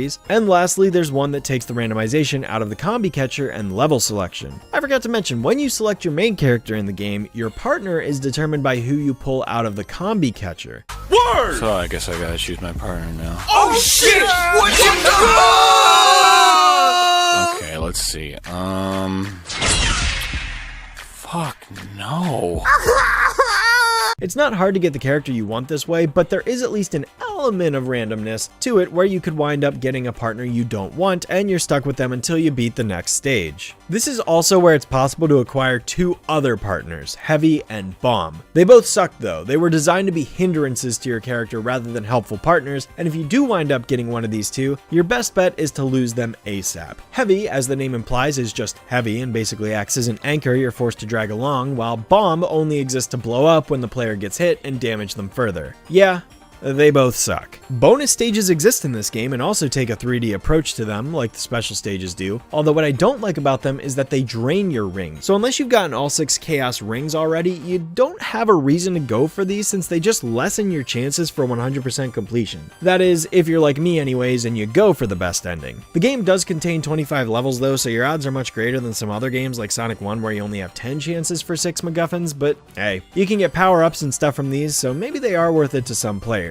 Just not me. Couple other points of interest. It's cool that your partner has a hitbox, and unlike Tails who's just invincible, they actually drop one of your rings whenever they get hit. So there is some semblance of punishment for allowing your partner to take damage without the effect being detrimental. Oh, another thing. In this game, whenever you run out of rings and get hit, you don't die instantly. Instead, your partner goes away for 10 to 15 seconds while you're left on your own, but then they come back. So truly, if you're gonna die in this game, you basically have to get hit twice in a row within a short time frame. Otherwise, your partner will just take the blow and come back because the game wasn't easy enough already. Oh, further cementing the likelihood of the Japanese story being the canon interpretation, enemies in the game drop these dark gray rings instead of animal friends when they're destroyed, even in the North American version, but those rings can't be collected.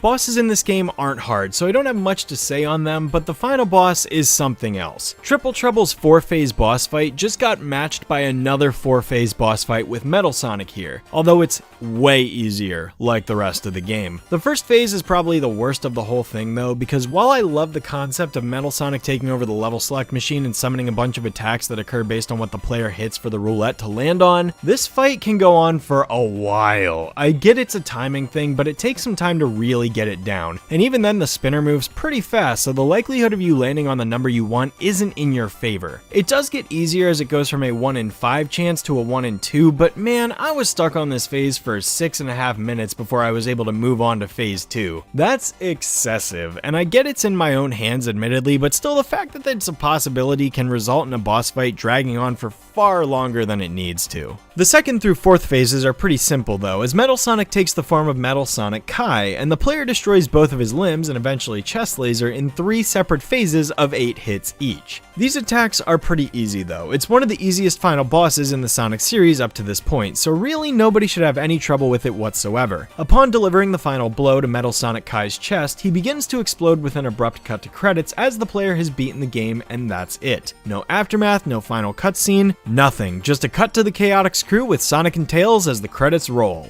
If you got all of the Chaos Rings. Because yes, this is considered the good ending of the game. If you as a player fail to acquire all 6 Chaos Rings, Eggman destroys the Chaos Rings you did collect, and the credits cut to Metal Sonic Kai levitating over a burning, what is assumed to be Carnival Island, with extremely devastating music in the background.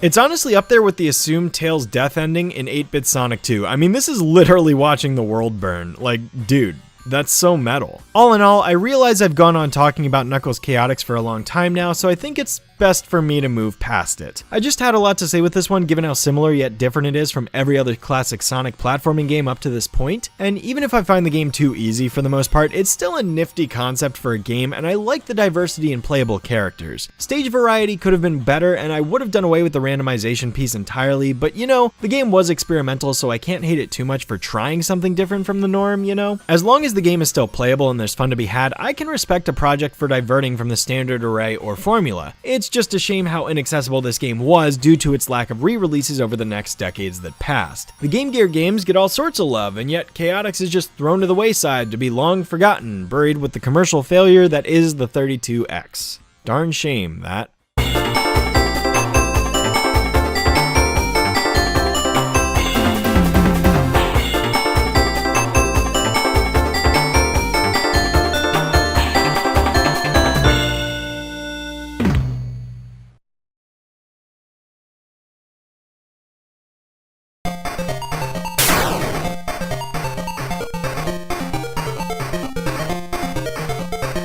Why do people hate this game? Like, genuinely, why is this game so hated? Look, it's not great, I get it. It is a pretty mid game, but like, people consider this one of, if not the worst Sonic games ever made, and I'm just sitting here like, have they played some of the other games in this franchise? Honestly, I think people hate this game because they just don't get it, because this game is inoffensive at best, and I feel like people take the whole Sonic doesn't run fast thing a little too far. He has the spin dash. The spin dash in this game is ultra powerful, like almost too fast for its own good. As an isometric puzzle platformer, this game is pretty fun actually. Simple in every way you can imagine, but all around a good time. This is one of my bold anti-popular opinions that I will batten down the hatches for and stick to my guns. Sonic Labyrinth is not a shit game. It is not amazing. I'm not calling it top 10 material or anything close to that, but this is nowhere near one of the worst Sonic games, because for starters, it's completely functionally playable, which a lot of other games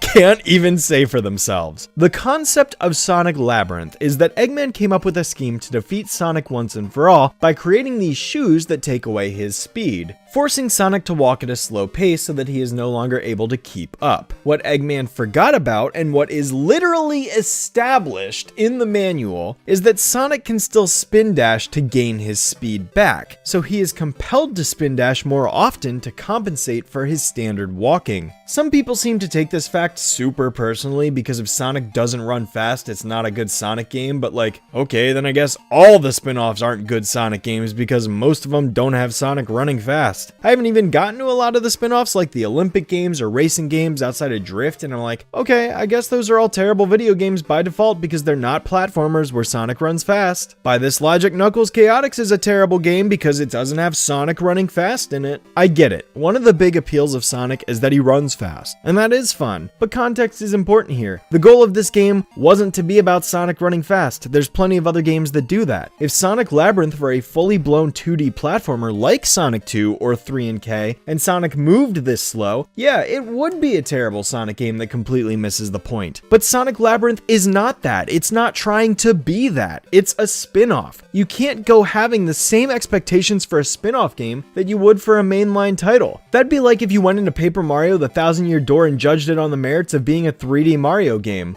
Well, the platforming is almost non-existent when compared to Mario Sunshine. There's too much reading, and Mario doesn't use a hammer unless he has the Hammer Brothers suit, so Paper Mario is trash. Except it's not. It's literally one of the best fucking Mario games ever created. I'm not saying Labyrinth is one of the best Sonic games, but what I am saying is you have to judge it for what it's trying to be. I ripped Tails' Skypatrol apart for being ridiculously hard because, yeah, it was. That had nothing to do with the fact that it wasn't a game where Sonic runs fast. Like, come on, if the devs weren't intending to make a certain type of game, you can't just say it's bad because it's not that. I understand it not being the game you want to play or something, but that's not the same metric of judgment as it is just not being like a mainline title. I try to judge all of these titles against what they're intended to be, the story and writing, the genre of the game, the fun factor, which again is part of the equation, but not the definitive whole. Whether or not the product is what the fan base wants is more of an economics issue than a quality assurance issue. You get what I'm saying? They're separate problems with separate discussions, but it seems some people's own personal biases cause them to bleed the two together. Sonic Labyrinth is a perfectly fine puzzle platformer that is inoffensive and shouldn't even be a blemish on the franchise's complexion. It is a fun maze game that basically has you running around these different labyrinths, collecting these keys, and getting to the end of the stage before the time runs out. If a player's biggest complaint about this game is that Sonic walks too slow, they're playing the game wrong. Like, straight up, I already said this, but the game literally establishes in the manual, you're supposed to be spin dashing. That is what the whole game is designed around. That is the intent, and if a player doesn't abide by that intent, then they're partaking in a bit of self-sabotage. Now, should the game maybe have made it clearer within itself?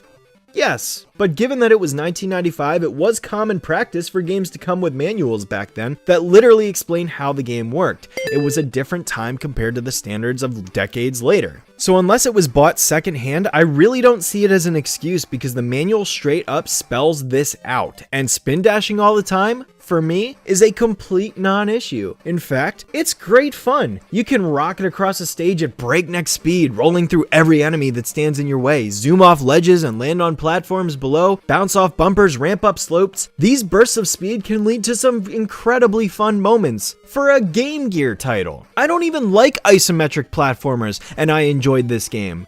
Like, what does that tell you? The spin dash in this game has 4 different speed stages that rev up the longer you hold the button down, which will increase Sonic's speed immensely to an exhilarating point. While in this state, Sonic is also basically invincible, which means you can go barreling through enemies and spikes without taking any damage and zoom across the screen at breakneck speeds. It's fun. I get the criticism that some people will find it difficult to control. You know what? Completely valid. I won't argue against that. The faster it goes, the harder it is to control, but that's kind of part of the skill. And I managed to adapt to it pretty quickly, so this was never an issue for me. But yes, if that is a criticism you have, that's totally fine, and I get why you wouldn't like the game then, because that's Sonic's main form of movement and attack in this game. Sonic Labyrinth only contains 4 zones, those being Sky, Sea, Factory, and Castle, and you can beat the entire game in about 30 minutes, making it incredibly short, which only further adds to my reasons why it can't be considered on the same level as a 15-hour game that drags for far longer than it ever should have needed to. It's super weird though, because in order to get the best ending, you actually have to beat this bonus stage, which is only accessible in Zone 2-3 by hopping into this cannon, turning on the switch, and then zooming down to the bottom where you can grind up a couple lives by collecting 4 rings worth 25 each. It's completely optional and admittedly kinda dumb that you need to play this optional stage in order to technically get the best ending where Sonic gets all the Chaos Emeralds, since one of the 6 resides in this bonus area while the bosses possess the remaining ones. It's not necessary to beat the game though, so you're not missing much if you don't play it honestly. Your experience is not going to change. The best ending is honestly meaningless. As I mentioned, the levels do have a timer, but you really shouldn't ever need to struggle with it because there are plenty of ways to increase this timer. Whether it be killing an enemy, which nets you 5 seconds each time, or picking up one of the keys, which will grant you a major time bonus. Now, getting hit will cause Sonic to drop the keys and you won't get a bonus for picking them up a second time, but luckily the keys don't move away from you much, and if you do happen to off-screen it, it will return to its original spawn point, which can cost you some extra time, but you should already know where the key is because you've collected it before. There are also power-ups as seen in this table, courtesy of Sonic Retro, which do different things. They aren't random, however. Each set of colored triangles will net you a specific power-up each time, whether it be a 1-up or extra time. Flashing lights warning though, I want to give that right now. When you pick up certain ones like the invincibility or speed shoes, The whole screen flashes back and forth really quickly, and it's a total strain on the eyes, so that was a poor choice by whoever made that decision to have the power-ups do that. Despite this though, graphically speaking, I like the pixel art. It's certainly good looking for an 8-bit handheld isometric title, and honestly it's one of the game's best traits in truth. It looks pretty decent. Graphics coupled with how short it is, I can't even consider the game bland. Each level takes less than a minute, and when you remember this is a Game Gear game which was meant to be played in short bursts because A, it was a handheld title, and B, the Game Gear's battery life was utter shit, it gets the job done. The bosses in this game are pretty easy. You won't really get lost in the stages much at all until Castle 2 and 3, and it's nearly impossible to die unless you fall into a bottomless pit.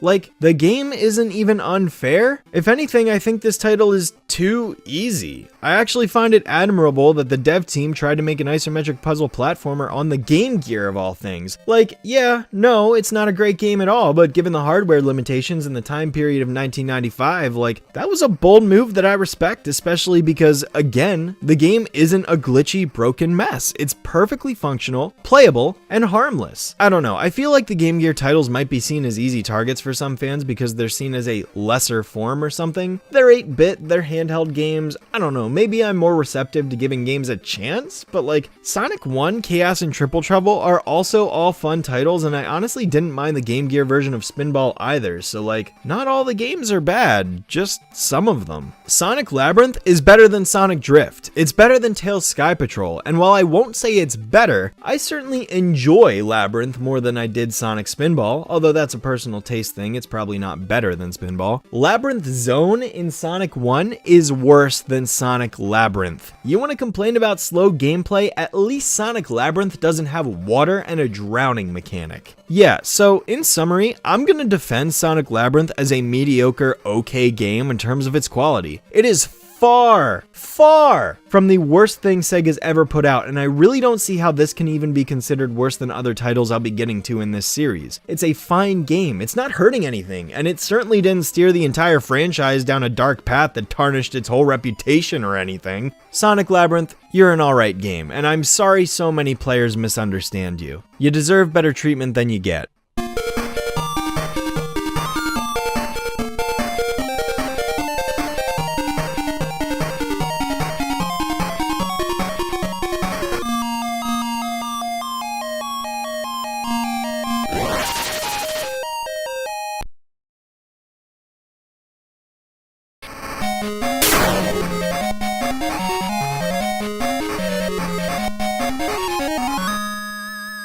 So Sonic Drift 2, for what it's worth, is a better game than its predecessor in every conceivable way that it basically makes Sonic Drift 1 completely irrelevant because you have no reason to ever return to it. The sequel game controls and plays exactly the same way it did last time, only now we have 3 additional characters added to the roster in the form of Knuckles, Metal Sonic, and Fang, who is driving the Marvelous Queen just like he was in Sonic Triple Trouble, might I add, so that's a neat detail. While the original 4 characters have the same abilities as before, with Amy and Eggman throwing projectiles while Tails jumps and Sonic boosts. As you can imagine, Metal Sonic also boosts, Fang shoots projectiles, and Knuckles is actually unique because in close quarters he punches, otherwise he jumps like Tails. They each have 3 different stats as well, between acceleration, speed, and handling, so really it's up to you to determine your stat preference and pick a character that matches that accordingly. Tails and Knuckles are both balanced characters though, so if you're looking for a jack-of-all-trades experience, I recommend one of them. This game has 3 Grand Prix consisting of 6 tracks each, just like last time, but now the stages are either inspired by Sonic 2, Sonic 3, or are entirely new stages altogether, so I appreciate there being more variety than just, 3 different Grand Prix all themed after Sonic 1. There are also some courses where you aren't completing laps, but instead getting from point A to point B, and I appreciate this game for mixing things up like that because it also adds some more interesting tracks into the midst.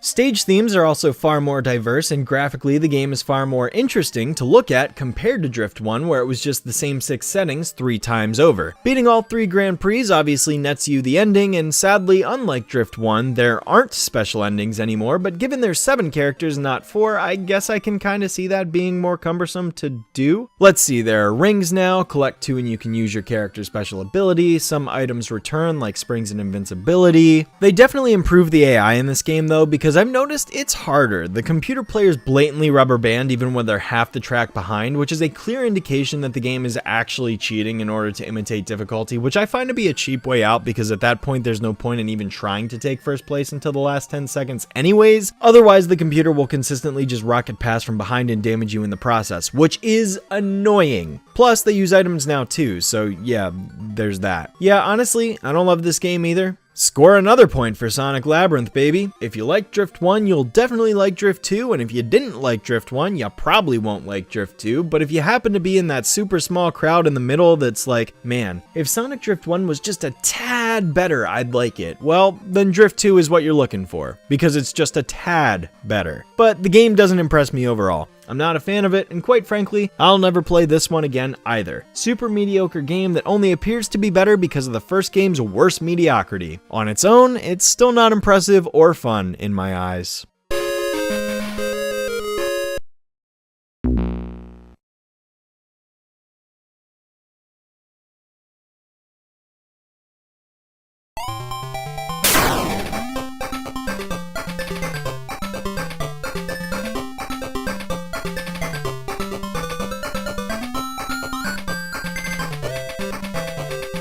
Surprisingly, Tails Skypatrol wasn't the end for Tails' solo titles released on the Game Gear, as our beloved two-tailed fox ended up getting a second appearance in the spotlight with Tails Adventure, also known as Tails Adventures in Japan. Why they dropped the S for the American release, I have no idea. Either way, this game is a bit different from everything that's come before because while it's partially a platformer, it falls way more in line with what has become known as the Metroidvania genre, a subgenre that is focused more on exploration of the 2D environments that you can discover power-ups, upgrade your character, find hidden secrets, and progress through the game in a more non-linear progression than your traditional one would. The story of Tails' Adventure, similar to Knuckles' Chaotix, differs depending on if you're playing the Japanese version or the American one. In Japan, this game is a prequel to Sonic 2, while in the US, this takes place afterward and simply occurs while Sonic and Tails are taking a break from adventuring. It's ultimately insignificant either way, as outside of that, it's just about Tails taking down the Battle Cuckoo army after they invaded Coco Island. Yep, it's another island, by the way. Such a lesser known fact, I feel like. Crazy how like nearly every classic Sonic game takes place on an island of some sort. Very consistent in that regard. Story's not much to really take in though, it's just that a bunch of goons invade an island and Tails has to chase them out. This is not a game where you go fast. No, in fact, this is a more casually paced romp this time around, as Tails traverses Coco Island in various areas like Poly Mountain, Volcano Tunnel, and Charon Forest. There's even some underwater levels too. The main gimmick of the game though, like I mentioned, is that it's a Metroidvania, meaning you're intended to play the game in a less linear order and replay previous levels once you have certain upgrades so that you can acquire even more upgrades. By default, Tails has a regular bomb weapon that he throws at an arc to damage enemies, but along the way he also gains new tools, such as the Large Bomb, which is a screen nuke that cannot be thrown and must count down for several seconds before exploding. This can also damage certain barriers that regular bombs cannot. The Helmet, which grants invincibility with the catch of being immobile while underneath of it. The Remote Robot. You want this at all times. Basically, it lets you control this tiny robot which can fit in tight spaces and solve puzzles Tails can't complete on his own. Seriously, never unequip this. The Remote Bomb. This one slides along the ground and fits through small passages that Tails normally can't, and it explodes when you press the action button a second time. Kinda cool. The Hammer. A short-ranged weapon attack.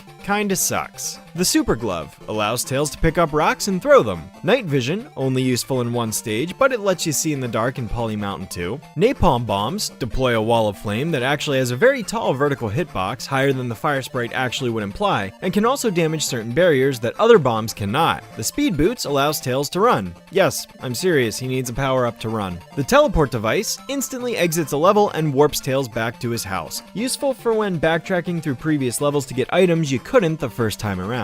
The Triple Bomb is just the regular bomb, but now with a wider radius. The Item Radar is used to locate other items in a stage, and kind of wears out its worth after you've gotten all of them. The Wrench is only useful in one level, where it reverses conveyor belts. The Radio allows you to change the background music, a novelty, at least.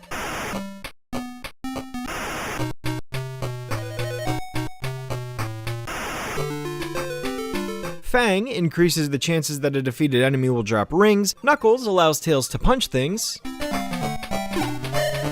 and it's worse than the hammer, and Sonic grants Tails the ability to spin dash. This thing is wicked awesome and is the best power-up in the game by far. Seriously, Sonic's power-up is so freaking fun that it just lets you burst through a level with super speed. It's so enjoyable.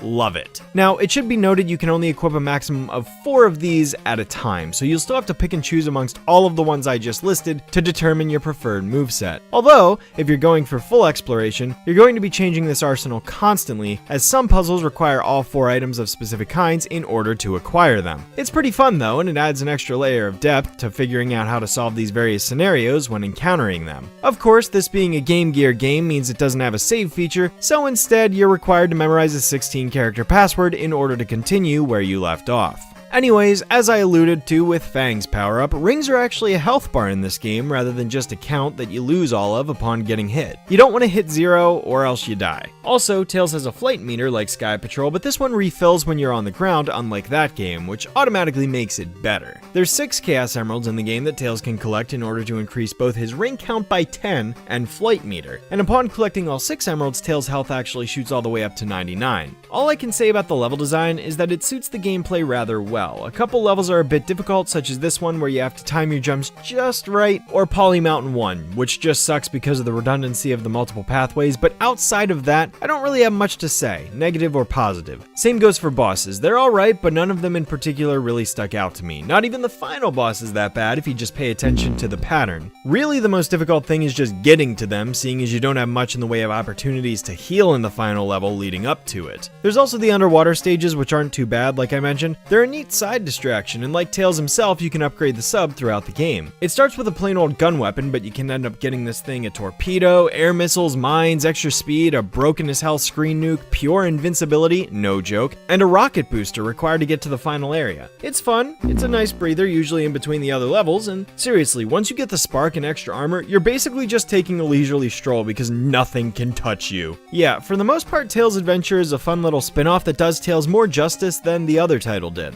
Nothing to write home about, but it's a quaint little game that some of you might enjoy if you're looking for an easier than average Metroidvania to sink your teeth into. Honestly, I can recommend this title as a good way to introduce someone new to the genre before dumping them straight into Metroid or something. It's a good introductory title for that alone. So yeah, for the most part, I like Tails' Adventure. It's pretty cool.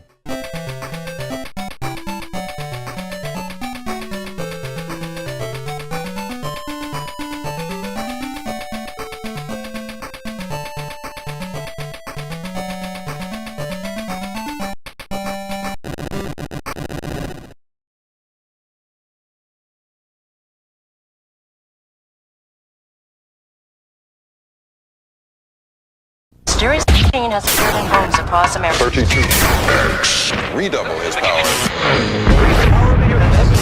So we briefly touched on the Sega 32X during the Knuckles Chaotix segment not too long ago, and now I'm back to bring it up as it's time to talk about 2 failed Sonic projects that were also intended for the console expansion before ultimately being scrapped due to the 32X's utter failure to sell units. The first of these 2 games is Sonic Sports, a game we know almost nothing about aside from one excerpt in a Game Player's magazine from March 1995, which hints at the game playing similar to that of Acme All-Stars with Sonic characters as they play sports like basketball, volleyball, and soccer. No idea how this game was going to turn out, seeing as nothing else exists on the internet from the time of this video's production that shows screenshots, interviews with devs, leaked code. We've got one mention of it, and then nothing ever since. Perhaps this game was merely a concept and never had any progress made towards development whatsoever. Or maybe Sega's holding on to some top secret beta versions that they've never shown to the public. Either way, there's a whole lot of speculation to be found surrounding this one. The second game that never saw the light of day in 1995 is a little-known game going by the name of Sonic Mars. Coincidentally, or otherwise, the nickname for the 32X prior to its release was going by the name of Project Mars, so in all likelihood this game was referred to as Sonic Mars as it was meant to be the same as what Sonic CD was to the Sega CD, so to speak. We do know more about this game though, specifically that it was intended to be the first 3D entry for the Sonic series. However, due to development issues, this game ended up transforming into an entirely different Sonic Sonic title that we'll be getting to later. For the time being, here's what we do know about Sonic Mars while the project was going under that name. This game was, similar to Sonic 16, intended to be a game that pulled in the lore of the Sonic the Hedgehog cartoon, and would have contained fully animated cutscenes after the completion of each stage as a way of showing off the power of the 32X. There were intended to be 6 playable characters in the game, including Sonic, Tails, and Knuckles, Sally and Bunny from the cartoon, and a new face to the franchise known as Tiara Bubowski, who could all be unlocked for play as Sonic progressed through the game and ran into all of them. So, not everybody was available at the start. There was an unlocking system that granted access to new characters as Sonic's story progressed. Interesting.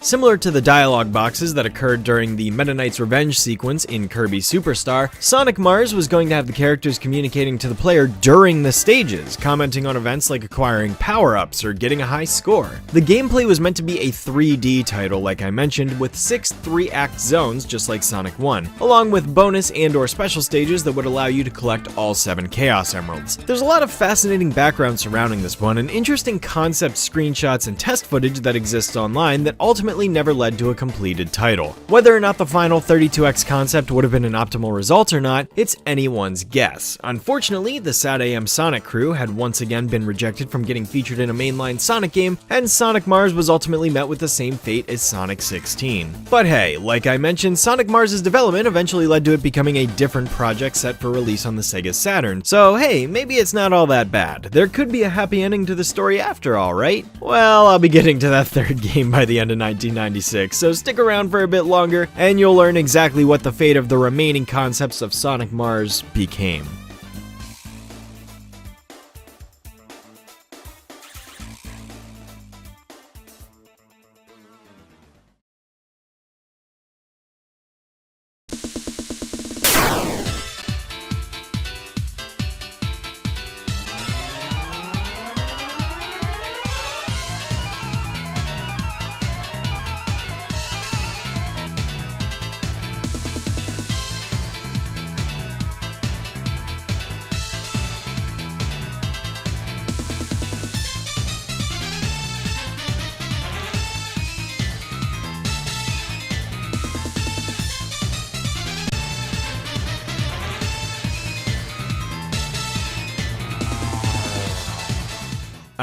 I've got a pretty personal connection with this next game, and it is one of these stories that I've really been looking forward to talking about as we go through this game in the video. Sonic the Fighters, also known as Sonic Championship literally everywhere else in the world outside of North America, is yet another one of those most unique Sonic games ever made in the sense that it is an arcade title released in 1996, but unlike previous games I've discussed, this one is a fully fledged fighting game, the only one of its kind in the Sonic franchise as of this point. There's another fighting game we'll get to later, but that one's in a completely different style, so I would even still say up through the first 30-something years of Sonic, it's still unique. The story of this one's another simple premise that fulfills the requirements needed to structure the arcade mode of the game, but it's pretty bare bones and nothing really to rave about. Eggman has built a Death Egg 2, and Sonic and friends need to go up into space to stop it by hopping aboard this rocket ship, named the Lunar Fox, developed by Tails. However, the ship only seats one person, and is powered by all 8 Chaos Emeralds. Yes, 8 Chaos Emeralds now. I don't know where this mystical 8th Emerald came from, but don't get used to it because you're never gonna see it again after this game.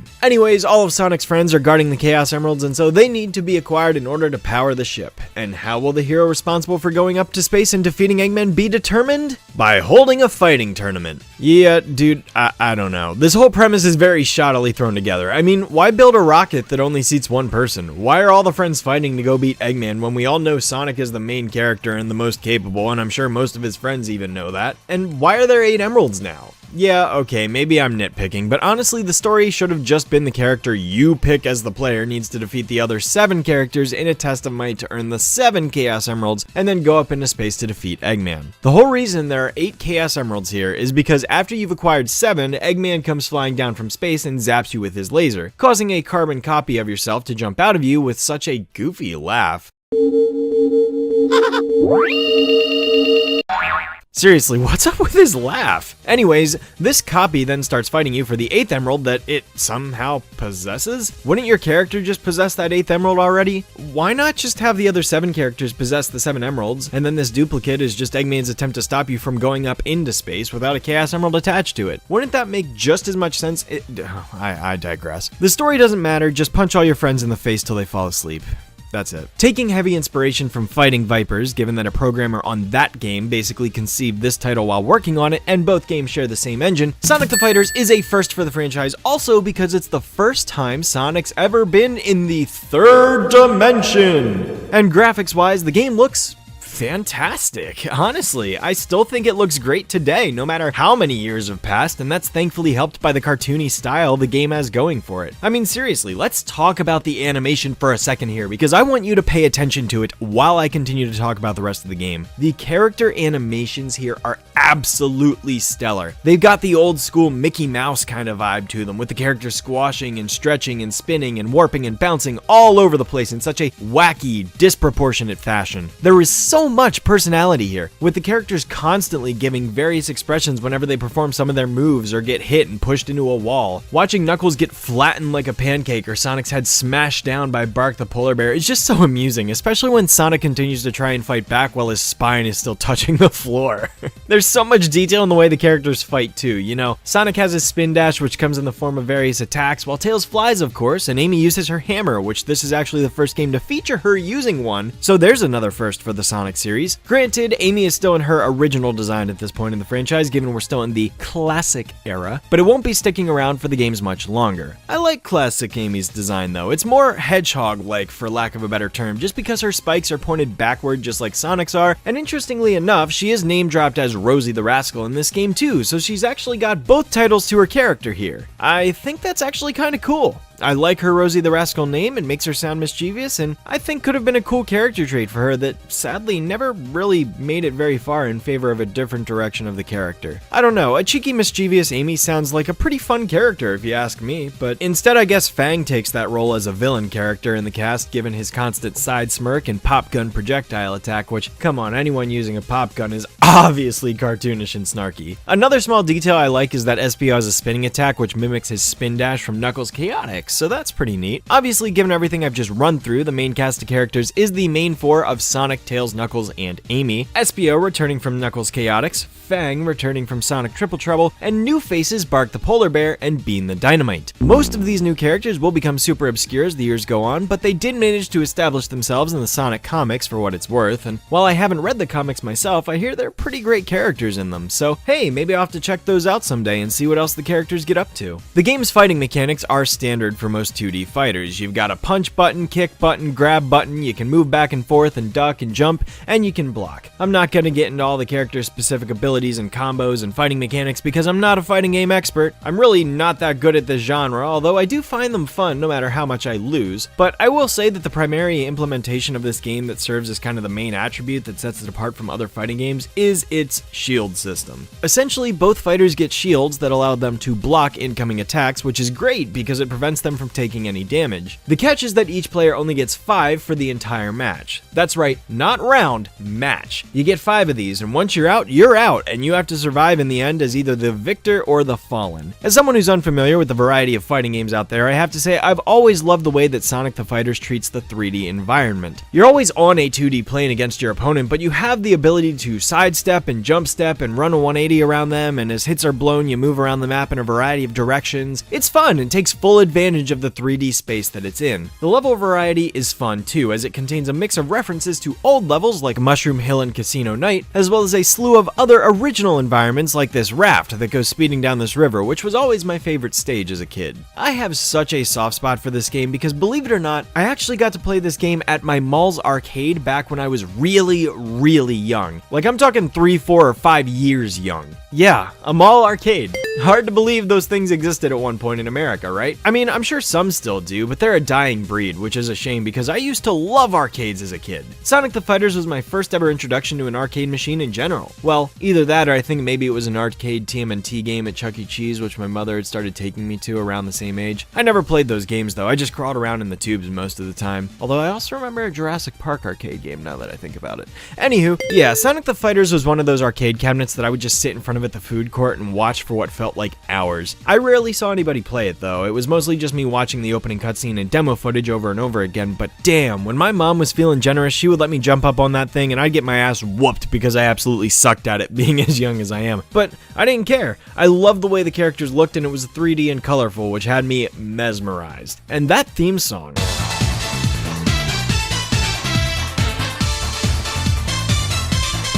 Man, that theme song is just such a nostalgic blast of frisson for me. I love it, and yes, I just used frisson in a sentence. Look it up if you don't know what it means. That opening cutscene, I bet like a third of the people watching this video paused it and looked up the definition of frisson right now. I'm just calling you guys out.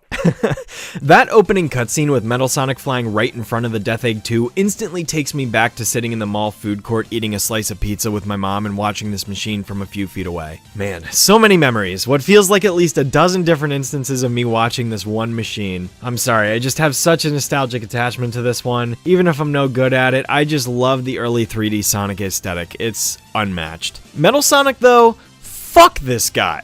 This guy is a dirty cheater and I hate him.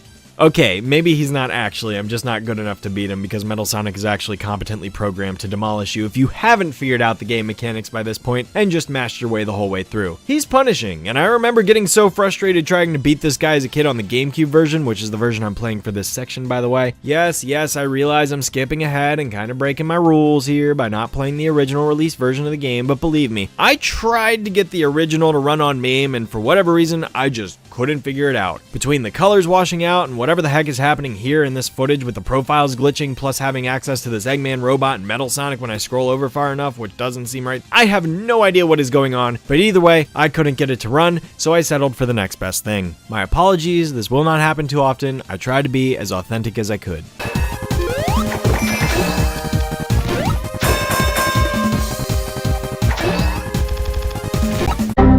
As a few brief honorable mentions to other games that are tied to this one, I didn't give these title cards since I can't even really count them, but Sonic and Tails both appear as secret playable characters in the arcade version of Fighting Vipers, which is what led to this game coming to be, and Bean and Bark were later featured in Fighters Megamix from 1997 as playable fighters in that game too. But yeah, that'll just about do it for Sonic the Fighters. This game ain't super complicated and I'm sure it pales in comparison to most competitive fighters, but I don't know, I think this game holds up quite well for as old as it is, and there's definitely fun to be had here if you're fighting against like a friend or something. I just don't pick Bean because he's a cheater with his bomb spamming and that's just no fun. I hate fighting Bean almost as much as Metal Sonic. I mean, look at this. What am I supposed to do here? He's true comboing me or some shit. I don't know. Sonic the Fighters is fun. Try it out if you want something different and if you can get it to run. Or just play the future versions, which I'll get to eventually.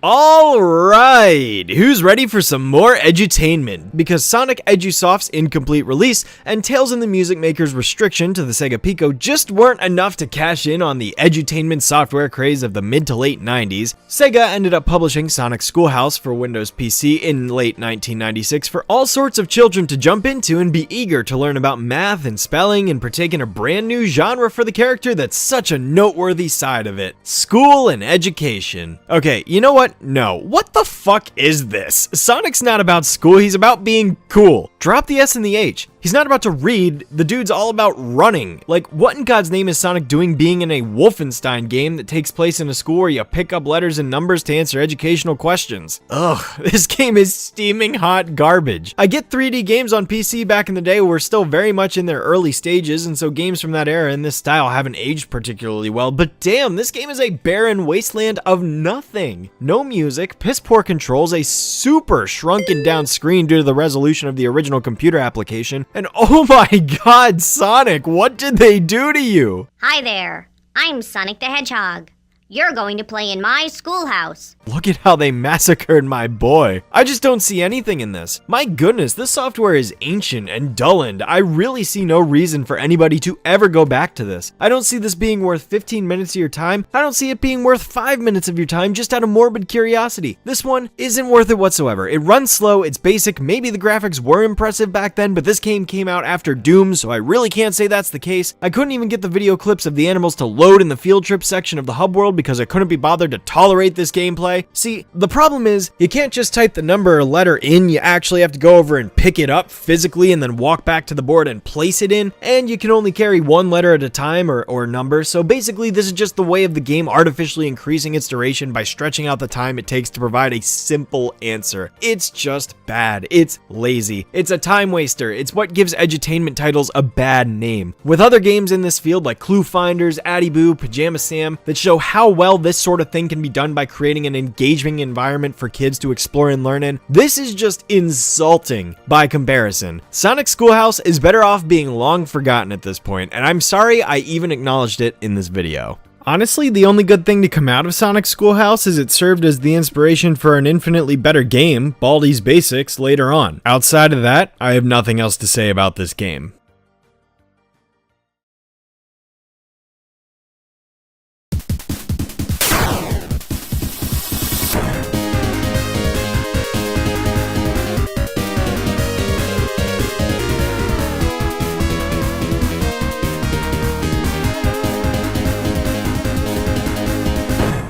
So, with the Sega 32X having proven to be a commercial failure and the Sega Saturn hot on the Genesis's heels, Sega decided to give Sonic one last title as a proper send-off to the console as he transitioned his way onto more powerful hardware by giving us one last sneak peek of what was to come in the form of a pseudo 3D title by the name of Sonic 3D Blast here in North America. Although in reality the game was actually titled Sonic 3D Flicky's Island everywhere else on the globe, but I guess America was too hardcore for that, so we needed a name like Blast instead. Same thing happened with Sonic the Fighters, it's just marketing, I guess. Sega actually collaborated with a little-known game studio you may have heard before by the name of Traveler's Tales, the team primarily responsible for dozens and dozens of licensed LEGO games, which I'm very respectful of. But you know, despite this game being called Blast, it's actually anything but. The story for 3D Blast isn't all that exciting. Basically, Eggman found another island by the name of Flicky Island that he tries to conquer because his attempts on South Island, West Side Island, Angel Island, and Carnival Island were all unsuccessful.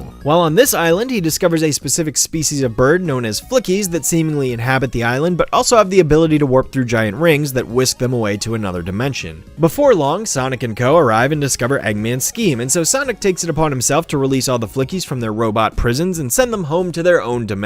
Yeah, there's not much to it, to be honest. It's another Eggman bad Sonic stop-in plotline, but hey, at least it kind of expands on some more Flicky lore, I guess, a bit. I mean, Flickies were seen on the other islands when Sonic would release them from the animal capsules, but I guess maybe this island is their point of origin? I'm not really sure. I mean, Sonic 3D Blast on the Sega Genesis isn't the worst thing in the world, but this is not your typical Sonic game by any stretch of the imagination. It's the same equivalent as something like Sonic Spinball, or more accurately in this case, Sonic Labyrinth. Yes, Sonic Labyrinth wasn't the only isometric exploration platformer that Sonic got to be featured in. Sonic 3D Blast was basically the next step up from that, and the results are rather mixed, if I'm being honest. On one hand, graphically, I think the game looks pretty great. I mean, sure, Sonic and Tails' sprites look pretty trash, if I'm being honest, but Knuckles and Eggman's aren't that bad. The enemies look pretty good, and the environments are bright and colorful, so, you know, it's cool. Similar to Labyrinth, the main goal of each stage is to acquire a certain number of items and then reach the goal in order to get to the end. The only difference is here being that instead of 3 keys to find, it's 5 flickies, and whenever you get hit, instead of the keys staying in place where they land, the flickies actively fly around in various different patterns based upon the color of the flicky in particular. There are 4 in this game: blue ones, which actually try to fly to Sonic and are the easiest to recover, purple ones, which just fly in a continuous loop, red ones, which fly back and forth in a pivoting pattern, and these green fucks that love to fly away from you and are an utter pain in the ass to get back. I mean, these guys want to see you fail. Gather up all the flickies in an area and jump through the giant ring to save them, and you're transported to either the next part of the stage or the next zone if you've completed it. You don't have to collect all 5 flickies and deposit them at once though. It's actually nice because you can just send away any number of flickies that are currently following Sonic at the cost of a lesser score chain if you care about that sort of thing. I don't, so this penalty is meaningless to me because honestly, sometimes depositing what you have is better than dealing with the headache of having to chase down 5 flickies all at once after you get hit, but that's just me. I do want to come out and add that 3D Blast is, in a sort of way, a spiritual successor to the 1984 game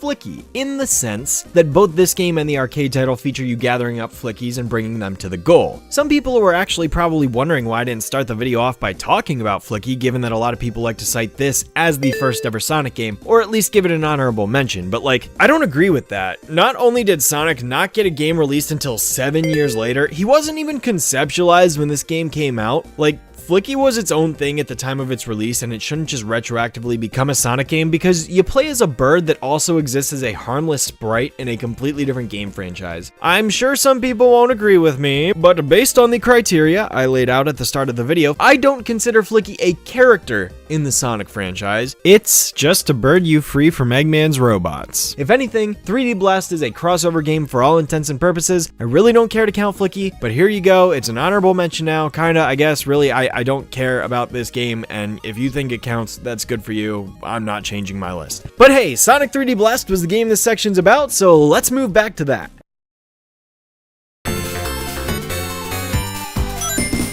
Every act contains 2 to 3 sections that Sonic has to run around and gather the flickies in groups of 5, so at the very least, it's not too overwhelming, but I can't deny that the gameplay gets incredibly repetitive incredibly quickly. Some levels do have certain set pieces that spice things up or make things more interesting, such as Regal Ruin spinners that have Sonic spin around like a top to break through them, but other levels like Gene Gadget are more annoying than fun, I find. Speaking of levels, there's 7 in this game. Green Grove, which is the typical Green Hill zone, go figure, there it is again. Rusty Ruin, which is basically the Marble Zone equivalent, but admittedly faster and more fun. Spring Stadium is just Springs and Bumpers World, featuring balloons and spikes galore. Diamond Dust is snowy and has the best song in the game. I love this track.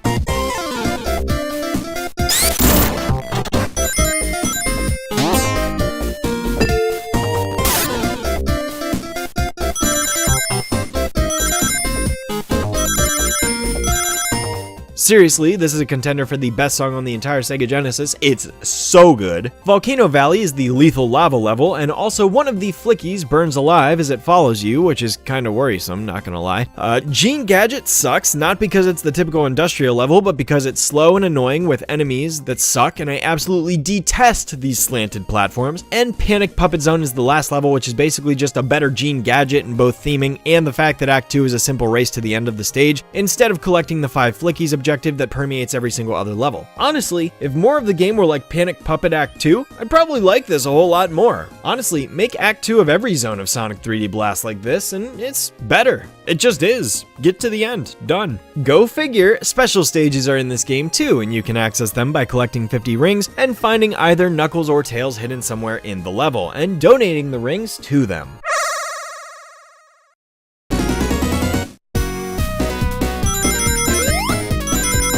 This is actually pretty cool because similar to Sonic 2 or 3, you're able to get multiple Chaos Emeralds in a single act. Sure, you're limited to 2 at a time because each character only appears in one spot per act, but that means you can get all 7 emeralds before the end of Rusty Ruin Act 2 if you don't miss any. The special stages themselves are pretty enjoyable. I like them because they're similar to the half pipe in the sense that you're traveling forward and have to move left and right to avoid obstacles and collect rings, but you can actually see the rings coming up on you and you're given time to react to them. So like, these are just Sonic 2's special stages, but better, so good job, Sonic 3D Blast, you're better than Sonic 2 at that. Unfortunately, there is no Super Sonic in this game though, so sadly nothing really happens when you collect all 7, aside from it unlocking the final boss fight and the true ending upon beating it. The boss itself is alright, but not exciting. It's just a 5-phase circle that you run around twice and damage Eggman after each attack he attempts to make at you. Pretty easy all things considered, but hey, it's fine because it's better than some of the other bosses in this game. That's another thing. The boss fights in this game are either a pain in the ass, such as Regal Ruins, which has these 2 cat paws that slam down at Sonic, which for some stupid fucking reason, the wrists hurt you just by touching them. I cannot begin to tell you how many times I got hit by these stupid wrists, just because I have trouble with the depth perception in this game and can't always tell when I'm gonna land on the paw or just miss it. But then other bosses like Diamond Dust and especially Volcano Valleys are a total joke. I mean, Volcano Valley in particular, I can take out in a matter of seconds. It's basically brain dead. I like the fact that you can only hit Eggman by hitting his cockpit though. That is a cool attention to detail that makes the precision of hitting the bosses more involved than just bouncing on them like you can in the 2D games without having to really think much. I also guess I never went over the controls, but they're what you'd expect. Move with the D-pad, jump with A, and spin dash or roll with B. Unlike the 2D games, you don't have to press the B button multiple times. Instead, you just hold down the button while motionless and it revs up on its own, like a charge. Using the spin dash button while moving will just cause Sonic to roll into a ball. There are power-ups in the game, such as Speed Shoes, Invincibility, Standard Shields, and Fire Shields, which have all existed before, but the Gold Shield is a new power-up that gives Sonic the ability to use his Sonic Blast attack, a homing strike that will lock on enemies and hit them so the player doesn't need to worry about landing directly on them. This is helpful because all in all, one of my biggest criticisms of this game, aside from the gradual bore that builds in the latter half, is the depth perception being absolute garbage sometimes. I mean, it clearly looks like I should be landing on platforms in certain sequences that I just don't, and it gets annoying to no end. Like, I clearly should have made that jump there and I just didn't because I guess I wasn't above the platform even though it looked like I was visually. This isn't enough to ruin the experience, just make me sigh a few times after I've missed the same jump for the 11th go because it's impossible to tell if I'm going to over or undershoot some platforms. Honestly, on the whole, 3D Blast is just kinda there. I don't know, I feel like this game might have been looked upon more positively at one point, but I just don't see much to be found here. I appreciate the attempt to create the illusion of a 3D Sonic game and all, but the game ultimately isn't very fun, and I'd rather find myself playing other games instead. Also, the game doesn't have a save feature, which is lame because both Sonic 3 and Knuckles Chaotix supplied this, so I'm not sure why it got left out. The soundtrack's good though, I can give it that much, and I like the special stages,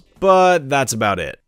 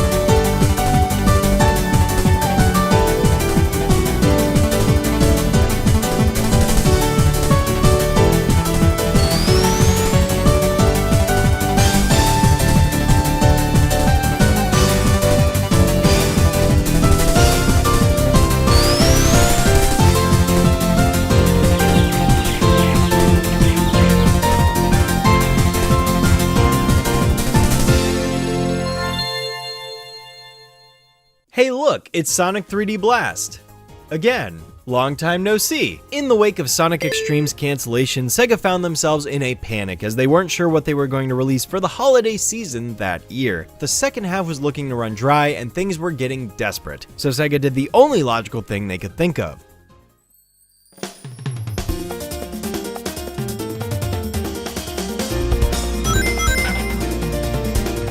They hastily slapped together a port of the Genesis game with a fresh coat of paint and brand new soundtrack in about 7 weeks, then put it out on shelves for people to buy. And despite this fact, I like it more than the Genesis version.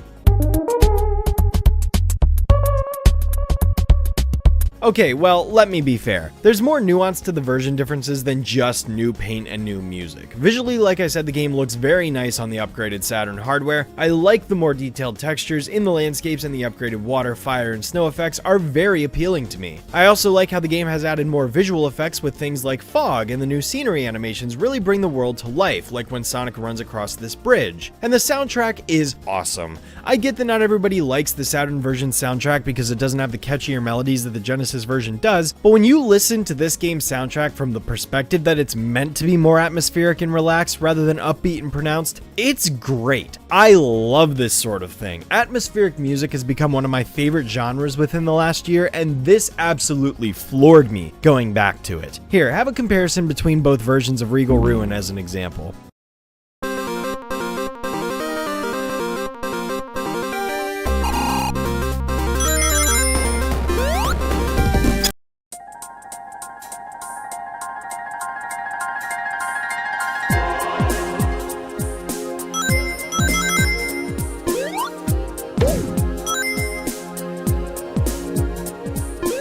I don't know, maybe not everybody is into this kind of music, but this laid-back genre helps me kick back and relax in such a calming manner. I literally love listening to this sort of ambient music all the time, whether it be an underwater setting, or a space setting, or a cyberpunk city at night in the rain setting. That last one might sound oddly specific, but that setting is actually always my go-to for relaxing music. Think like Blade Runner, essentially. And to some of you watching, this might surprise you that I mentioned underwater music, because as you might know, I have thalassophobia, but to be honest, as long as the music itself only has an underwater filter and there are no sounds of anything swimming within that water, I'm good.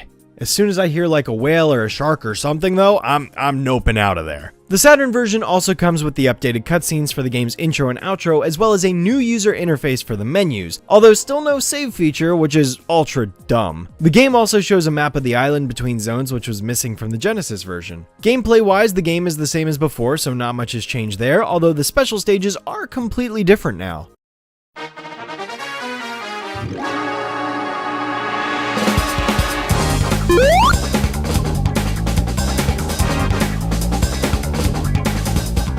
And they rock! The special stages are basically just the half pipe from Sonic 2, but better in every way because I can actually see what's coming up ahead, and the ring requirements aren't stupidly bullshit hard. I really love these, and the song that plays during the whole experience is so catchy and exciting, the way a special stage should really be portrayed. They're incredibly fun, the controls are seamless, and yeah, honestly, it's special. Like, it lives up to the name. I will say though that the one downside of the Saturn version that I really can't comprehend is that for some reason you can't donate rings to both Knuckles and Tails in the same act to get 2 special stages. You can go to one or the other, but you can only access 1 special stage per act, so it effectively doubles the number of stages you need to get through in order to obtain all 7. This isn't the end of the world, but it certainly raises an eyebrow when the Genesis version never had this restriction in place. But yeah, other than those changes here and there, it's pretty much the same game. I realize the Saturn version is less popular than the Genesis version, and I understand that perspective, but I don't know, for me, I just find the Saturn version more appealing, even if it does make getting Chaos Emeralds more drawn out of a process. Now, in mentioning this next point, I realize it's a bit unorthodox because technically the PC version was released in 1997, but ultimately I don't think that giving this version a separate entry is justified because it's just a slightly lesser version of the Saturn game.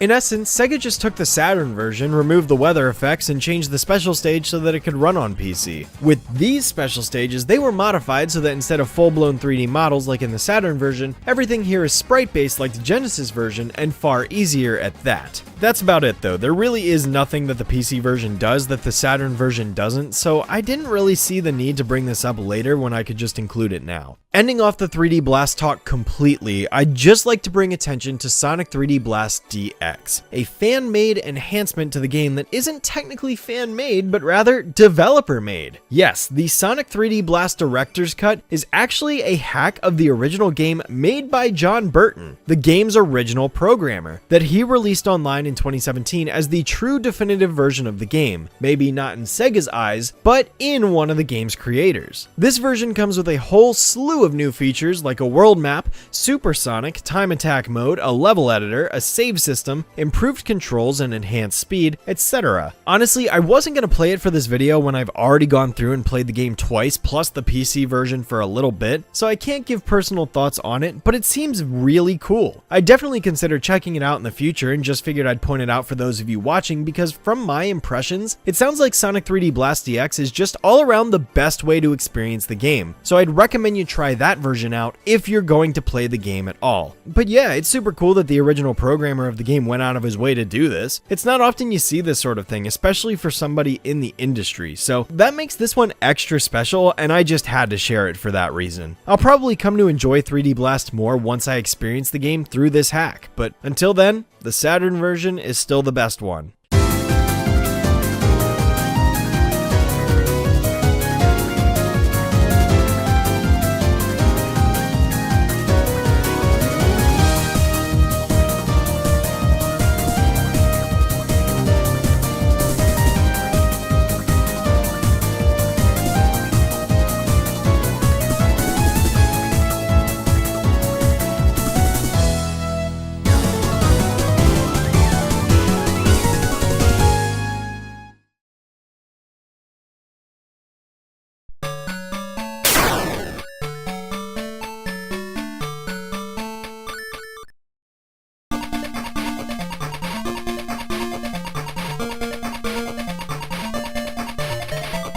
Of course, as Sega's record shows, they decided to stay the course with tying in a Game Gear release with every single Genesis one, and to pair up Sonic 3D Blast with a counterpart of its own, Sega decided to spit out Sonic Blast. It's like Sonic 3D Blast, except not 3D, and not a blast either if I'm being honest. In fact, my honesty compels me to flat out tell you this game is shit. I mean, wow, usually the handheld counterpart games released on Game Gear in the past, like Sonic Chaos, Triple Trouble, heck even Sonic 2, for as painstakingly difficult as it was, wasn't an utter broken mess in the way that Sonic Blast is. There is no beating around the bush here. This is the worst Sonic game I've played thus far, no matter how much I may have disliked the Sonic Drift games or Tails Skypatrol. The only positive compliment I can give this game at all is that I respect the developer's attempt at creating 3D looking graphics on the super limited hardware, because admittedly for an 8-bit device, the sprite work is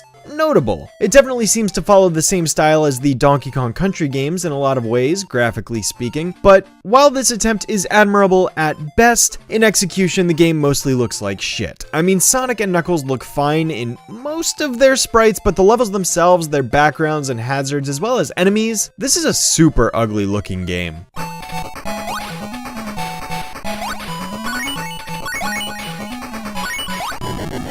The music isn't memorable either, so that certainly doesn't help, and the physics of this game are utterly broken. The game is still playable, barely, but anyone who's played a single other Sonic side-scroller before will immediately notice just how off this game is. The sense of speed may as well be non-existent with the way the sprite animations chug, and even loops seem to stagger a bunch as Sonic runs up and around them. Hell, the collision detection on these things is garbage in general, because there are times when I clearly spin dash and the game just has me hit the side like I ran perpendicularly right into the wall. Like, no, I clearly did exactly what I was supposed to spin up this loop, so let me roll through it and continue on with the level. Don't just stop me like this. Sonic's hitbox is also pretty trash in this game too. It's like there's just this small center point in his torso that counts for picking up rings, and if you don't align that specific point of his model to overlap it, he won't pick it up, even though his head is gargantuanly disproportionate in this sprite work. At the very least, Sonic has a new ability in this game in the form of the double jump, which allows him to reach higher places than he would normally. The peel out is gone now though, so this is more of a trade-off than an improvement when it comes down to it. Oh, you know what? I have another compliment actually. In this game, whenever Sonic gets hit, he doesn't drop all of his rings. In fact, he only drops 10 of them. It's almost like they took the concept of Triple Trouble's ring dropping and reduced the number down to 10, making most of the game easier than it already is. Like I said for Triple Trouble, I like the ring dropping mechanic and concept, but I think 10 might be a little too generous in a game that's as easy as this one. Maybe if it had been kept the same as Triple Trouble, or even just 20 rings, it would have been more balanced. balanced, I feel. Knuckles is also playable in this game, and he basically just has the same abilities as he did before in his other playable appearances. He can spin dash, climb walls, and glide, although in this game his glide has him tanked down like a rock about twice as fast as the Genesis version, which makes it notably worse because you can't really glide very far over gaps due to this rapid decline. I truthfully prefer to stick to playing as Sonic in this game for this reason, as he gets better vertical mobility as a result, and believe it or not, most of these levels are actually designed with a vertical layout in mind, similar to how the Knuckles Chaotix level maps were, only 5 times as short. I mean, these stages are remarkably short. They're practically over before they even start. I mean, if you know what you're doing, you can blast through most of these levels in less than 30 seconds. It's as if the memory storage of the game was dedicated all to the graphics, to the point where the system is pushed to its limits so much that the levels have to suffer because of it. They're short,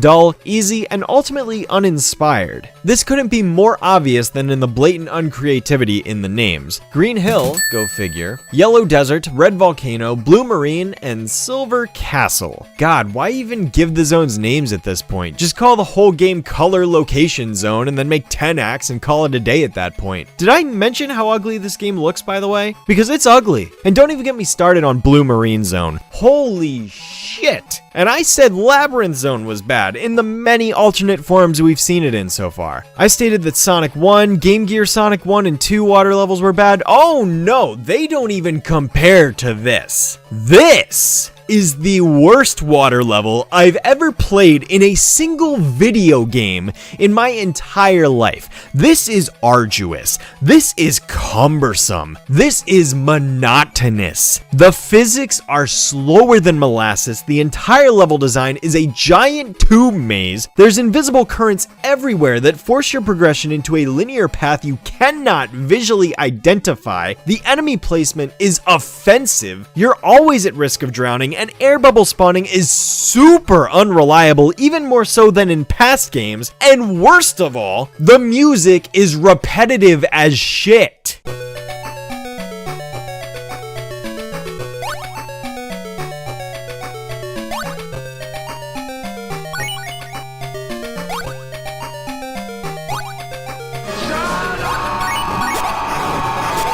This game is mocking you as you play it. Silver Castle ain't much better, given that it's even more maze-like than before, and the hazard placement sucks, but at least there aren't any water physics. Honestly, if you're gonna play this game, just play the first 3 zones and then stop, because the last 2 of the game aren't even worth it. Although honestly, I recommend you don't play this piece of shit at all, because if you do only play the first 3 zones, you'll be done with them in less than 15 minutes. At that point, you've just wasted less than 15 minutes of your life that you could have spent on doing a more fulfilling experience instead, like watching my YouTube videos. Special stages are in the game, and this time around they're still similar to the Chaos Emerald monitors that were obtainable in Triple Trouble, except that they've been replaced with giant rings like Sonic 3 instead of monitors. And yes, like Sonic 3, there is no ring requirement, so that's nice at least. Act 1 stages are green and Act 2s are brown. The green ones are basically worthless though, because you only get an extra life if you beat them, whereas Act 2 rewards you with a Chaos Emerald, which is unusual because Triple Trouble already got it right by the act number not mattering, but Sonic Blast decided to revert backwards, and now this suffers because if you miss a Chaos Emerald, that's it. Game over, man. You gotta start the entire thing all over again. Luckily, all getting the Chaos Emeralds does in this game is unlock the true final boss, which is, by the way, the worst boss in Sonic history up to this point. It's so shittily designed between the spiked platform and spiked capsule that Eggman is in? Or is it a computer monitor? I don't know, but either way, the hitboxes on these spikes are outrageous, and the game literally gives you 99 rings to do this. Almost as if the devs knew how shit this final boss fight was because of how stupidly busted it is to get hit, that instead of designing a reasonable final battle, they just upped the number of hits Sonic or Knuckles can take in the fight. That's telling. The rest of the bosses in this game are fine though. What's really cool is that the boss fights require you to hit Eggman's cockpit instead of just anywhere on the machine like 3D Blast, which makes the boss fights last longer and require more precision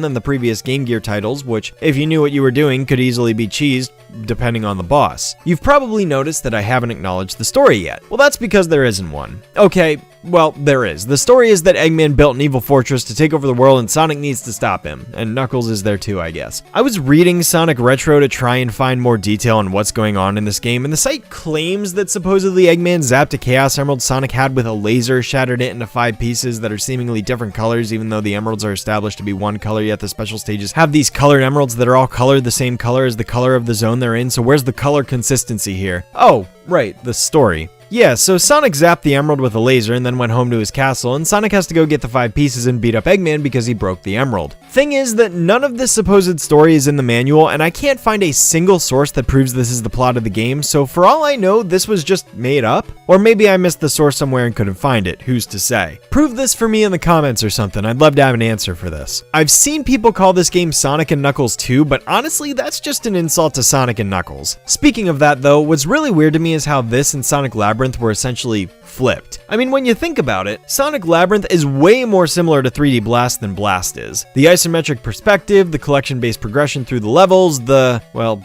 actually that's about it. But those are 2 similarities shared between these games compared to Sonic Blasts, one of those being the graphics, which even then hardly even look like 3D Blast graphics anyways. Heck, I think this would have been a better timed release with Knuckles Chaotix given that both games feature Knuckles. Sega could have made 1995 the year of Knuckles or something, but hey, I don't know. Now, I have a fun theory about this game that's probably 100% likely to not be true, but remember how I mentioned the game's graphics are similar to Donkey Kong Country in the sense that they were in a pre-rendered 3D style? Well, the end of this game features Sonic or Knuckles standing on a ledge looking out over the horizon at the bad guy's fortress falling, which happens in Donkey Kong Country 2. And interestingly enough, within Donkey Kong Country 2, there's a video game hero challenge for Cranky Kong where Sonic's shoes and Earthworm Jim's gun are seen resting next to a trash can labeled No Hopers, which can be interpreted as a direct potshot from Nintendo, or more likely Rareware, at Sega because this game was released back during the peak of Nintendo and Sega's ongoing feud in the console gaming market. Is it possible that Sonic Blast is Sega's response to this? Almost like they saw Donkey Kong Country 2 do this and were like, oh yeah, well we can make a pre-rendered 3D platforming game too, and we'll do it on our Game Gear no less. And the result was the piece of shit that is Sonic Blast. I mean, this game released a year after DKC 2, and back in the 90s, game dev cycles were a hell of a lot shorter than they have been in the later decades. I mean, heck, Sonic 2 was made in less than a year. Spinball had a dev cycle of 2 months. Maybe it's not a reference. I mean, the Sunset Cliff ending is a super common trope in games, which is why I'm not really attributing this as clear evidence that Sonic blasted their response. Just an interesting coincidence is all. But coincidence or not, the game's still shit, and there's no denying that.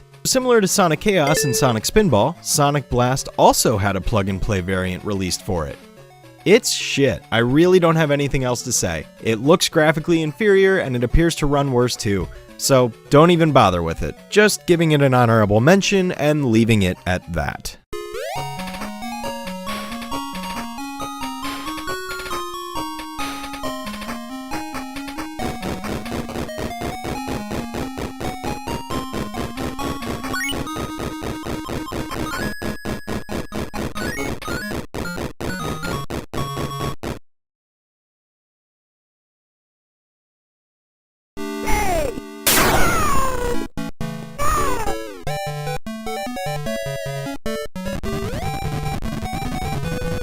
So, Tales and the Music Maker must have been at least a little bit successful in North America to warrant another Pico game coming out 2 years later in 1996, Sonic the Hedgehog's Game World. This game was actually released in Japan 2 years prior, around the same time as Tails' game, and I have no idea why it took so long for it to make its way to the States when the other one did. But regardless, Game World is a less education-focused title, and it sadly just serves as more of a mini-game collection than anything else. I mean, really, I don't know what this title is teaching kids about a specific subject. It's more just an amalgamation of basic games to play for fun, if you can call them that.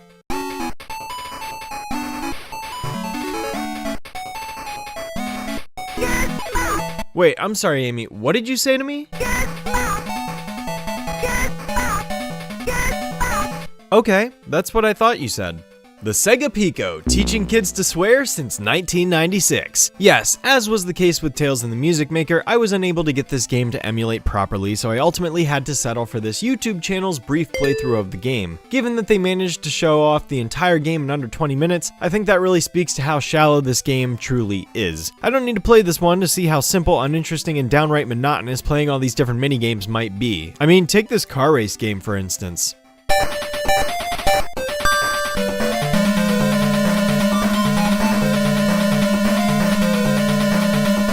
Yeah, that was the whole game. Doesn't that look fun? Between poorly executed basketball shooting to some sort of crane game to watching Eggman's eggs get jumbled around, I can't really say this is a game I could find myself enjoying. Although, admittedly, it's pretty amusing how Eggman sounds whenever he loses.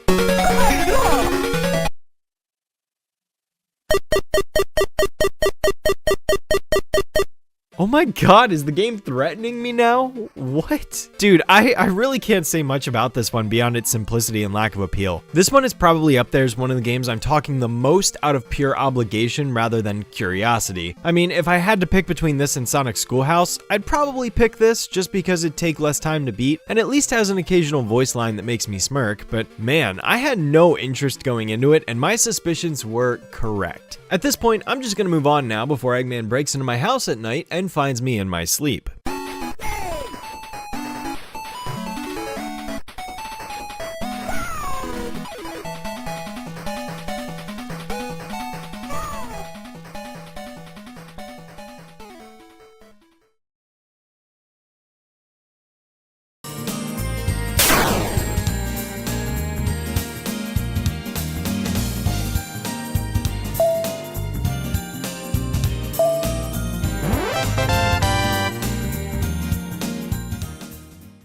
The next honorable mention is going to be a bit different than all the others that came before it, because this time around we're actually going to be talking about a completely different franchise that Sonic made a playable appearance in. Christmas Nights, a one-level demo of Nights into Dreams released for the Sega Saturn in November of 1996. I'm not really going to be getting into the gameplay of the game itself, seeing as Nights plays entirely different from how you'd expect a Sonic game to play, so I'm solely going to be focusing on Sonic's portion of the demo, seeing as that's what we're really here for. Although, admittedly, in order to play this, you can't just boot the game up and jump right in. You actually have to unlock the Sonic level by playing the main stage a few times and unlocking Sonic in this tile matching game at the end. Once you do that, then you're able to experience Sonic in Christmas Nights for real, and it's probably noteworthy for being Sonic's first 3D outing on a home console, but there's not much to it, seeing as this is a bonus feature on a demo of an entirely different game. Basically, instead of being normally dropped into the Spring Valley level as Claris or Elliot and taking control of Nights to fly around the stage in circles, you're dropped in as Sonic, who runs along the ground and jumps super high. Controls-wise, he's a little sluggish when it comes to acceleration and turning, but he's definitely faster than the main human characters for what that's worth. Although, given the way the camera was programmed for a character in flight, I find at points that it struggles to really position itself in a manner that's convenient for the player to see everything around Sonic because he's always on the ground. That's not a deal breaker though. Honestly, we have to remember here that this wasn't the main draw of the game, but rather just a side mode, so not as much focus was given to it. The main objective has you running around the level collecting these rainbow spheres as fast as you can to beat the stage, since this is actually more of a time attack mode given there are no enemies on the field to damage Sonic in any capacity. Just collect the spheres fast enough by following this arrow and you'll eventually collect them all to beat the stage, wherein you're treated to a boss fight with a very interesting song attached to it.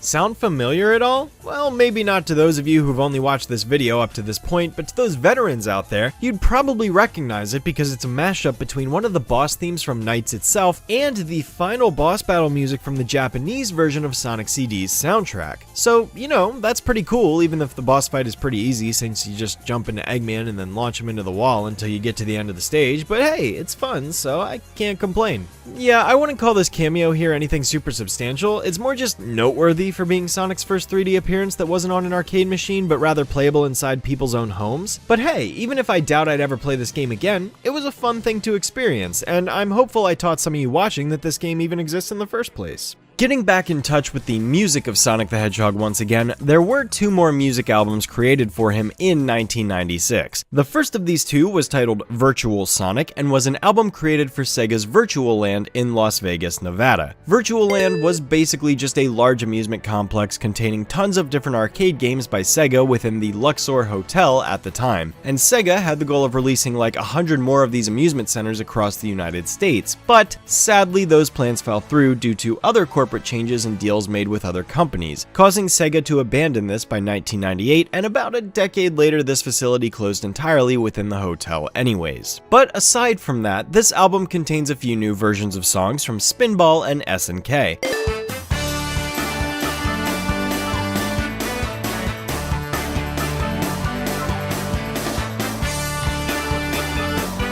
although the majority of this album pretty much consists of exclusive tracks which are pretty cool, to quote the album composer Howard Drawson. And you know, yeah, some of these are pretty cool. It's great that Sega didn't just lock this away in a vault somewhere never to see the light of day again so nobody could enjoy these tunes.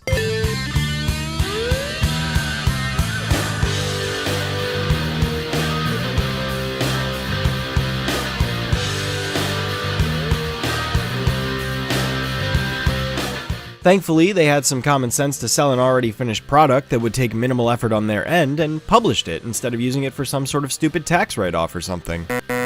There was also another album in '96, the self-titled Sonic the Hedgehog, which also consisted of songs inspired by the world of Sonic, as not a single song from the games is actually featured here. However, this album has several noteworthy songs amongst the more hardcore base of Sonic fans that I couldn't just not play some of these for you. I mean, how could I not present you with the hit single They Call Me Sonic? They call me Sonic, 'cause I am faster than sound. I keep on jumping around.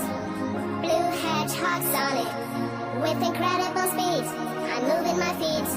Yeah, Europe actually had this trend back in the 90s where for some reason Sega kept on allowing all these techno and trance albums to be created because that was the trend back then, even though, like, aside from this specific album, all of the other ones like Sonic Mixes or Sonic Dance Powers consisted of music by other producers and had absolutely nothing to do with Sonic the Hedgehog. They just sort of licensed the brand name to maybe sell better? I don't know, but either way, this album in particular also gave us Sonic Electronic, and if this one isn't an earworm for you, then you're probably not going to enjoy this album very much.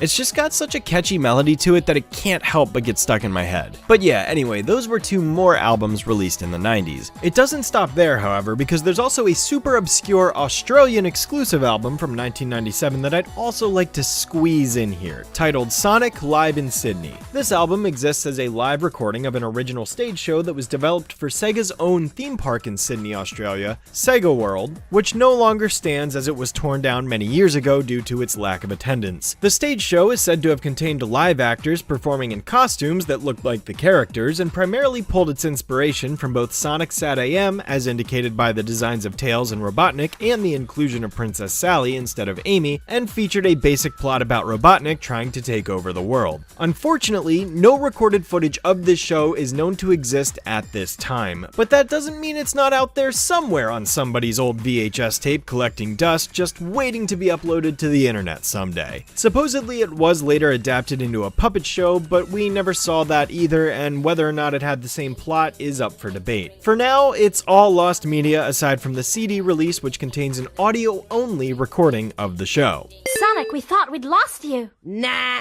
just making a supersonic surveillance of the surrounds. Sonic, can you tell us about our mission? Okay, little bro, Sally, here's the juice.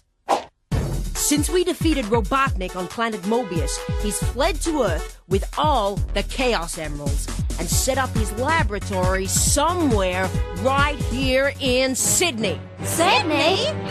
Why?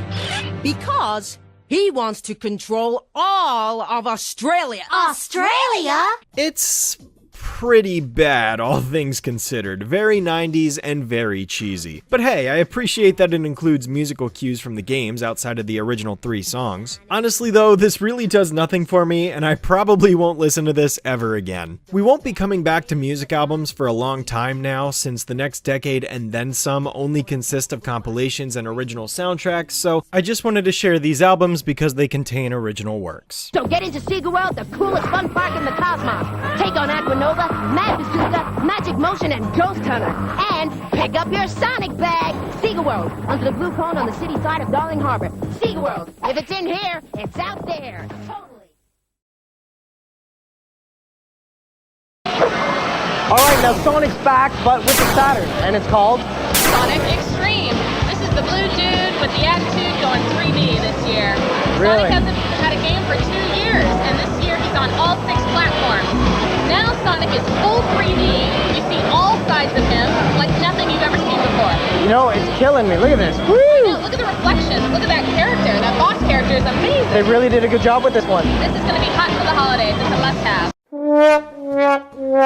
The sheer multitude of scrapped Sonic games within the first decade of his life is immense, no doubt, but I think there is no bigger cancelled title amongst the Sonic fanbase than this little relic right here, Sonic X-Treme, Sega's first attempt at bringing Sonic into a 3D platforming genre, which ultimately resulted in a colossal failure. Tied directly to the ending of Sonic Mars, the scrap title I previously mentioned, Sonic X-Treme is the successor to that idea, which was the successor to Sonic 16, which really makes this title a several-year-long project that went through numerous phases when you really think about it. This title is infamous for how many hoops and loops Sonic had to jump through, only to end up being cancelled in the end, resulting in a whole bunch of hair-pulling development frustration that bore no fruit at the end of the day. This game was meant to be the main console seller, the next big title that was going to push the Sega Saturn forward ahead of the N64 and PlayStation, which were competing in the market at the time. However, a few months after an E3 1996 announcement trailer, the game was ultimately shelved, and everything I share in the next few minutes is all that we know about the title, but does not necessarily reflect how the final product would have wound up. So all we can really do is speculate based on the unfinished materials we have at our disposal, which many archivists and Sonic fans alike have managed to cover over the many decades since the game's conception. Also, for the purposes of this video and the footage you are now seeing, this is a fan-made interpretation I am playing called Sonic X-Treme Unity as an attempt to recreate what Sonic X-Treme may have ultimately been like. So I recommend anyone interested check this fan game out if you want to give it a try yourself. There are other fan projects involved that are very heavily inspired by Sonic X-Treme as well that also might be worth looking into if this sort of thing interests you. What we do know is that this game was meant to be its own thing rather than continuing the story from where Sonic 3 left off, and supposedly like Sonic Mars, the Sonic cartoon cast was considered for the game at one point. Tiara Bubowski, who was originally conceptualized for Sonic Mars, was also intended to be a part of Sonic X-Treme, although to what extent is unknown. Rumor has it that this game had 8 different story concepts considered for it before it was settled on Eggman developing another Death Egg that accidentally warps Sonic to an alien planet where Eggman uses alien species called MIPS to power his badniks. And that's about all we got. The unique aspect of Sonic X-Treme, and the likely reason most fans are fascinated with it, is because of how the game attempts to emulate 3D with a fisheye lens and world rotation that would allow you to change your perspective as you move around in it. The game had an undetermined number of zones, however it seems like the game was ultimately going to settle on 4 based on Sega's Gamers Day event in 1996, which consisted of Crystal Frost,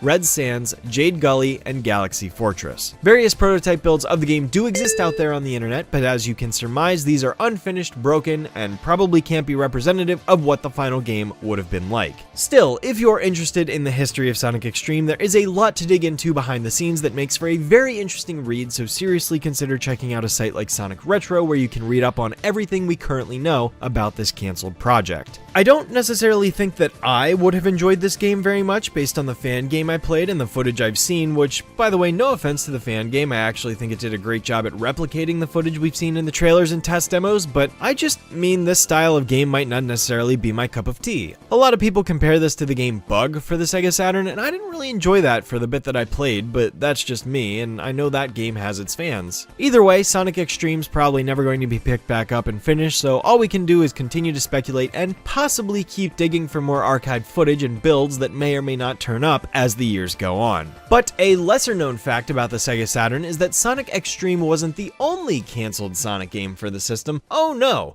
we've also got Sonic Saturn and Sonic Pool. Sonic Saturn is an unreleased action platform game that was meant to be a sister release to that of Sonic X-Treme as Sega of America commissioned it in the early 1996 year as another potential system seller. The title was also going to be a 3D game that portrayed Sonic with a fully fledged 3D model, as opposed to the sprite work that was being done for X-Treme. However, unlike X-Treme, which was given much public announcement and footage ahead of the game's intended release, Sonic Saturn was canned way before it ever reached consumers because Yuji Naka, the creator himself, supposedly wasn't thrilled with the concept. That's actually a very consistent theme with a lot of these cancelled games I've been talking to you about, because the same scenario happened with Sonic 16, and even Sonic the Fighters likely would have been denied if Naka himself wasn't fond of that concept. We don't know a whole lot more about Sonic Saturn outside of its initial intents, but we do know a bit more about the supposed bonus round game that was going to be contained within Sonic Saturn, known as Sonic Pool. Sonic Pool Pool was going to be a minigame focused around billiards, in which the player would position Sonic like a cue ball and have him spin dash forward, striking the other balls in the arena and sinking them all into their respective pockets before time ran out. I think this concept for a bonus or special stage in a Sonic game is actually a really novel idea, and a completely different take on any other Chaos Emerald stage we've had prior to that point, assuming the player would get one after completing it. This concept also didn't make it very far, although it is said that after Sonic Saturn's cancellation, Sonic Pool was going to be implemented into Sonic X-Treme. Although outside of this one screenshot, which may serve as evidence of this potentially happening, there isn't much more to go off of, and then Sonic X-Treme was cancelled, and as such there was really nowhere else for Sonic Pool to go. Still, the developers continued working on it for the next couple of months in hopes to include it in something, perhaps the Saturn version of Sonic 3D Blast at one point, but it was ultimately to no avail. Needless to say, Sonic was having a rough time to get on the Sega Saturn, with Christmas Night's demo and the port of 3D Blast being the only appearances of the Blue Hedgehog by the end of 1996. But still, Sega wasn't giving up hope just yet, and 1997 was set to have a whole slew of new projects in store for the Blue Blur. How'd those turn out? Well, let's move on to 1997 now, shall we?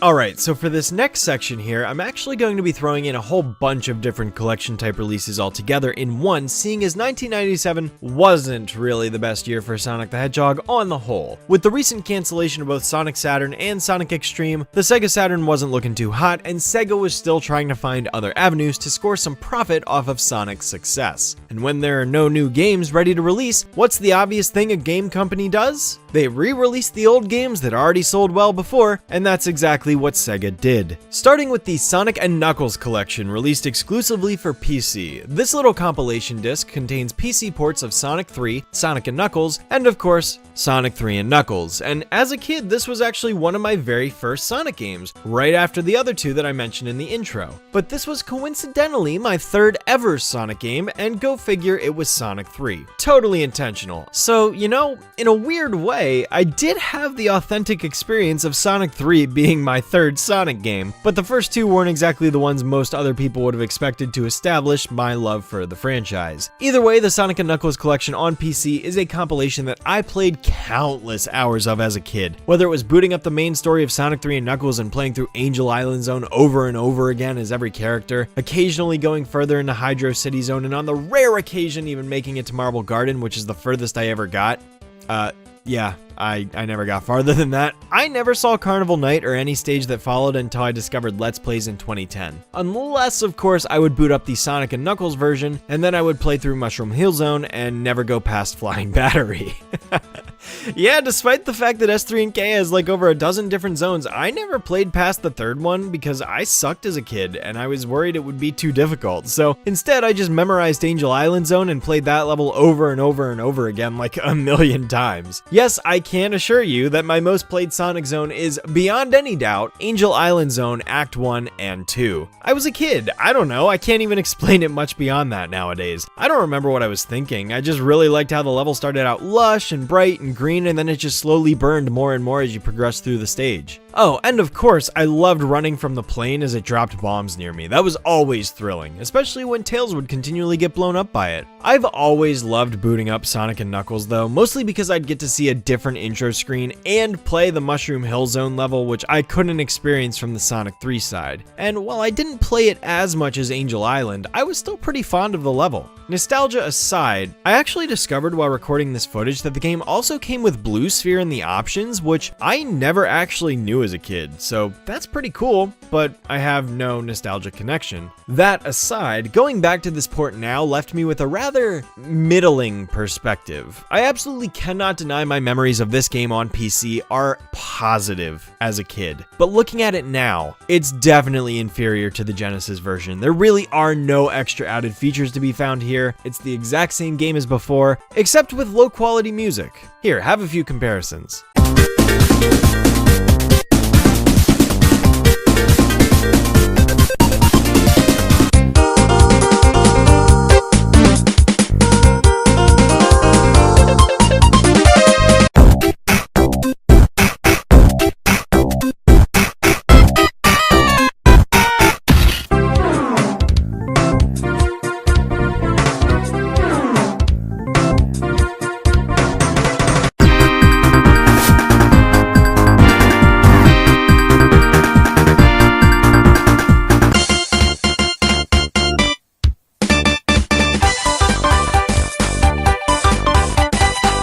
Yeah, somewhat of a lesser known fact is that the PC version of S3 and K actually had 3 of its zone's themes replaced, those being Carnival Night, Ice Cap, and Launch Base. This is assumed to be because those zones were tracks that Michael Jackson and his team were heavily involved in the most, and so they were ultimately omitted from the game and replaced with other tracks instead, likely just as a way for Sega to avoid legal issues. This won't be the last time I'll be talking about this music piece across the rest of the series, but just keep a note in the back of your mind that we'll be coming back to this point again long in the distant future. But yeah, everything being MIDI kinda lessens the quality of the sound, but given that this was made for Windows 95 at the time, I basically get why, hardware limitations and all that. I still own the physical disc of the game, as you can see right here, but unfortunately given how much time has passed since the days of Windows 95, modern computers can't really run this sort of thing, so I had to learn how to set up a virtual box of Windows 95 and pull out my old discs from like decades ago, and that was a whole process. But on the plus side, I can play all my old Windows games now on my modern day PC. Maybe that'll evoke more video opportunities in the future.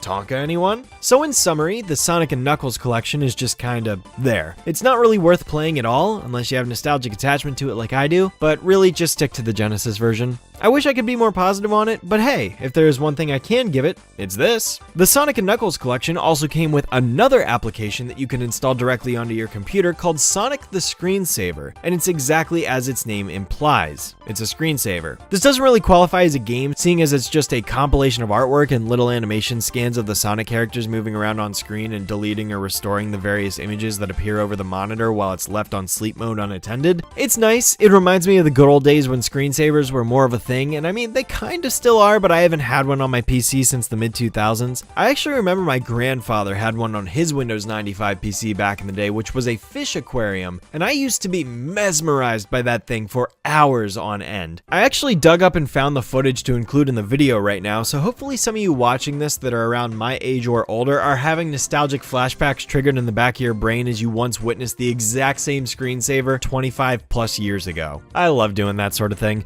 But anyways, don't really have much more to add here. It's just a neat little add-on that's completely separate from the main game that I thought was cool to mention. Also, I want to mention that when each image is loaded in color, it actually plays a song from Sonic 1, 2, 3, and K or CD, which is nice too, but it doesn't last for very long. The next compilation we're talking about here is the Sonic Classics 3-in-1 collection released for the Genesis in 1997. There's really not much to this one though, it's literally just Sonic 1, 2, and Mean Bean Machine crammed onto a single cartridge with minimal modifications made to the ROMs contained within it as far as my research showed. Basically, the game boots up, you get this menu to pick a game, and then you're sent to that game with no way to return back to the menu without turning the entire thing off. So like, yeah, I guess it's a good deal for a consumer that doesn't own any of the 3 games, but there's nothing new here whatsoever. I guess a fun fact is that this is the only other Genesis cartridge that can unlock the full Blue Sphere game rather than just one level, but yeah, that's it. That's all I've got. Luckily, the last compilation here has a lot more meat on its bones to bite into.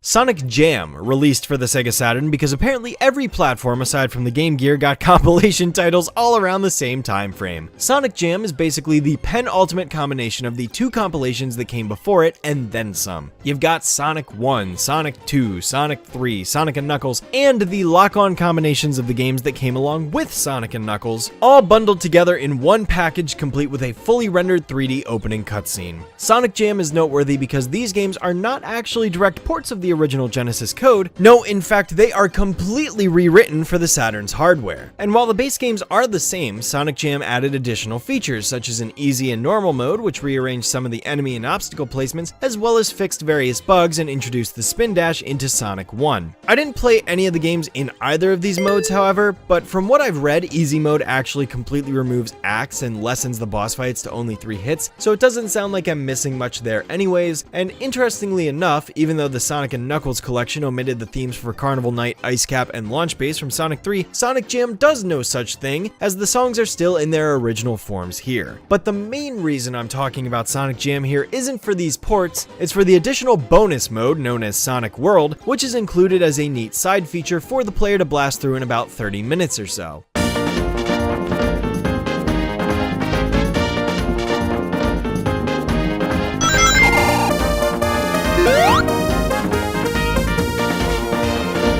Within this world is a fully playable 3D environment that works much better than Christmas Night's level and contains a variety of recognizable set pieces such as rings, springs, checkpoints, flickies, and so on. Tails even flies around the level and Sonic can latch onto him and catch a ride for a bit if he so chooses, which is really cool. Within this hub exist several landmark buildings that house different bonus features like art, music, and movies, some of which are very interesting. This thing houses all sorts of Japanese commercials for the Genesis Sonic games and even some strange bonus animations such as the clip for Sonic Ride that I talked about earlier, as well as this part 2D, part CGI hybrid cartoon where Eggman dresses up as Sonic and attempts to ruin his reputation. And it works. There's also a mission mode here where you're tasked with like collecting rings and hitting checkpoints, and if you complete them all, you unlock the credits. It's neat. It's like a nice little side distraction, and it's probably the main appeal of Sonic Jam, given it was most people's exposure to seeing Sonic playable in 3D for the very first time. That wasn't a fighting game. It's said that this little hub world even serves as the basis for Sonic Adventure, which is coming up pretty soon. Honestly, I dig this sort of thing. I'm a person who loves hub worlds, and whenever you've got something like this that's fleshed out with neat features and stuff to do, I am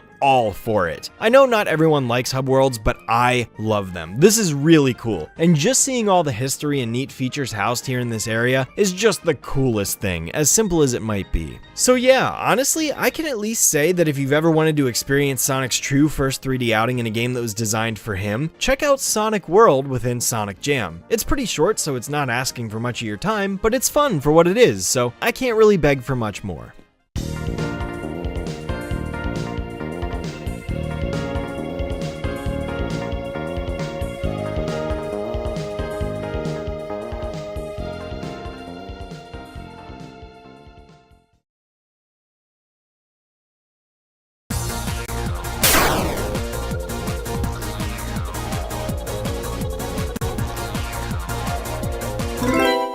Sonic R, short for Sonic Racing, is a 5-track racing game where you can play as 4 different characters and, as the name suggests, you race to be the first person to cross the finish line. At first glance, this game sounds extremely short, dull, and lame. And while the first part may be true, this game is extremely short. This game, to me, is anything but lame. A racing video game where you race on foot through racetracks that almost double as platforming levels? No way, dude, that's super cool. I feel like there's this general consensus about Sonic R where everybody comes out and says, you know, Sonic R isn't that great of a game and has these problems because X, Y, and Z, but I still like it. It's a guilty pleasure. Maybe I'm wrong, but at this point it feels like Sonic R is everybody's guilty pleasure. Does that even make it a guilty pleasure anymore? I mean, if we all unanimously agree that despite this game being super basic, everybody enjoys it, then like, let's praise it. Come on. Sonic R is a god tier video game, and we all just need to embrace the reality instead of trying to deny it. If there's anything the Sonic community needs to come together on, and all of us agree upon, it's that Sonic R fucking slaps, my dude. Who cares if the game is easily beaten in 30 minutes? Who cares if the character roster is horribly unbalanced? And who cares if there's only 5 tracks in the game? Sonic R is fucking fun, and I'm not just saying that because the PC version was my second ever Sonic game behind the PC port of Sonic 3D Blast. I'm going to be using the Saturn version as the basis first since the PC port came out a year later, but I have poured weeks of my life into Sonic R as a kid. Like, literal weeks. Total. Like, if I could put all the stats and metrics of my life and put them on a spreadsheet, you would see that I am in the top 0.01% of people who have played Sonic are the most when it comes to total play hours. This game is simple, short, and yet I managed to find so much enjoyment out of it, I can't even begin to describe it all. The character roster is pretty interesting. The courses are fun to just zoom around in and fully support the Sonic level design philosophy by offering so many different paths to get to the finish line, and they even promote exploration by having multiple different objectives you can find throughout the level, such as challenge tokens and chaos emeralds. The 5 levels of the game are Resort Island, Radical City, Regal Ruin, Reactive Factory, and Radiant Emerald. Notably, all of these tracks start with the letter R, almost like R is the motif of the game or something. And the music, don't even get me started on the music. Who doesn't love this game's soundtrack, honestly? The Eurobeat songs accompanied by TJ Davis's vocals are just a thing of art. There's no way around that. I think we can all agree that no matter what, the game's soundtrack is its shining quality. And if you disagree, it seems to me like you just can't feel the sunshine. You might have to work it out, you know? Make it happen, maybe go back in time. Gotta keep that dream alive after all. The first stage, Resort Island, is the easiest course in the game as you run around this bright, colorful area with a lot of open space to the tune of Can You Feel the Sunshine, which is probably the most iconic song from this game, only possibly less popular than the main theme, but they both seem to be unequivocally admired for their sheer presence in Sonic's musical history.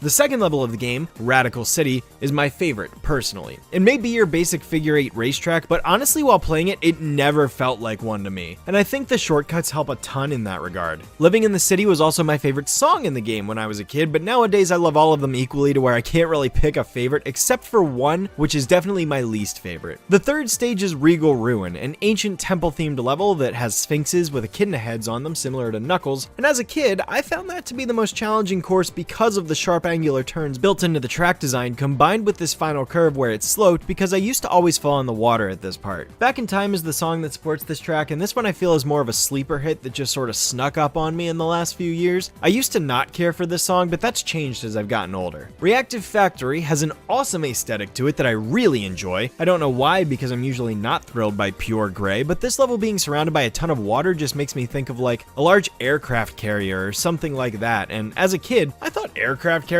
were like the coolest thing ever. I even had a little plastic toy one that I'd use all the time, and I'd put my planes on it, and it was super cool. Work It Out supports this stage, and it's so upbeat you may as well start working out to it, like one of those exercise workout videos or something, you know? Lastly comes Radiant Emerald with Diamond in the Sky, and this is admittedly my least favorite level and stage in the game. It's the Rainbow Road of Sonic R, but I dislike this course because it completely does away with the multiple pathways aside from 2 50-ring gates, which don't really add much, making this track incredibly linear, incredibly boring, and easily the most unexciting one to race on. It's a visual bore because the whole stage looks the same the whole time and doesn't do anything interesting, and there's no possible variation of daytime cycle or weather effects, and the song doesn't really do anything for me either. I can't explain why. I mean, really, the song is fine, it just doesn't capture me in the way that all of the other songs do, and I mean all of the other songs. Now, of course, the main theme, Supersonic Racing, and credits theme, You're My Number One, are different stories entirely. Both of these songs slap harder than Donkey Kong's Forward Smash and easily complete this game's soundtrack. What a masterpiece in Sonic's music history, truly.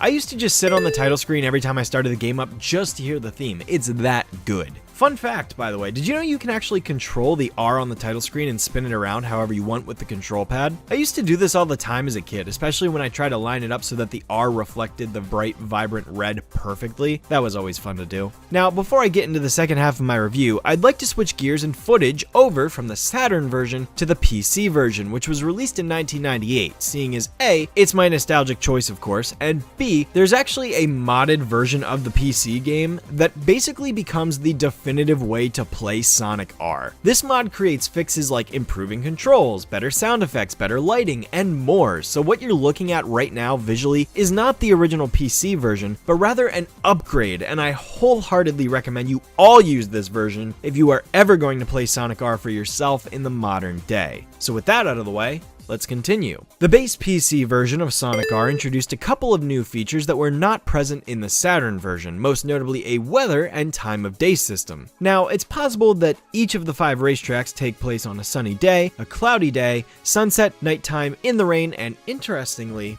in the snow. What's special about the snow weather is that when you have it on, the racetracks actually have the water freeze over completely, making it possible for you to run along the surface without sinking in below, unable to jump out of or move faster until you hit land again. This implementation adds an entirely new facet to the gameplay, as you have new routes to consider with certain characters and different controls to adapt to, which provides for an added challenge if you so wish. I'm the type of person where I could play through all 5 stages with all 10 characters in the game and still not get bored of it though, so I could do the exact same thing again with the snow turned on and play through everything for a 3rd time. I don't know, man, no matter how much I play this game, I just don't grow bored of it.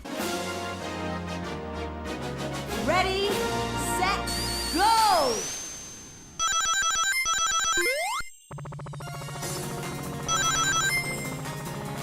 I could sit here and spend the next hour of the video just recounting all of the fun and silly things I used to do while I ran around in this game, but I don't want to bore you with all of my personal stories, so I'll just stick to the main topic here. The playable characters you have to choose from are the main 4 for starters: Sonic, Tails, Knuckles, and Amy. Sonic is the fastest of these options and has the ability to double jump, but has more difficult controls. Tails is the slower option with better controls and has the ability to fly temporarily, and Knuckles serves as a balance between the two along with his signature gliding ability, although he can't climb walls anymore, not that you'd really want to because of how slow that normally is. All 3 of these characters also have the ability to spin dash and roll into a ball as well, although aside from a few slopes there really aren't many opportunities to use these abilities. Amy though, she just sucks. She's stuck in this car and it's super slow and turns like shit, but it does come with a boost ability that recharges over time, and it can hover over water whereas the other 3 characters sink down into it, but yeah, overall she's the worst character in the game. Aside from the main 4, you can also unlock Eggman, who becomes playable after you beat all 5 tracks in first place during Grand Prix mode. He can't do anything outside of hover over water and hit an opponent with a homing missile that barely does anything, but it does remove shields for what that's worth. Speaking of power-ups really quick, scattered throughout the various points on the racetrack are these panels that can award the player with rings, speed shoes, which are really good for giving you a boost of speed, and 2 different kinds of shields. A water shield, which allows you to walk on water until you hit land again, at which point the shield disappears, and the lightning shield, which attracts rings to you, and these help spice up the gameplay a bit here and there. The crucial detail one needs to know when sitting down to play this game is that the controls are indeed a little rough at first. Turning is a bit stiff and the game operates on tank controls rather than traditional ones, so in order for Sonic or other characters to move forward, you have to press and hold the up button to move forward. There is no acceleration button. Characters also can't reverse, so if you need to turn around, you can't just back up, you physically need to turn the character around 180 degrees to pull it off. It's a bit weird to those unfamiliar with it, I'm sure, but I'm so used to it that the controls really are just second nature to me. There are also drift buttons that should also be taken full advantage of, as it will improve the angles at which you turn quite considerably, so don't be like me as a kid and not read the controls to figure out this is even in the game, because yes, I played the entire game until I was well over 18 years old, not knowing that there were drift buttons in it. Yeah. Would you believe me if I told you this game had a story, by the way? Yeah.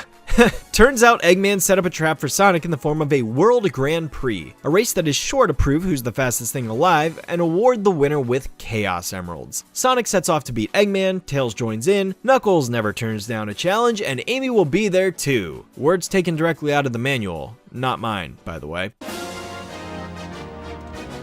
Ready, set, go!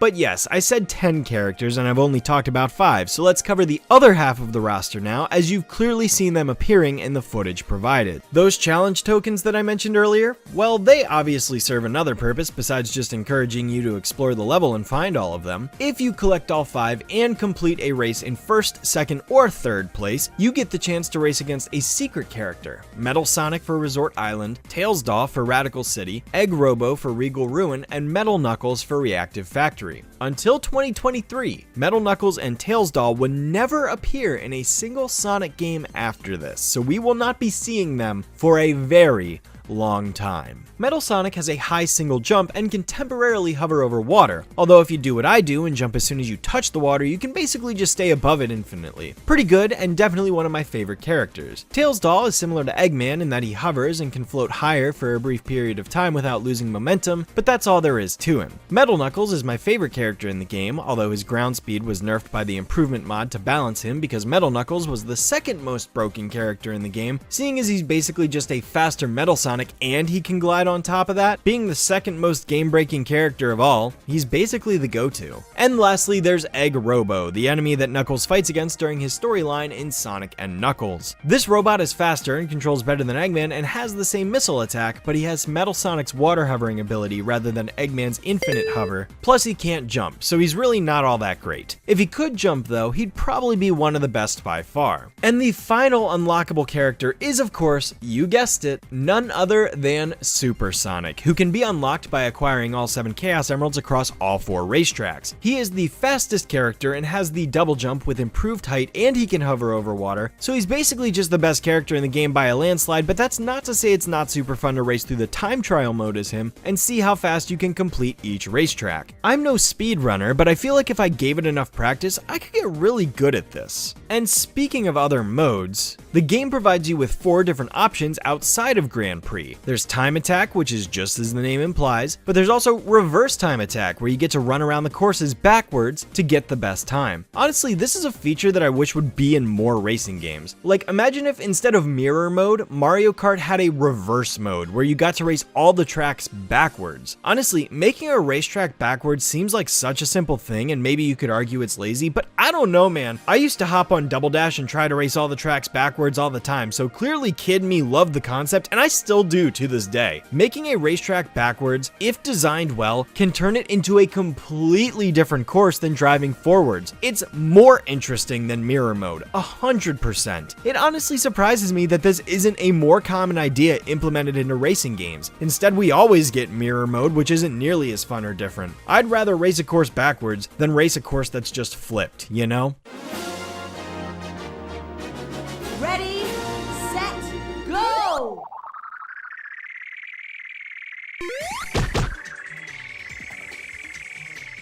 There's also the balloon mode, where you have to find 5 balloons hidden throughout the stage. This is another great mode that really promotes the exploration piece of these levels. Like, okay, yeah, I know the levels are small and simple, but dude, I've seen every nook and cranny of all 5 tracks, and I enjoyed every single second of it. This is a fun mode that, again, I wish existed in more racing games. Although, in general, I wish there were more on-foot racers like this, and I wish more tracks were designed with the mentality of Sonic R's track design. Heck, why haven't modders and fan gamers made a Sonic R game where they either created a wholly original levels or like ported other games' racetracks into Sonic R? Dude, if someone ripped like a bunch of Mario Kart courses and then put the Sonic R gameplay over that layout, I'd play the hell out of that. Seriously, why hasn't it happened? Well, actually, it kind of has. There's Sonic Battle R, which is an awesome fan game you should all check out. It's basically this exact concept I just gave you, and I love it. I'm not a shill or anything. I just genuinely enjoy this project a ton. Out of every Sonic fan project I've ever played, this is the one I've probably played the most. I've been enjoying this game since like 2019.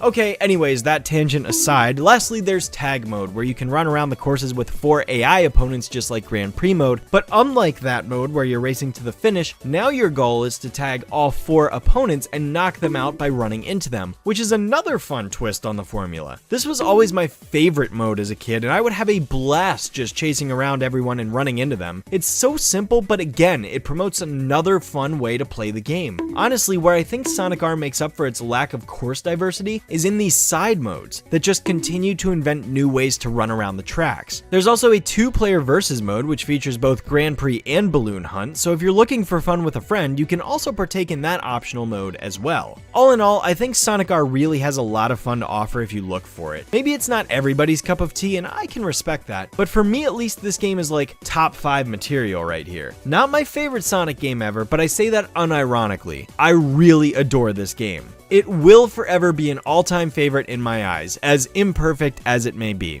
All I need is you, Sonic R, for always and forever. All I need is you, for always and forever. All you need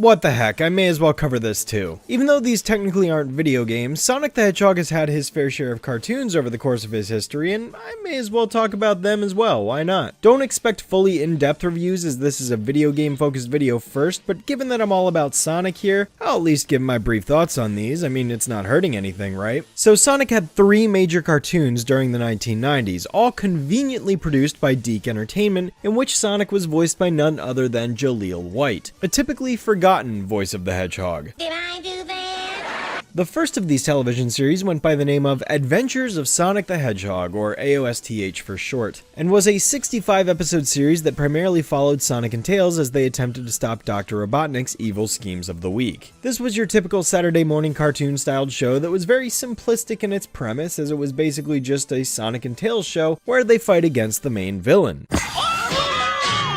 Snooping as usual, I see. Sure, you had your side cast of characters who mostly fell on the evil side, but there wasn't a lot of depth to this one, as it was basically just a scheme of the week type deal with minimal serialization. But it also did end with a Sonic Says segment that would teach kids about important things like bicycle safety, staying in school, not smoking, and sexual harassment. Kids, there's nothing more cool than being hugged by someone you like. But if someone tries to touch you in a place or in a way that makes you feel uncomfortable, that's no good. I personally never got into this series much at all, but at least I can give it credit for being a healthy source of YouTube poop material, which, honestly, most people born after the early 90s probably know this show better for that than its original run anyways. I know I do. Sonic, he can really move. Sonic, he's got an attitude. Sonic, he's the fastest thing alive. The second of these shows was Sonic the Hedgehog, which most people referred to as Sonic SatAM since it was a Saturday morning cartoon, and the name Sonic the Hedgehog is so generic and boring outside of the original game title that it basically just makes it difficult to identify, but hey, I won't go on that ramble right now. Either way, this is the series that also introduced the Freedom Fighters, Sonic's gang of pals such as Princess Sally, Bunny Rabbit, Rotor, Antoine, and Tails of course. These characters also form the basis of the Archie comics cast in its beginning run, and as I alluded to during Sonic Spinball, are also referenced in cameos there. But if you recall, outside of the comics and this TV show, the Freedom Fighters never made their way to a mainline game due to the cancellation of Sonic 16 and Sonic Mars and that whole snowball. This series ran for a measly 26 episodes, 2 13-episode seasons, which ended on a cliffhanger no less that fans have clamored to be finished for years now. It's a more serious show than AOSTH, given that it takes place in a future where Robotnik already won, but again, the fact that it doesn't have an ending really hinders it from being a fully satisfying watch. Sonic Underground! Sonic Underground! Lastly, in 1999 came Sonic Underground, which, okay, admittedly despite being something I try not to ever acknowledge existing because of its sheerly absurd premise, ridiculous character designs, and overall unenjoyable writing, the guy who sings this theme song is giving it his all. I mean, this guy seriously goes all out. Props to him. Sonic Underground! Sonic Underground! But yeah, this one is typically considered the worst of the 3, and I'm totally inclined to agree. In this series, Sonic is born to Queen Alina alongside Sonia and Manic, Sonic's siblings, who then abandons all 3 of them, leading to the show's concept of the trio having to find their mother again after Robotnik's takeover. The show only ran for one 40-episode season, making it a longer run than Sonic SatAM, much to many people's discontent, and outside of the fact that every episode ends with the Sonic characters singing a musical number, there's really nothing special about this show in my opinion. Honestly, these 90s cartoons just aren't really for me. I grew up in a different era of Sonic, granted, so going back to them has always been difficult for me because this isn't what I'm really looking for in the Sonic the Hedgehog franchise, but again, I at least appreciate Sonic SatAM for what that one was, and I've also read the Archie comics, so I'm familiar with the Freedom Fighters more through that medium than the cartoons, but even then the first era of the Archie comics is my least favorite anyways, so I'm just really not big on any of these characters. It's not my thing. You might know everything I'm going to do, but that's not going to help you since I know everything you're going to do. Strange, isn't it?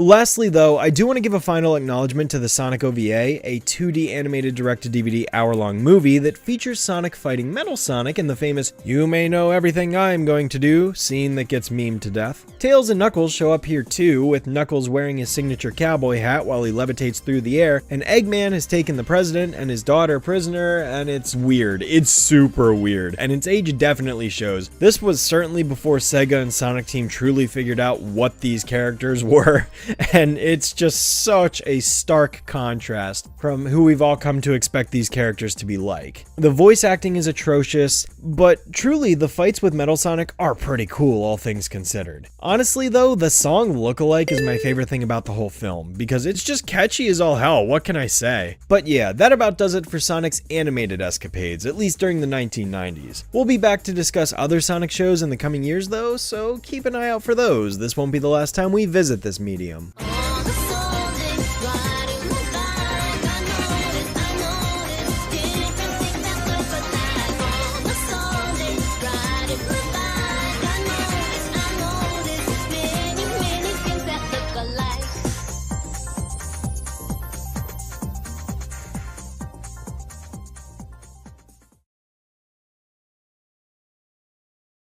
What do you get when you cross a tiger with a hedgehog? Electronic Sonic! It's Tiger's new Sonic the Hedgehog handheld game. Sonic fun for kids on the run.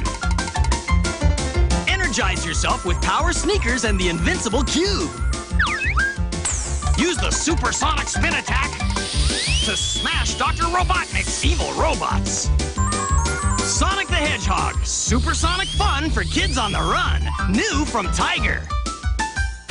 Alright, so this next section's gonna be an interesting one, but one that I've really wanted to try out. So back in the 90s, Nintendo may have dominated the handheld gaming market with their signature Game Boy and Game Boy Color hardware devices that made it possible for kids to take video games on the go, but that doesn't mean there weren't other competitors in the market that were trying to mimic or find alternative approaches to break in and get a share of that consumer money. Tiger Electronics was one such company, an Illinois-based company founded in 1978 that attempted to compete with electronic handheld devices in the form of licensed LCD games, which ended up becoming their largest source of revenue throughout the decade. This was effectively possible due to their extremely low selling price in comparison to the competition and their simplicity for young kids to easily get a handle of. And you know, I admittedly had my fair share of LCD devices as a kid, although I can't think of any by Tiger off the top of my head, but I did have this one Donkey Kong Jr. micro Game Boy device which I ended up playing countless hours of in first grade because my mom wouldn't let me take my real Game Boy Advance to school, so I had to settle for the next best thing.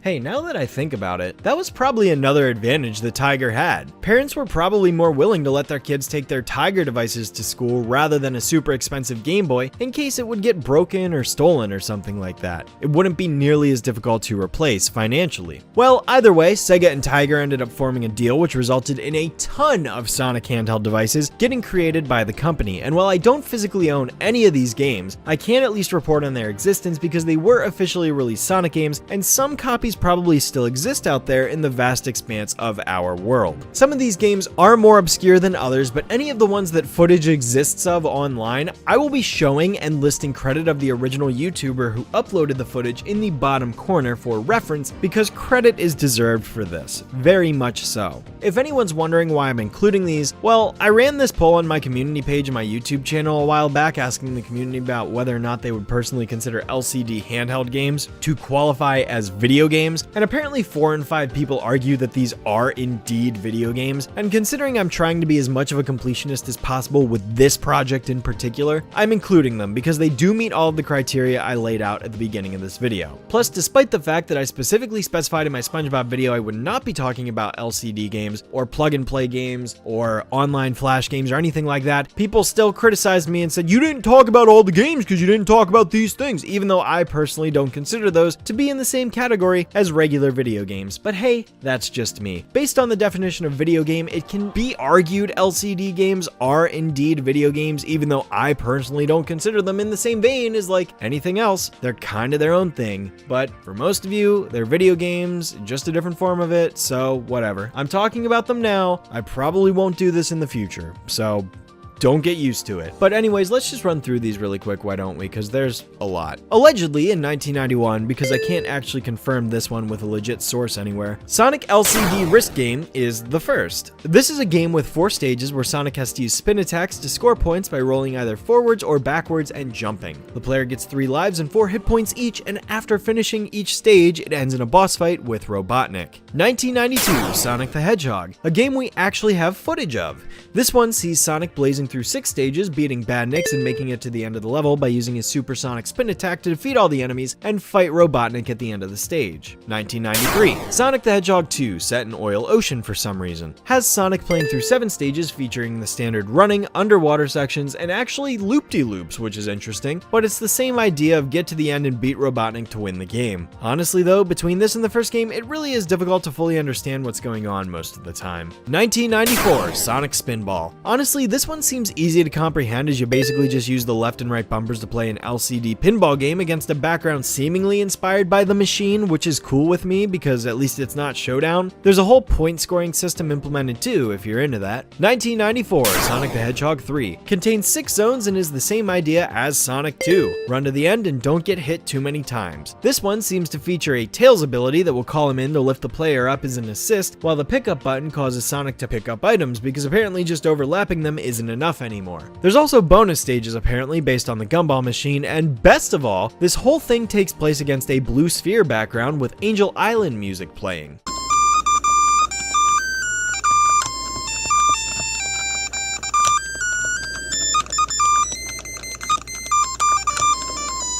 It's a clusterfuck to say the least, but at least it has more depth to it than prior titles for what that's worth. As an honorable mention, this one was re-released in 2020 of all years as a sort of nostalgic thing that Hasbro wanted to do. Hasbro owns Tiger Electronics, by the way. It's cool. I don't know how many people actually wanted these things to come back, but it's interesting they did it nonetheless. I mean, the game is practically the same as the original though, so it's not getting a separately numbered entry. 1994, Amazing Sonic, part of Tiger's Pocket Arcade line, is reportedly difficult to play as you attempt to navigate 12 maze-like levels across this background, which I'm not actually sure is a reference to anything that I know of, but maybe I'm just missing something obvious. Honestly, couldn't believe I found footage of this game. Felt like this was one of the most obscure ones out there, but yeah, here it is. I have no idea what's going on here, but then again, that's true with most Tiger Electronics games now, isn't it? Are those video games in your pocket? Because if they are, they go in the box.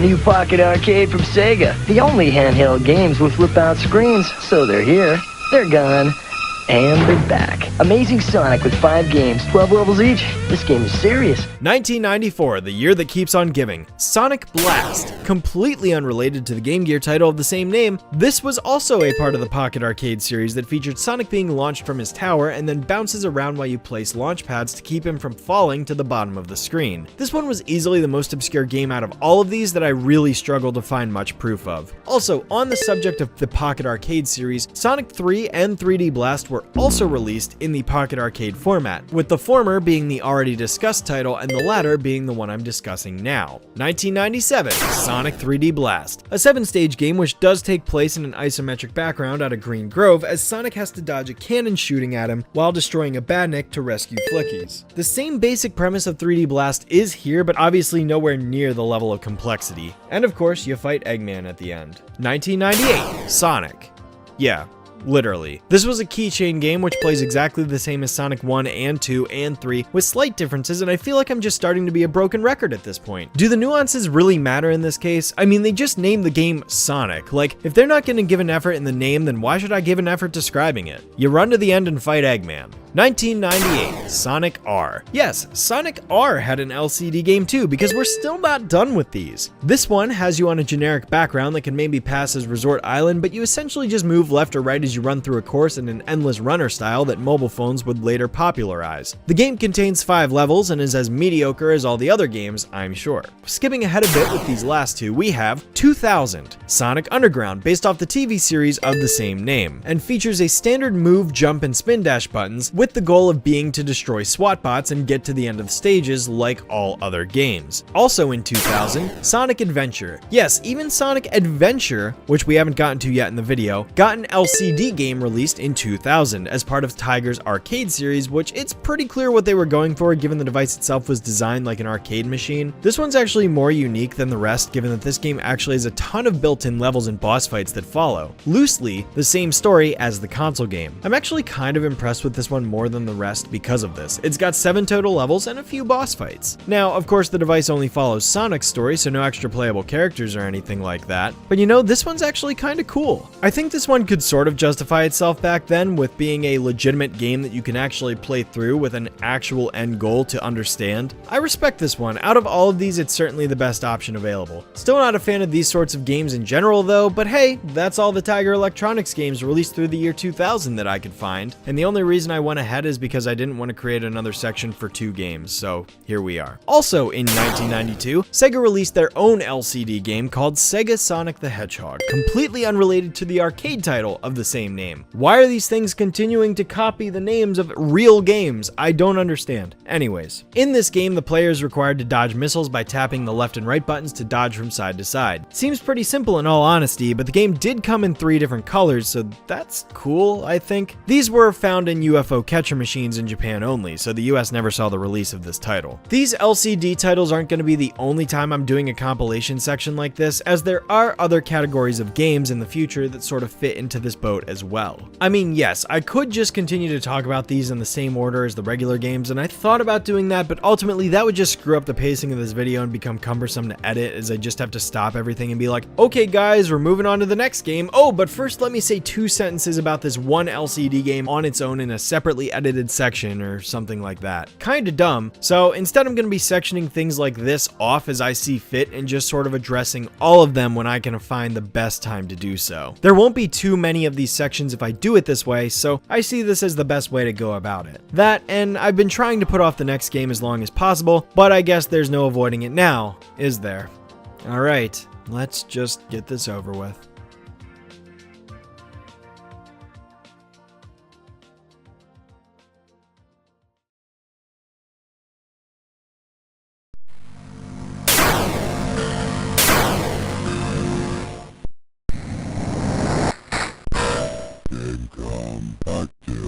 My god, we're here. I've heard stories about this game, but never experienced it for myself until now, but oh my god, the legends were true. I wanted to insert all of the LCD games in that last section as a way of setting up for this next title because it was a good preface to what you are about to see. Tiger Electronics didn't just stop at LCD games. Oh no, those weren't good enough to try and get themselves into the gaming market. They decided to go higher with an American exclusive handheld device meant to be a rival competitor to Nintendo's Game Boy nearly 10 years after the Game Boy had been out on the market, and set up an established library and was selling like hotcakes, and other handheld devices had been manufactured in color no less, such as Sega's own Game Gear, which we've discussed several titles for already, so the fact that this thing's in black and white is like, wow. Tiger's attempt at breaking into the scene was with none other than their Tiger Gamecom, and no, I have no idea why there's a dot there in the middle of it, but it makes it confusing because it implies that this thing is meant to be a website rather than a handheld gaming device, so already the item's naming choice was terrible. This thing was noteworthy for having a touchscreen, which I guess was a neat novelty at the time, but outside of that, this thing was a hunk of trash. Terrible graphic and sound quality, blurry screen resolution, no backlight, no color, and yet somehow Sega still licensed their IP to Tiger for them to develop this game themselves in-house. Remember Sonic Jam on the Saturn? Well, Tiger basically took the concept of that game, ripped artwork from Sonic R for the cover art, and reused sprites from Sonic 2 and Sonic 3 and Knuckles to recreate a pseudo Sonic 2, pseudo Sonic 3, and pseudo Sonic and Knuckles.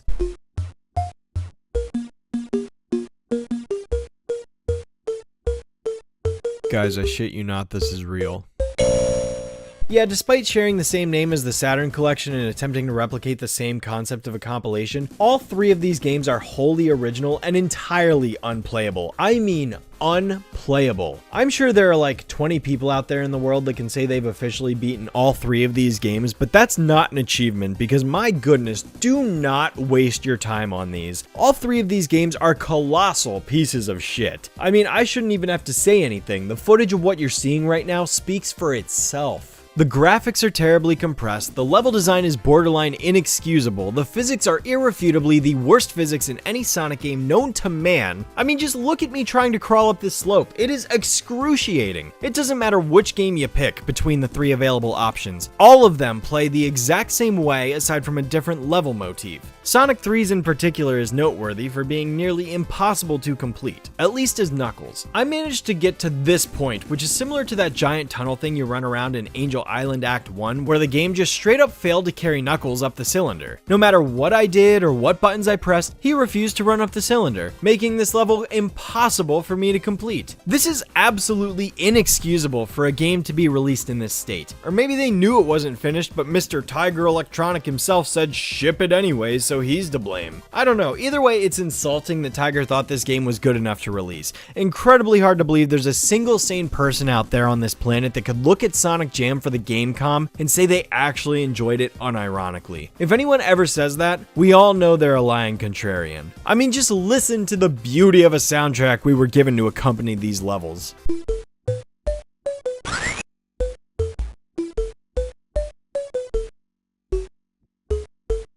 My goodness, and people want to shit on Sonic Labyrinth? Please. Best advice I can give you is if you do decide to make the decision to try and beat this game for yourself, pick Tails and fly over everything. It's slow, it's monotonous, but at least it's better than suffering through this sorry excuse for a platformer. It's honestly insulting that these pseudo games get to have the privilege of using assets from the Genesis classics. It's a good thing most people out there don't even know this game exists. They're probably better off for it. And if your introduction to Sonic Jam on the Gamecom for the first time was through this video just now, I want to formally apologize to you for ruining your perception of all of life as we know it. I am sorry I subjected you to such heinous torture.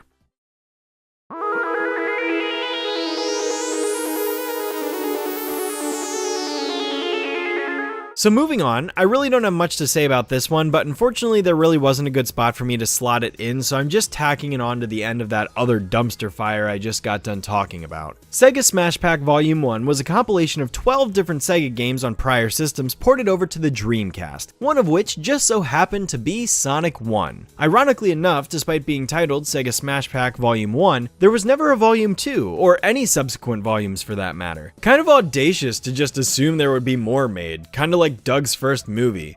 There's not really much to say about this though. It's just Sonic 1, but worse? It plays mostly the same as before, but I think I'm better off just letting the music do the talking.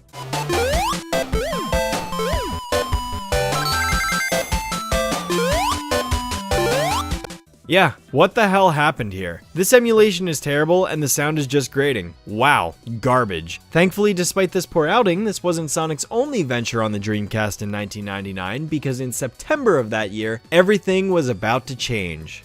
Drastically.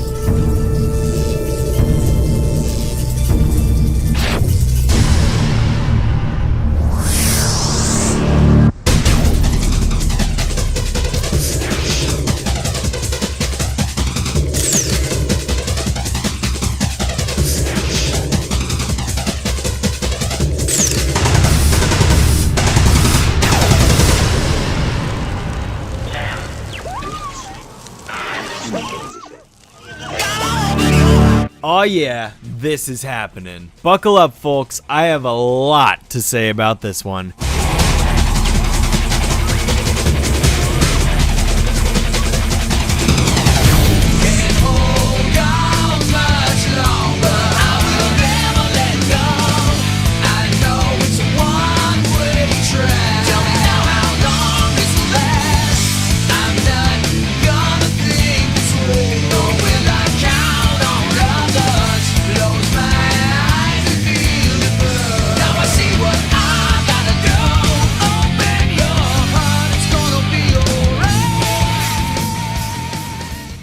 Is that intro not just the hypest thing ever? Sonic Adventure is without a doubt one of my favorite Sonic games of all time, and on the Sega Dreamcast, this title was a total game changer for the Blue Hedgehog in so many ways that it basically set the tone for the entire direction Sonic's 3D titles were going to be heading in for the foreseeable future. After having a rough time getting much of any game developed for the Sega Saturn with X-Treme's cancellation, Sonic's only 3D outings were in the form of the bonus mode on a demo disc, special stages in an otherwise re-release of a pseudo 3D game, a 30-minute hub world that's admittedly cool, and the greatest racing game of all time. None of these things were a fully fledged 3D platformer, and by 1999, 3D games had already hit the mainstream with popular mascot platformers like Mario on the N64 and Crash Bandicoot on the PlayStation, dominating the genre in the industry. If Sega were to make the Dreamcast a legitimate competitor amongst these growing titans, Sonic was going to need to finally make the leap that he had been putting off for the last few years. And after taking the year of 1998 to focus on Sonic Adventure's development,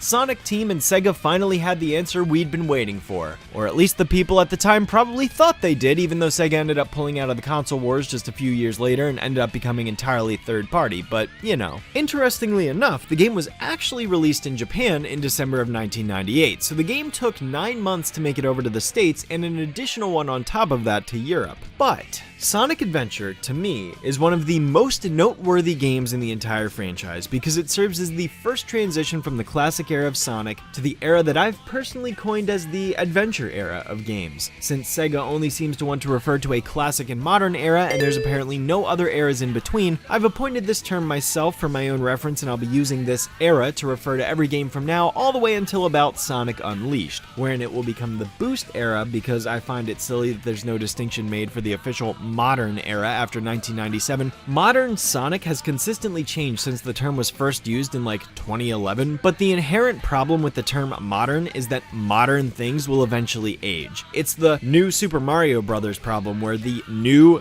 game is decades old because it's from 2005. But I digress. Let's talk Sonic Adventure. Oh yeah, I'm feeling the love. You feel the glove, love. But what's your name? Gary Payton, but they call me the glove. How you feeling tonight? Yo, I'm feeling the love. Feel the love, glove. Sonic. Yo, Sonic. Man, stay off the light speed. My bad. So there's a lot to cover with this one, simply put, and I've been trying to figure out where to start because the way this game is structured is an interesting one. Sonic Adventure is actually split across 6 different stories, one per playable character in the game. You've got Sonic, Tails, Knuckles, Amy, and newcomers Big the Cat and E102 Gamma. Seeing as talking about the full plot of the game could be a rather long section and I want to avoid this from becoming monotonous, I'm instead just going to talk about the 6 characters one at a time and then sort of tie the story up at the end just like the game itself. Given that Sonic is the only playable character at the very start, I'm obviously going to be talking about him first. And let me go ahead and just preface this by saying that Sonic Adventure over the decades that have followed since its release has had its general consensus warped time and time again. Some say it's good, some say it's bad. One year it's one of the best games in the franchise, the next year it becomes overhated, and then the next it's loved again. I don't know why people can't seem to make up their minds about this one, but I made up my mind all the way back when I first played it in 2004. I love it, despite its many problems, which I will never deny. For example, why on earth is this so loud? Like, don't get me wrong, the electric guitar riff for the game's main theme, Open Your Heart, is fucking awesome and is one of my favorite Sonic songs of all time. But every time I booted this game up as a kid, it would give me a total jump scare and I ended up having to turn my TV's volume down until I got back to the main game because the audio balancing on it always seemed so skewed. I don't know, did anyone else experience this or is it just me? It feels like the volume on this title screen was intentionally increased, maybe as a way of getting the player hyped with this awesome sounding guitar playing? I don't know. So now let's start with Sonic's story, where we see him running through Station Square streets at night from rooftop to rooftop, jumping off of buildings like it's no big deal, and delivering the very first line of the game. Oh yeah! This is happening! And if that doesn't set the tone for what we're about to get into, I don't know what will. Pretty soon, Sonic catches on to some commotion going on downtown, and so he goes to check it out, only to find this giant water creature that seems to be in a standoff with the police. Cue our very first boss fight.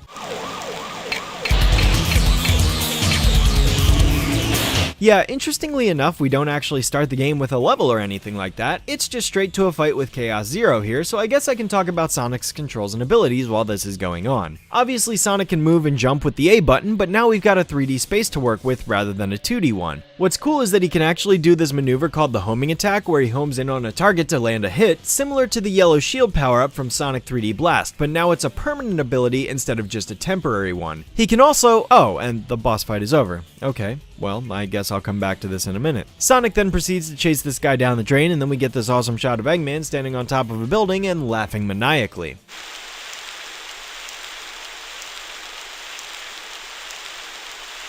You know nothing, fool! It's Chaos, the god of destruction!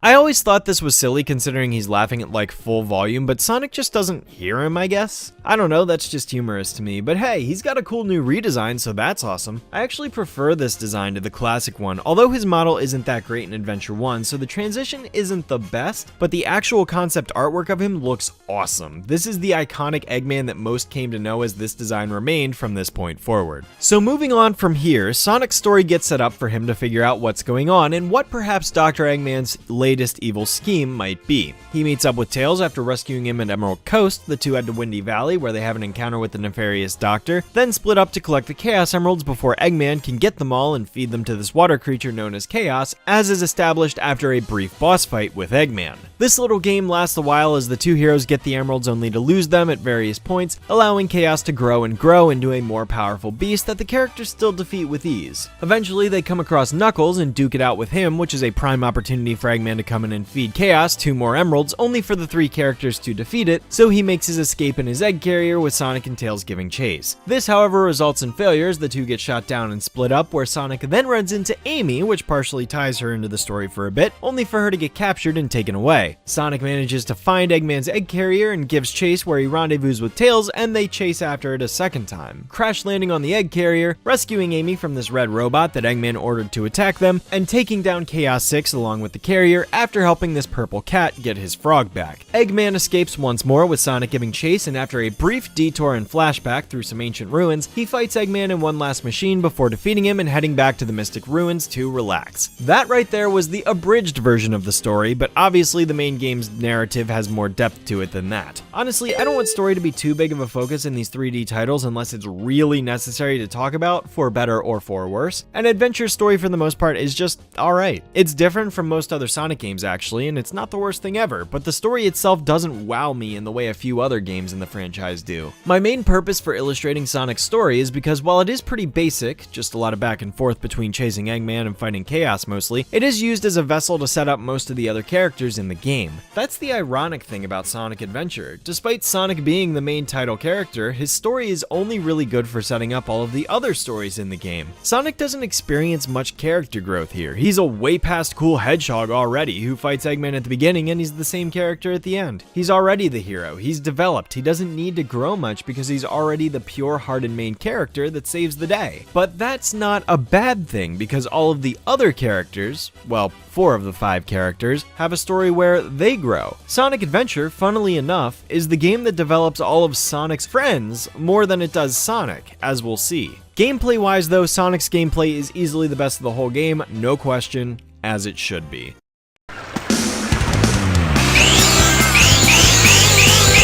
You get your first taste of it with the first level of the game where Sonic has to save Tails from his plane crash in Emerald Coast. Emerald Coast is the standard introductory level of the game that allows you to get your bearings and learn how it's going to play, so it's a relatively easy level overall, but it's got some pretty awesome set pieces to really get you into the swing of things. We've got lighthouses, loop-de-loops, and the iconic whale chase sequence where this giant orca just completely destroys this massive wooden pathway as Sonic runs in front of it. It really gives this sense of excitement and adrenaline because, like, you've got this giant killer whale right behind you and you're inches from getting devoured. Finishing off the controls topic really quick, yes, Sonic can use the homing attack, which is cool because he just snaps right to each enemy to keep speed up. It's not a pace breaker at all. Sonic can also spin dash by holding down the B button, and again, this is one of those instances where it's actually a charge rather than a rev, because now that there's 3 planes to move around in, holding down would actually make Sonic move backwards. But honestly, the spin dash in this game is the shining star. This move is busted if you spam it rapidly, but I just love how powerful it is and how quickly it charges up. It provides for great maneuverability and manages to transfer into 3D exceedingly well. Admittedly, the spin dash might be a little too good, however, as it tends to break a lot of the level design and make major skips with spin dash jumps possible, which, while thrilling, does admittedly make the levels a bit less serious because you're not really interacting with it as much. But I personally don't have an issue with this. I honestly see your ability as a player to manipulate the spin dash and the physics of the game to skip past things and beat a level faster, part of the challenge, part of the skill, part of the experience of playing a Sonic game. But I could see how others might see this as a problem. That's the important distinction I want to make here. Sonic Adventure is not the greatest game ever made. It's not the greatest Sonic game. It is not super refined or anything like that. Its age definitely shows. But the fun of this game that I find at least comes in being good at it to the point that you know how to manipulate it in your favor with skips and shortcuts and strategies that a rookie player would never think to try.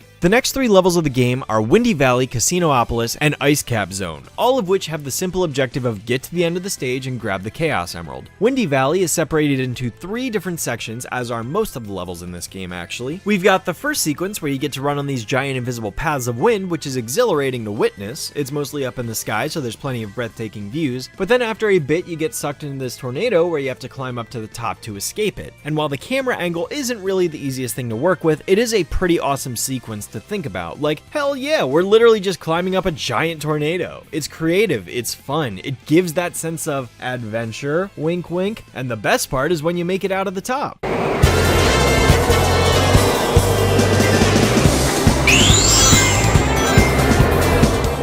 Oh yeah, baby, Sonic 3D Blast is back at it again. I love this rendition of Green Grove's theme in Sonic Adventure. It's actually my preferred version of the song by far. Watching Sonic just zoom down these incredibly massive strips of platforms, doing loops and spins and zooming around in literally just a straight line from point A to point B. If that's not your thing, I would agree that subjectively that's okay, but a game being linear doesn't make it objectively bad, just as a game being super open doesn't make it objectively good. See most open world games where the world is completely dead and lifeless with nothing to do. But the automation thing, can we address this for a second? What do people want here exactly? Like, this is such a common criticism I see about Sonic games all over the place. Loops being automated. And it's like, what? Would you prefer to have total control here so that when the camera shifts you get completely disoriented, lose control, fall off the stage and die? Like, I don't get it. It's 3 seconds in the middle of the level that's meant to act as both a breather and a spectacle. Look at how cool this is for a second. Take in the scenery as you blast through at supersonic speed, but quick. Take a breath, because we're about to throw you back into the action.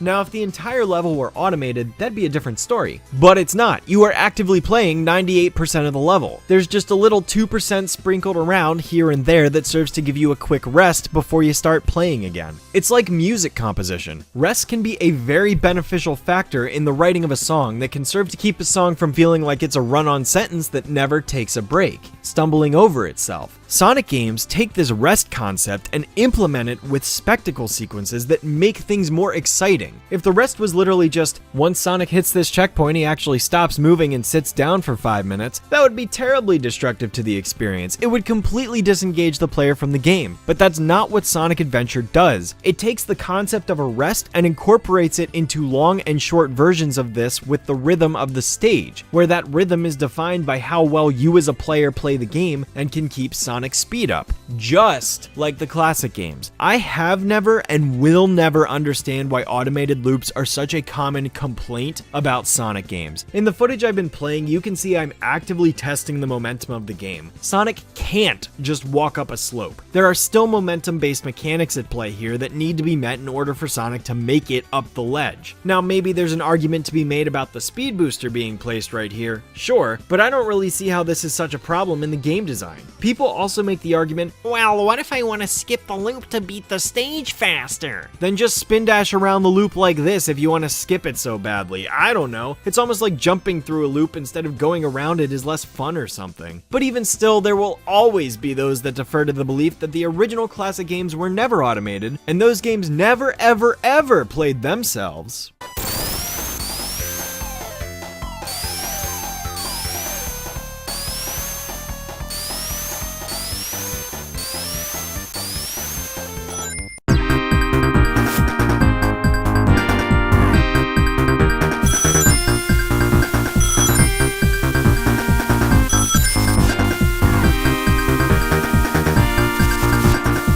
Last I checked, those were all automated sequences where I didn't press anything on the controller, so I could take a breather and enjoy the spectacle of Sonic dashing around on screen really fast before I got thrown back into the action? Interesting. I rest my case, and I digress. I didn't mean to go on that tangent for that long, but like, of all the problems that Sonic games do have, this is not one of them. This is actually genius game design. Casinopolis is the next stage, where in between Sonic actually got the Lightspeed Shoes power-up, which allow him to charge up a spin dash until he glows, and then can dash along a trail of rings at light speed. And if you go out of your way to the hotel, you can actually get the crystal ring immediately afterward, which upgrades the charge time so it takes half as long, which I strongly recommend you grab. Casinopolis is an interesting level because unlike the traditional run to the end objective, in this one you actually need to gather 400 rings and to deposit them into this bank to reach the Chaos Emerald. But how do you earn rings, one might ask? Well, as the name implies, it's a casino. So that can only mean one thing in Sonic's universe: pinball, baby. It's back again in the form of 2 different boards. The first is a Sonic board, which contains a slot machine that you can enter by placing Sonic in this specific gap of the board here, which triggers the slots where you can either score a big payout or get screwed over by Eggman like I did.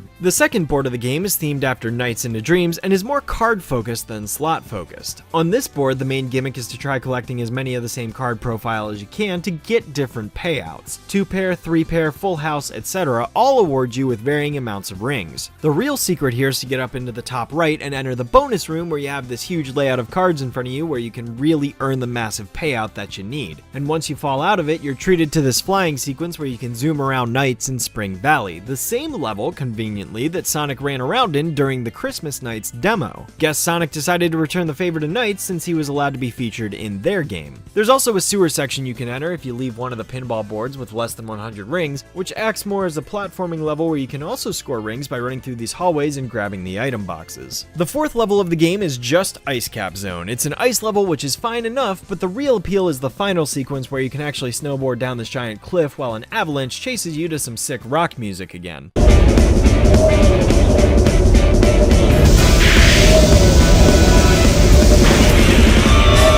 This is my favorite trait about Sonic Adventure. It truly lives up to the name. This is a game where you get chased by killer whales, run on wind, gamble at a casino, and snowboard down a mountain while fighting a giant water monster. And we aren't even halfway through Sonic's stages yet. Like, Sega really found a way to make each level iconic and have some sort of aspect or thrill to them that all just sum up to this incredible experience of a game for $19.99 especially. After that level and showdown with Knuckles and Chaos, Eggman escapes into his floating masterpiece, the Egg Carrier. And Sonic and Tails give chase in the tornado, which leads to a fun little flying minigame where you shoot down a bunch of Eggman's fighter ships and rocket launchers in an arcade-styled shooter sequence before the two get blasted by the Egg Carrier's super laser, causing the two to crash land down to the surface separately from one another. This is where Sonic meets up with Amy, who's helping this Flicky, although she calls it Birdie instead, and the two get chased by this robot E100 Alpha, aka Zero, into Twinkle Park, which is a stage I hated when I was younger, but really enjoy now.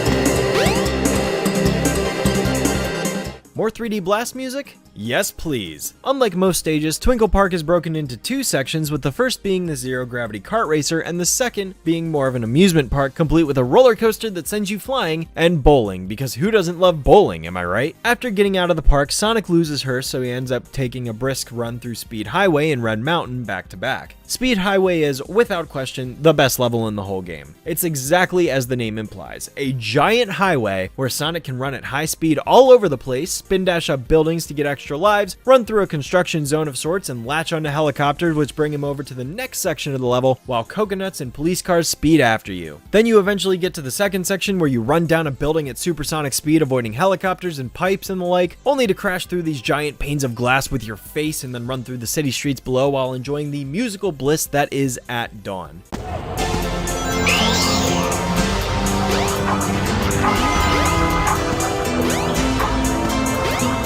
This whole level's design is masterful, and whoever came up with all these sequences and set pieces is a creative genius. Seriously, Speed Highway is up there as one of the best Sonic levels ever devised, and I don't say that lightly. It is an absolute gem of a stage, and that makes up for the fact that it technically has no importance when it comes to the plot of the game. Red Mountain is also great though. The first half of the level is this canyon-like area where you jump around these volcanic mountains high in the sky and grab onto zip lines that take you zooming all over the place, and the second half of the level transitions into this underground area with one of the best songs in the game as you zip through these awesome red tinted caverns and navigate all around this lava before rocketing back up to a ledge where Sonic frees the animals from the animal capsule. Because yeah, that's another cool reference here I forgot to mention. After the Chaos Emerald stages, the next handful we've been talking about have all ended with Sonic jumping and landing on one of Eggman's capsules and releasing all of the animals inside, just like the classic 2D games. I've alluded to this a bit, but there's actually even more of a classic Sonic influence present in Adventure that most people don't seem to recognize. It's sort of like how the levels are broken into 2 or 3 different sections. I always viewed these individual sections as the acts of the level. You know, with Red Mountain here, Act 1 is the upper area in the sky with the piano music and the more open space, and then Act 2 is the transition into the underground where it's darker and the music is heavier to accommodate. There's also badniks like the classic games with enemies like Kiki, which is similar to Coconuts from Sonic 2, and Boa Boa, which is similar to Caterkiller Jr. from Sonic 3. Power-ups like shields and electric shields, speed shoes, 1-ups, rings, and checkpoints are all here too. References to classic zones like Ice Cap and Sky Chase are present as well. Speaking of, after making it to the end of Red Mountain, Sonic meets up with Tails and they give chase, leading to a second Sky Chase level in Tails' own plane, the Tornado 2, which has this awesome transformation sequence in the middle that I honestly wish had an effect on the gameplay, because that would have been awesome, but oh well, missed opportunity. Either way, they land and that leads to Eggman transforming the egg carrier's form, forcing them to run through the Sky Deck level. Sky Deck is pretty interesting, seeing as it's a level entirely based around the egg carrier, with Sonic and Tails running around all over the place trying to get up to the bridge. The first sees you kinda underneath the ship as you try to jump around and destroy these massive cannons from the underside of the aircraft and jump from pillar to pillar, which is yet another novel concept for a stage in this game, to the second sequence where you presumably get up to the top portion of the craft where you have to fight against the high-powered winds while Eggman launches these fighter jets from the craft and you destroy another massive cannon on top. The sheer idea of this level is so exhilarating, honestly. Like, this whole stage could have been an entire climactic act of a movie, and yet we're still not done because now the last section has Sonic navigating to another area of the ship where he has to get from the back of it all the way to the front part where he can press a switch to reorient the egg carrier so that he doesn't have to fight gravity and can make it to the end. This stage is just an awesome premise for a level, man. The creativity here was overflowing.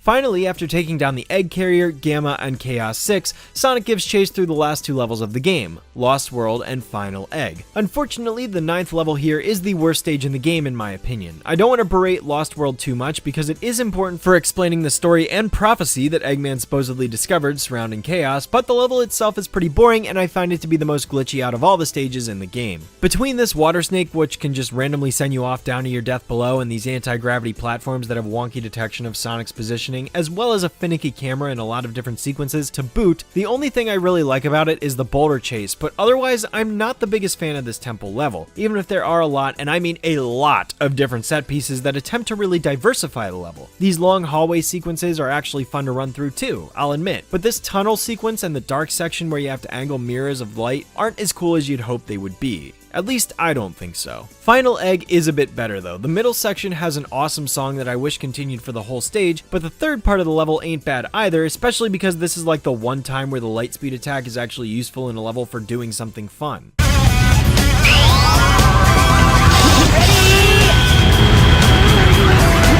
Well, of course, if you could see it, that would help. Basically, this room is full of these beat badniks, and Sonic just goes crazy targeting them all as he bounces all over the place. And as for the boss fights, well, I already touched on Chaos Zero before, but as for the rest, there's Egg Hornet shortly after the first stage, which typically takes like a whole minute to fight as you repeat the same pattern 3 times over. Or you could just do this.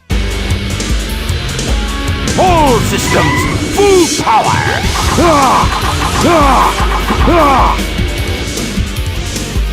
I love it. Yes, this probably wasn't the developer's intention, but it's just goofy shit like this that makes the game more fun. Just watching Eggman go, "Ugh," like that. Honestly, I'd have the same reaction. I understand that a lot of people chalk this up as a flaw in the game, citing the boss isn't well designed, and like, yeah, I agree with that, but it's still fun. I mean, honestly, this is better than just being stuck standing around doing nothing but jumping everywhere for 3 minutes, right? There are also character boss fights against Knuckles and Gamma, but these are laughably pathetic and shouldn't even really count as boss fights.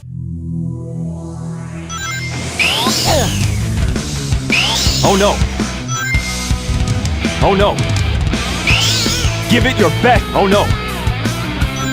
And of course, then there's the Chaos boss fights, which Chaos 0 was already a joke as I showed, and Chaos 6 is also a breeze if you know how to use your charged up lightspeed attack you used one time to get into Red Mountain and then likely never again. But here it deals double damage, resulting in an immaculately quick fight. Ready? Aha!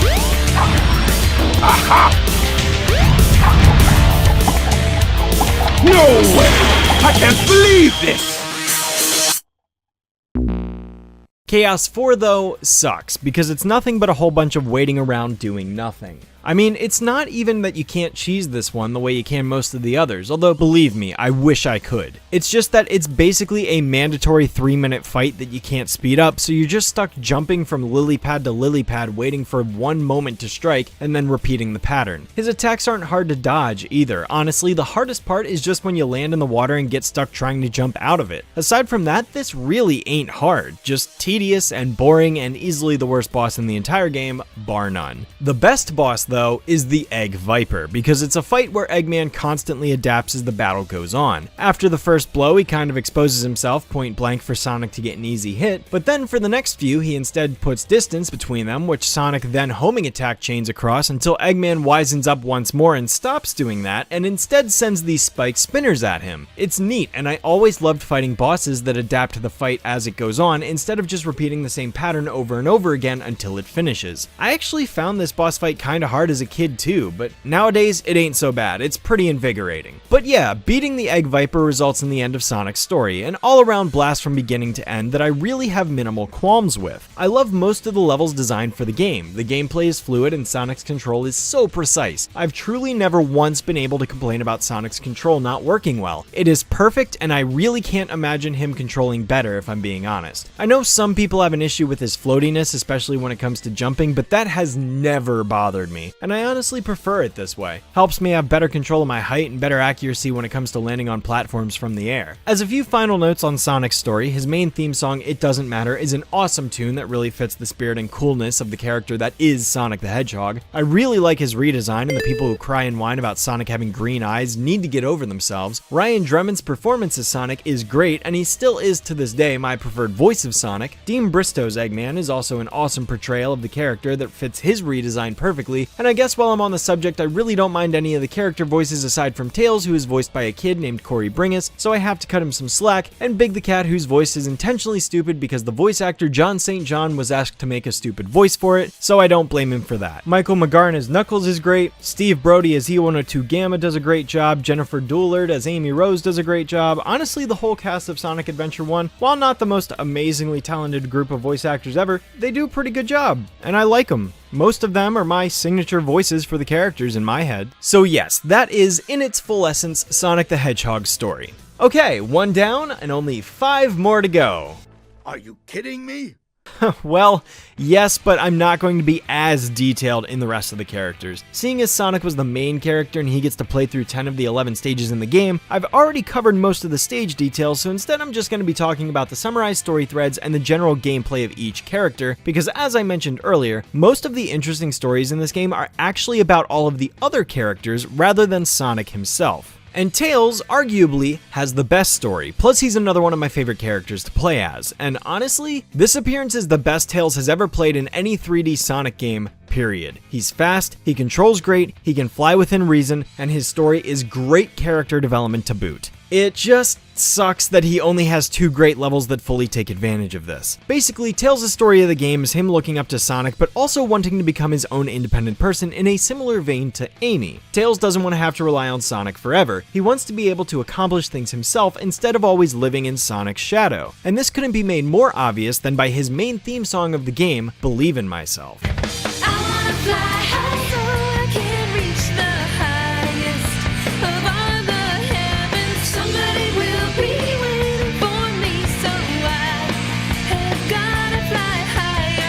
So the first half of Tails' story is exactly the same as Sonic's, where he helps him get to all the Chaos Emeralds, but things change after the egg carrier shoots them down, because Tails then goes on his own mini-adventure through Sand Hill, finds a Chaos Emerald, reflects on himself and who he wants to be, and then uses this new motivation to build the Tornado 2, the working version of the prototype he was seen flying in the opening cutscene of his story and the beginning of Sonic's. It's a great character moment that really defines the second half of the story when they team back up and Tails has way more confidence to him. Then, after the egg carrier goes down, Eggman ends up trying to blow up Station Square, and Tails stops him all by himself without the need of Sonic's help. What's interesting though is that despite going through the same story beats, Tails' cutscenes are actually different variants from Sonic's. Take for example the encounter with Knuckles. Hey Knuckles, what's up? In Sonic's story, and by extension Knuckles', who we haven't gotten to yet, they end up fighting each other and duking it out via a misunderstanding. But in Tails' story, he ends up being the one to fight Knuckles as a way of signifying that, yeah, you're playing Tails' story. He's the main character here. One could almost view this like a retelling of sorts, where each character is like recounting how the events of Sonic Adventure went down, and each character tells the story from their perspective. Obviously, this gives away that Tails is a little bit of an unreliable narrator, given that Sonic and Knuckles' accounts contradict what Tails seems to have experienced, but I think this is a cool narrative choice that you wouldn't expect from most video games. Tails' core gameplay is similar to Sonic's, although it has a bit of a twist. Namely, that instead of just getting to the end of the level, now Tails is needing to race Sonic to the end and actually beat him there. This is interesting because not only does it complement his whole character story and progression, but it puts a different spin on the levels so you're not just playing through them again with the same goal in mind. Similar, sure, and the idea is better on paper than in execution because it's very hard to lose to Sonic in this game, but the attempt does not go unrecognized. Thing is, Windy Valley basically isn't a level because if you know what you're doing, you can literally just skip past everything and drop to the bottom where you can complete the stage without doing any platforming whatsoever, like I'm showing here. And then there's Casinopolis, which is contained inside a bunch of corridors and hallways, so you really can't use Tails' flight much to your advantage. Then you go to Ice Cap, which is just the snowboarding sequence, so this is exactly the same as before. And then at this point is the worst part of his story, where you do the Knuckles fight, Chaos 4, Sky Chase 1, Sand Hill, which is another snowboarding sequence except in sand this time and there is no race to it. Then Sky Chase Act 2, which by the way you already played in Sonic's story, so what I usually do just to kind of skip past this is I'll move the controller to move the character up to the top right corner of the screen and then I'll walk away and get a drink or use the bathroom because the game will literally play itself up until the final boss fight of Sky Chase Act 2. Yeah, it's admittedly a whole lot of sub-games with no actual levels, but then it caps off with Skydeck and Speed Highway, which are two awesome levels that are super fun to blast through. I just really wish they weren't so short, and the rest of Tails' levels match this quality. He also gets two upgrades in the form of the Jet Anklet, which lets him fly faster, and you can get at the very start of the story, and the Rhythm Badge, which allows him to do his spinning tail attack indefinitely without ever getting dizzy. Even though this attack rarely comes in handy, but hey, at least it's there. So yeah, I mean overall, I do enjoy Tails a lot despite his flaws, and truly his gameplay in this game has a ton of potential that Sonic Team could have really chosen to explore if they actually bothered to develop stages that were fully designed around his gameplay in the manner that Speed Highway and Skydeck are, but hey, maybe someday they will.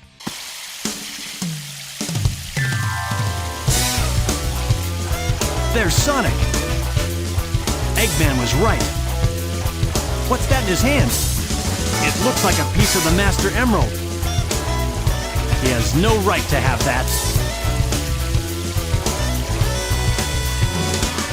Knock knock, it's Knuckles. Let's talk about his story next, seeing as it's the most related to the overarching story at hand. As you might remember from Sonic 3, Knuckles is the last remaining member of his Echidna tribe and has maintained his duty to guard the Master Emerald forever. Well, turns out that Sonic Adventure decided to explore more of that backstory a little bit and expand on more of the lore behind Angel Island and the Master Emerald. Basically, the summarized version is that there was a pack of Echidnas long ago led by Pachacamac who seeked raw power and control, conquered a bunch of tribes, and attempted to harness the power of the Chaos Emeralds to rule the world, only to be stopped by Chaos, a guardian of the Master Emerald and 7 Chaos Emeralds. Chaos became a giant monster, wiped out a bunch of civilization, but was sealed away within the Master Emerald by Tikal, daughter of Pack Attack and pure-hearted Echidna who earned the trust of Chaos and the Chao. This is what all of the flashbacks that each character sees during their story basically allude to. In the present day, Knuckles witnesses Chaos burst out of the Master Emerald, shattering it to pieces and escaping, with Knuckles' duty strategy being to basically guard the Master Emerald, he sets out to acquire the missing pieces and put the emerald back together again. Along the way, he runs into Chaos and Eggman, who tricks him into thinking Sonic is collecting the Master Emerald pieces, but it turns out that wasn't true, which is how Eggman created Chaos 4. And then Knuckles collects more pieces until he eventually puts the whole thing back together by defeating Chaos 6 and taking the 6 emeralds back to the altar with the restored Master Emerald. So yeah, as for Knuckles' gameplay, it's treasure hunting missions, and these are pretty enjoyable, I won't lie. Basically, in every stage, Knuckles has to gather 3 Master Emerald pieces that are hidden around the levels by using this radar to find them. The levels are usually just contain sections of Sonic's levels, such as the At Dawn area of Speed Highway, the hub of Casinopolis, a portion of Red Mountain, the anti-gravity portion room of Lost World, and the final area of Skydeck where the gravity can be adjusted according to the position that Knuckles sets the switch to, which is neat. Fun fact, by the way, all 11 levels in this game are shared by 3 different characters, with the sole exception of Lost World, which only shares 2, those being Sonic and Knuckles. Every other level has 3 of the 6 characters play through them, as seen on screen here. But yeah, Knuckles' gameplay is pretty simple, honestly. He eventually gets this shovel claw digging upgrade that lets him dig into the ground and walls, which is where some emerald shards can be hidden, and some fighting gloves that he can charge up and do extra damage that are really only useful for one purpose, but hey, they're yellow. What the hell? Knuckles has 3 boss fights for what that's worth, and 2 of them are incredibly easy to beat. Chaos 2 throws up this shield, which if you just glide into long enough you can break right through and beat relatively quickly, and the fighting gloves have their sole purpose of working the same way as the Lightspeed attack does on Chaos 6. I'm sure some people watching probably want to call attention to this and say something to the effect of, well dude, if you can just cheese the boss fights so easily, does that even make them good? Well, that's the thing, right? I would say no, it probably exposes a flaw in the boss designer programming, but the trade-off for that is they're extremely fun to fight this way. You can still fight them legitimately if you want to, and you're forced to do that for Chaos 4, but it's the player's choice to decide how they want to play them ultimately. It's not like the boss fights force you to do this or are borderline unplayable due to glitches that screw the player over. This is just a fun little thing you can do if you know what you're doing to make the fight a little more fun, and that's how I interpret it. Why should it matter how one person enjoys their single player experience over another when the choice is ultimately in the hand of that player? And yeah, that's Knuckles for you. I wish I had more to add, but I'm deciding to really just save that for the sequel where there's much more to go over in terms of the treasure hunting missions. So for Sonic Adventure 1, it's just a really fun gameplay mode. I really enjoy it. Next, let's talk about Amy. Wait up, Sonic! Not fair! I can't run as fast as you! Amy is my least favorite character in the game. Yes, even more than Big. Why? Because she's slow and she's supposed to be a platforming character. Her acceleration is sluggish, her control scheme is garbage, and her entire gimmick is that she's being chased by a giant green robot. And while I totally agree that there is an argument to be made in the sense that Amy being slower and getting chased by this mechanical threat adds to the suspense of the level and makes her unique from the others, the threat isn't all that threatening because his attacks are easy to avoid and you can bonk him on the head several times to stun him for a few seconds and then carry on with the level. But I get what they were going for, and it did work on me as a kid the very first time I played it, just not any repeat playthroughs. I don't know, I'm someone who's about to defend Big the Cat's gameplay, so take my criticism of Amy's with a grain of salt, I guess. But yeah, Amy's story is that a flicky falls out of the sky and she wants to help it find its family, but shortly after she finds the bird, E100 Alpha, also known as Zero, comes chasing after it, and so Amy meets up with Sonic and the two head to Twinkle Park where she proceeds to get chased further. A couple of things. One is that I like in Amy's opening cutscene how she has a flashback to Sonic CD, which is an awesome reference that even shows Metal Sonic chasing after them. And B, just like Eggman, Amy got a total redesign, which I really dig. Honestly, Classics Amy design has been growing on me in the last 5 years or so, but this version of Amy is good too, so, you know, it's cool. I dig it. I definitely enjoy Amy's story in this game for not just designating her as a damsel in distress, but rather making her her own character that takes initiative and helps this flicky reunite with its family. It's a much simpler story than the overarching one, but it's a good character narrative for Amy and finally fleshes her out a bit, since the classic games didn't really do that much. Like I mentioned though, I'm not really keen on Amy's gameplay because of how slow her acceleration is, not to mention the fact that her hammer attack basically forces her to stop on a dime when she swings it. She does have this hammer strike she can use when she's running fast enough, which causes her to flip in the air like an acrobat, which is neat, and gives her more speed than she gets just running on the ground. But you can only do it when running at max speed, so if you're not going fast enough, you don't get to use it. I don't mind running through Twinkle Park because it's a short area, and the same goes for Final egg, which is her third, but her second stage, Hot Shelter, is the real pain because this is a full-blown level that was designed for her instead of Sonic. Hot Shelter is the only level in the entire game that Sonic doesn't visit, and as such, Amy is the character that gets to run through the whole thing from start to finish, and it drags. I don't mind the song, but dude, this thing just never seems to end, and those colored blocks are total pace breakers for the whole feeling of being chased. Hot Shelter is played after Amy is released by E102 Gamma after getting captured by Zero, as we saw in Sonic's story, where she can also get the Warrior Feather, a hammer power-up that just lets her spin in place and serves absolutely no purpose, but is required because you have to beat this whack-a-mole game to progress. And then she also gets the Long Hammer later on, which is her second power-up that she gets by beating the whack-a-mole game again and getting a higher score, which just gives her a slightly longer reach, but ultimately doesn't add anything, because you can't even get this power-up until the very end of her story. But yeah, after that she basically escapes the egg carrier and then continues on to reunite the bird with its family, which results in her going to Final Egg, and then after that she has her one and only boss fight, which fittingly enough is against Zero, who she'd been running from the whole game. I love the setup for this fight though, because she basically has this pivotal moment where she goes, "Alright, enough is enough."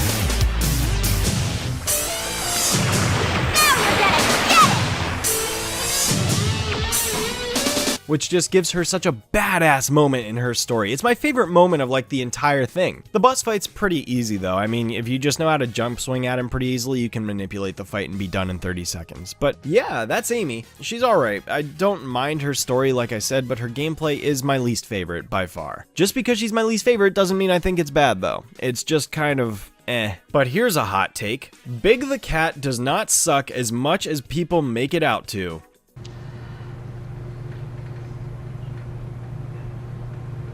Gameplay-wise, Big the Cat's story is basically just that his pal Froggy gets possessed by Chaos, snatches up a Chaos Emerald, and starts running away, and it's up to Big to catch Froggy and bring him home. This occurs over 4 levels in the form of Twinkle Park, Ice Cap, Emerald Coast, and Hot Shelter. The reasons most people complain about Big the Cat is because of the following. A, he's stupid and slow, and I ain't denying that. B, his story contributes nothing to the larger plot at hand, and I agree. And C, his entire gameplay is centered around fishing, in a Sonic game. Because that makes sense, right? Well, at first glance, I would agree with this sort of thing. It really has no sense being in a Sonic game where the other 5 characters are platforming, but these levels are so short and pathetic if you know what you're doing. I mean, yeah, I can admit I had a hard time figuring out how Big's gameplay worked at first, but honestly, that's on me and anyone else who didn't read the instruction section that literally pops up before you even start the game. Sonic Adventure puts the option right there in front of you before you begin. We can't blame the game for not telling us how Big works when it puts the power in the player's hands and provides the option right there. Truthfully, this quality of life decision is infinitely better than 10-minute forced tutorials every time you play the game. Giving the players the choice for a tutorial is the exact right call, and if a player gets mad at the game for not being told how to do something but also ignored the optional tutorial that was provided, that's on the player, not the game. There's also this rumor that's gone around the internet for years that states Big's entire reason for existence was actually so Sega could sell a fishing rod peripheral for the Dreamcast that would allow people to become more immersed in playing fishing video games, but that's actually not true given that Sonic Adventure came out in 1998 and the peripheral wasn't released in Japan until the year 2000. And Sonic Adventure isn't even compatible with the controller anyways, so I just want to squash that rumor right here, right now. These words were never true. Now I find myself in question. How do you play as Big? Well, simple. You find where Froggy is in the level, which is almost always within 25 feet of where you start the stage except for the last one. You press B to cast and then wait for Froggy to bite it, and then you press down on the control stick and use A and B to reel him in. Watch, it's easy.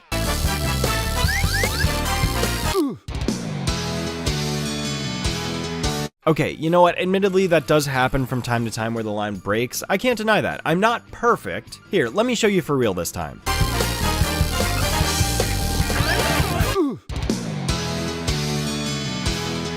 Shit, okay, guys, I swear, it's really not that hard.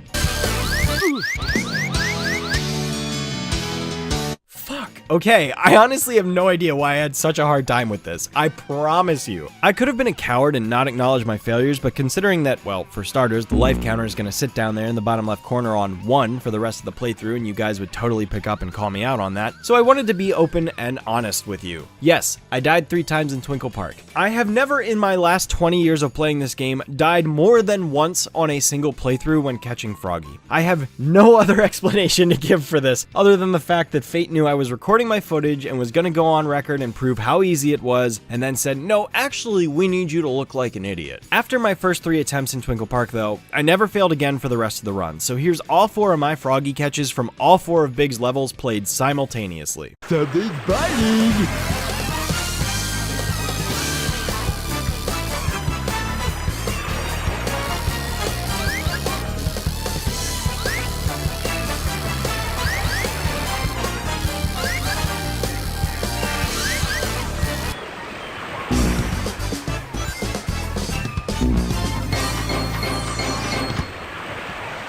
Not too bad. I assure you, Twinkle Park is the hardest level of the 4, and after you get the floating power-up and some lore power-ups, the game becomes a complete joke. This story is not hard, it's not painful, it's over in less than half an hour. Big does not ruin Sonic Adventure, and while yes, I agree he doesn't belong in the game, he doesn't bring down the rest of the experience for me. I have played through Big the Cat's story just as many times as every other character's because when I sit down and play Sonic Adventure, I play all 7 stories in a row every time. Call me crazy, but I do. Most people usually just go back and play only Sonic and maybe some Knuckles and Tails, but no, I complete the game 100% every time I play it, because I enjoy it that much. Big can get later power-ups for things like lures that I mentioned, which increase the weight of the fish he can catch, and a rod which also extends his casting distance, only making Froggy even easier than it already is. Big's only boss fight in the entire game is against Chaotix, which is also a joke that you can beat about as fast as Sonic when using the Lightspeed attack. Just aim Big's fishing pole where Froggy resides and you're done. It's not much of a fight, although for the first time ever I had Chaotix jump in this boss fight and do his shockwave move, which I've literally never seen before in my 20 plus years of playing this video game. But I digress. My hot take on Big the Cat might be another Sonic Labyrinth scenario where I think it's just more misdirected hatred for something that's nowhere near as bad as other things in the franchise that deserve it more, and honestly probably somewhat of a skill issue too. And I say that as someone who absolutely has the same problem when it comes to rhythm games. I just suck at them, I am terrible, and I will never deny that. At least I can acknowledge my own shortcomings. Whether or not you find Big fun is a different story, but man, there's a whole lot less fun to find in this franchise than Big the Cat. Honestly, I enjoy seeing how fast I can catch Froggy, if I'm being honest. It sort of has a self-imposed challenge to it. I don't know, Big is just inoffensive to me, and I really don't see how this fishing stuff can be seen as frustrating when you can beat it so quickly. His voice and story do suck though. Look at me! I'm your brilliant creator, Dr. Robotnik. You're the second of my E100 model machines.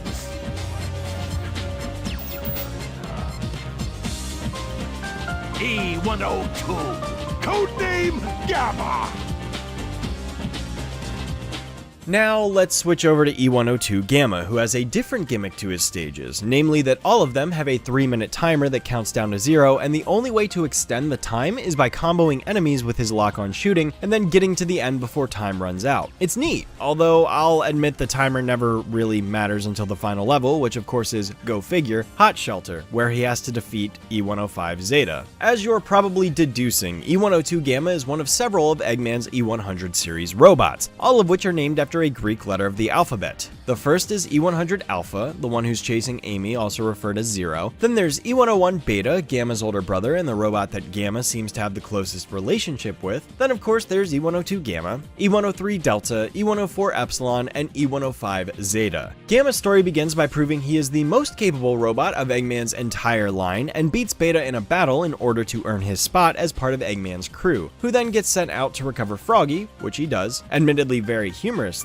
I must add. But it is only after giving Eggman what he wants that Gamma realizes the true horror of his creator's intentions when he accidentally walks in on Beta being reconstructed into a more powerful robot, which seems to unnerve Gamma enough to end up deleting Eggman from his programming after Amy and the Flicky defend him, and taking it upon himself to seek out the other E100 robots and kill all of them to release them from Eggman's control and free the animals that reside within them. It's never actually stated, but I always interpreted this moment as the Flicky inside Gamma influencing him a little bit, almost like there's some lore here where the conscious of the creature inside Eggman's robot is linked to the robot itself, even if it's suppressed most of the time. Spoiler alert for a several decade old game, but the pink Flicky seen in the locket of the blue Flicky that Amy is helping is actually inside of Gamma, and I assume that Gamma witnessing Amy's Flicky caused the Flicky inside of him to also react, which is what is leading to his departure from Eggman's forces. That's at least how I always interpreted it anyways, and given that Beta houses the gray Flicky, I think that also explains why there's a closer rivalry between those two compared to E103, 4, and 5. Again, I don't know if this is the official intent here, but it's just how I like to interpret it. But yeah, the first level was Final Egg, which was just a tutorial level for shooting mechanics, and then Gamma Blast through Emerald Coast to get Froggy, which is also pretty short, followed by Windy Valley for Delta, Red Mountain for Epsilon, and then again Hot Shelter for Zeta, which is the only challenging stage of the bunch. Although Zeta is also interesting because it's in a similar state to Beta in that Eggman seems to be repurposing them for a bigger and better robot that even comes with built-in Dreamcasts. How about that? Like the other characters, Gamma does get 2 upgrades, a hover pack, which is extremely useful for flying across gaps, I love this thing, and a gun upgrade that just allows him to lock onto more enemies at once and is completely optional. Gamma's story ends with a final battle against the upgraded Beta, which is a hard fight at first until you learn how to beat him, and I admit I struggled with Beta Mark II as a child until I really learned the pattern. It's a better designed boss fight compared to most in this game. And of course, Gamma's story ends on a bittersweet note where he also dies, at the same time as Beta, with both exploding into a fiery death and releasing the Flickies within them, allowing them to reunite with Amy's blue Flicky at the end of her story. And man, while I don't really think Gamma's story is that much of a tug on the heartstrings type of plot the way others seem to feel about it, the music really does enhance the scene, specifically the piano. It's just so perfect how it plays his leitmotif as he dies. Brilliant composition, to be sure.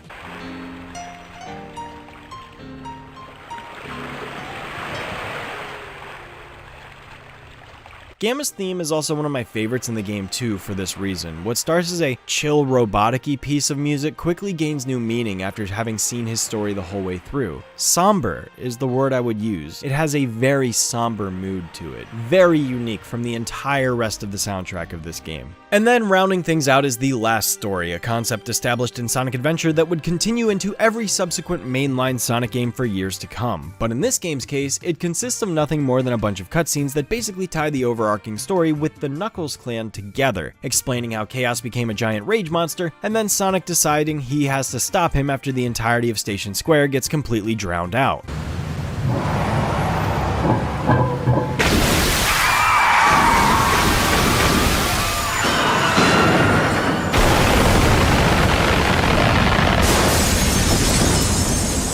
I know I'm the millionth person to ask this question, but good lord, how many people died when Chaos invaded the city and destroyed all the buildings and whatnot? I mean, wow. This event had to have caused tens of thousands of deaths. I mean, this is a city we're talking about here. A city that was densely populated no less than a mere 30 seconds before the entire thing got blasted with water. I mean, there's literally water bursting through the buildings. Chaos is the perfect word to describe this beast because that's exactly what it invoked after achieving its perfect form. Of course, this last story is also where we introduce another long-running staple of the 3D games in which Super Sonic becomes playable, but only for the final boss and nothing else. Yes, admittedly, this is super lame given we were able to play as Super Sonic in the 2D games, so why he was delegated to final boss status here is beyond me. Although he was originally planned to be playable in levels for what it's worth, so this was probably either a development or time issue if I had to guess, but oh well. The final boss itself is awesome, and a pretty neat concept too. The entire thing isn't really based around standing in a small arena and hitting Chaos a number of times like all of his other fights. No, instead you're actually set on this pathway where you need to run through and avoid obstacles while building enough speed to charge headfirst into the creature fast enough that Sonic can rise all the way up through his neck and damage his brain. It's a great idea. It makes the boss fight more of a platforming level than a traditional boss fight necessarily, although there are still plenty of attacks you need to avoid that Chaos dishes out, which will slow you down. The real threat of the fight isn't Chaos though, it's your ring count, so make make sure you never let that thing hit 0, or it is game over for you and you gotta do the whole fight all over again. Let's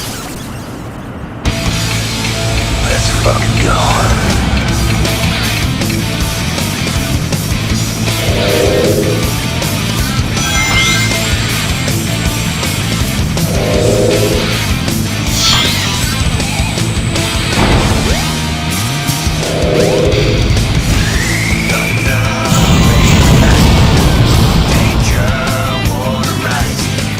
The music that accompanies this fight too is 10 out of 10. Open Your Heart by Crush 40 is still to this day one of my favorite Sonic songs of all time because it just perfectly captures the energy of the battle between Super Sonic and Chaos. The guitar riff is so good, and the way the song just builds at the beginning to hit you with that opening chord is just so good. Gives me goosebumps every time. This will not be the last time we encounter Crush 40, not by a long shot, so I'll talk more about their involvement with the Sonic franchise in a future section.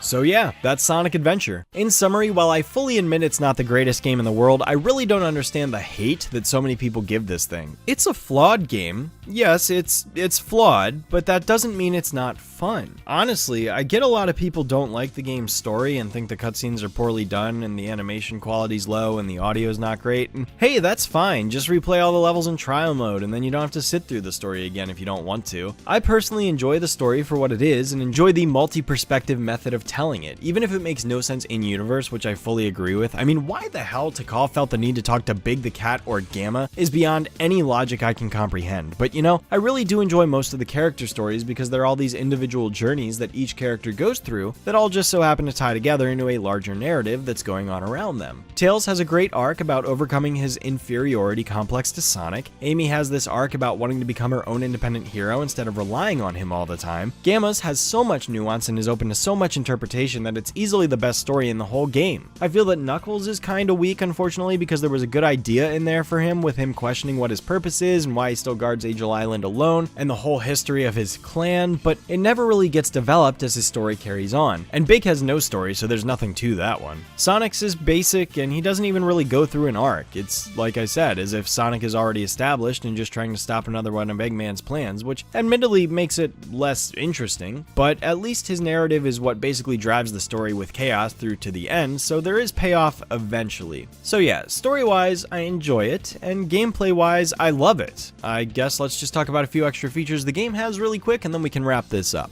Sonic Adventure comes with a plethora of sub-games and side modes, such as Trial, which is basically the time attack mode where you can replay any stage you want, or play Challenge mode Trials, where you attempt to complete the B and A level versions of the stage, rather than just C, which are the story mode versions of them. You can also play more difficult instances of Sky Chase, Sandhill, Twinkle Circuit, etc. Big's fishing missions are also more difficult, and admittedly I've never played these, and that's why I've heard a lot of people complain about him, but again, they're not required to beat the game, so maybe that's where some frustration with Big might be justified. And last but not least, there's the Chao. Now, I could theoretically spend the next hour sitting here and going over all of the mechanics of the Chao Garden and everything that entails, because this little Tamagotchi-inspired minigame that exists within Sonic Adventure was something that led to many hours I invested time into as a child. I mean, this thing may as well be a second game built into Sonic Adventure. You've got these different Chao Gardens you can go to where you can hatch and raise Chao, increasing their stats by giving them the animals you would collect from the destroyed badniks in the adventure stages, and then allowing your Chao to participate in races and such. But admittedly, I didn't really have the hours to invest into this feature while playing SA1, so I didn't really go very far with it. This won't be the last time I talk about the Chao Garden though, so not to worry, we will be coming back to this at some point where I plan to explore this mode in a little more depth. As another side note and extension off of this, the Dreamcast had a memory card called the VMU, or Visual Memory Unit, which you were actually able to transfer your Chao onto so that you could train them on the go. I'm only giving this an honorable mention as this isn't really a full-blown Sonic game, but rather just an extension of Sonic Adventure's Chao minigame. It's almost like what the Pokewalker was for those of you who remember when Pokemon Heart Gold and Soul Silver came out. Hard to believe those games are now closer to the age of the original games than they are to the present day. That's crazy. I still have my Pokewalkers though, even if they don't turn on anymore. But yeah, this is a nifty feature, so I just wanted to make a note of it. One thing that actually fascinates me about the Dreamcast version of this game that I completely forgot existed is that the Dreamcast actually came with internet support, and there was a built-in feature in Sonic Adventure where you could connect to the internet and participate in world rankings that Sonic Team would organize for players back in the day. They'd also post news updates, and players could even chat with each other. Now granted, this website went down several years after the game was kind of out and Sega had moved on, but Sonic fans in 2016 actually went out of their way to purchase the old internet site and restore it just for the hell of it. What you're seeing right now is footage of this website's existence, exactly how it looked back in the year 2000, complete with the ancient internet webpage layout that most people 5 or more years younger than me probably don't have any memories of in the first place. This was just really cool that I had to bring it up because it was an integral part of Sonic Adventure at the time of release. This essentially promoted free DLC that players could download and play, and they could upload their times and scores to put on an actual leaderboard. This is something that seems mundane by now as games popularized this idea by the PS Wii 60 era, but this was 1998 and 9, a decade before that time. And even despite this, there were still players who went out of their way to cheat. So much so that Sonic Team actually had to acknowledge this in one of their update posts. Shoutouts to Josh Feinberg, by the way, wherever you are, dude, for winning that world rankings contest. Good for him. And so that ultimately concludes my thoughts on Sonic Adventure. I apologize if I spent way too long talking about this game, but given that it's in my top 5 of the entire franchise, I couldn't not just pour all of my thoughts into this video. So there you go. I admit the game hasn't held up and acknowledge the game ain't perfect no matter how much I may personally enjoy it, but I still think the hatred this game gets is over the top and unnecessarily vitriolic. This game is harmless at best and did so much for the franchise and the direction that it headed into that there's so many games that came out after this you have to credit Sonic Adventure for pioneering. Sonic Adventure doesn't even come close to some of the other garbage the Sonic franchise has and will see. Can I recommend the game? Yeah, I can. It's not going to be a masterpiece, but it's a fun speed-based platformer that gets more fun to play the more you learn it, as it should be. I honestly can't see a future where I don't continue to return back to this one and play it over and over again, because it never gets old for me. But hey, that is just me. Hopefully some of you out there see the same things in the game that I do, because I really don't think this game deserves the bad rep that some fans seem to give it. I mean, I've seen some pretty nasty comments made about this one, and it's like, where is this even coming from? But, oh well, what are you gonna do? All's well that ends well, right? Sonic?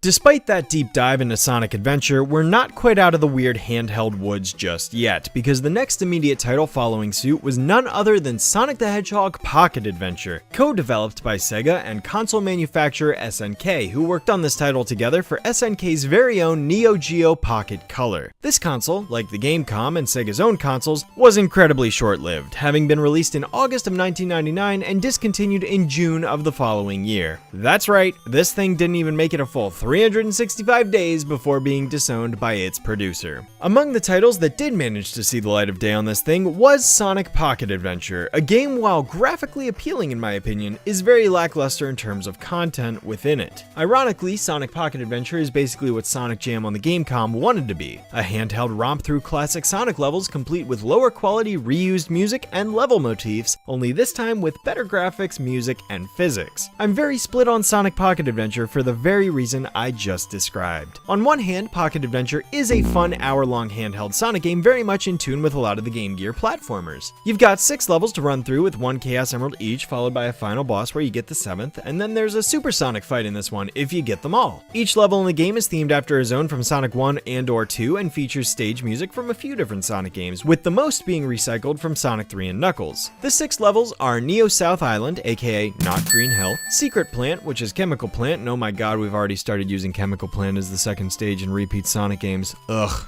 Cosmic Casino is Casino Night, Aquatic Relics is of course Aquatic Ruin, Sky Chase is Sky Chase because for some reason they didn't feel the need to rename this act, but then immediately after that there's Aero Base, which is Wing Fortress, so why they changed one but not the other is beyond me, and lastly is Gigantic Angel, aka not Scrap Brain. There's also a final zone named Last Utopia, which is just a final boss fight and nothing more, and then the Supersonic fight takes place in Chaotic Space, aka not Doomsday Zone. And honestly, while it's kinda lame that the motifs are reused, the level design is pretty original and the physics feel pretty good when compared to other Game Gear titles. Visually, I really do like the way the game looks. Now, granted, the Neo Geo was 16-bit hardware as opposed to the 8-bit Game Gear titles I keep using as a frame of reference, so of course it should look better, but that doesn't detract from the point. Let's talk special stages for a second here too. You know, so far special stages have been a pretty mixed bag, so where does Sonic Pocket Adventure fall in line? Well, this time Sega's gone back to the standard collect 50 rings then jump into the giant ring at the end of the level trope in order to access them. No big deal though. Let's see what we've got.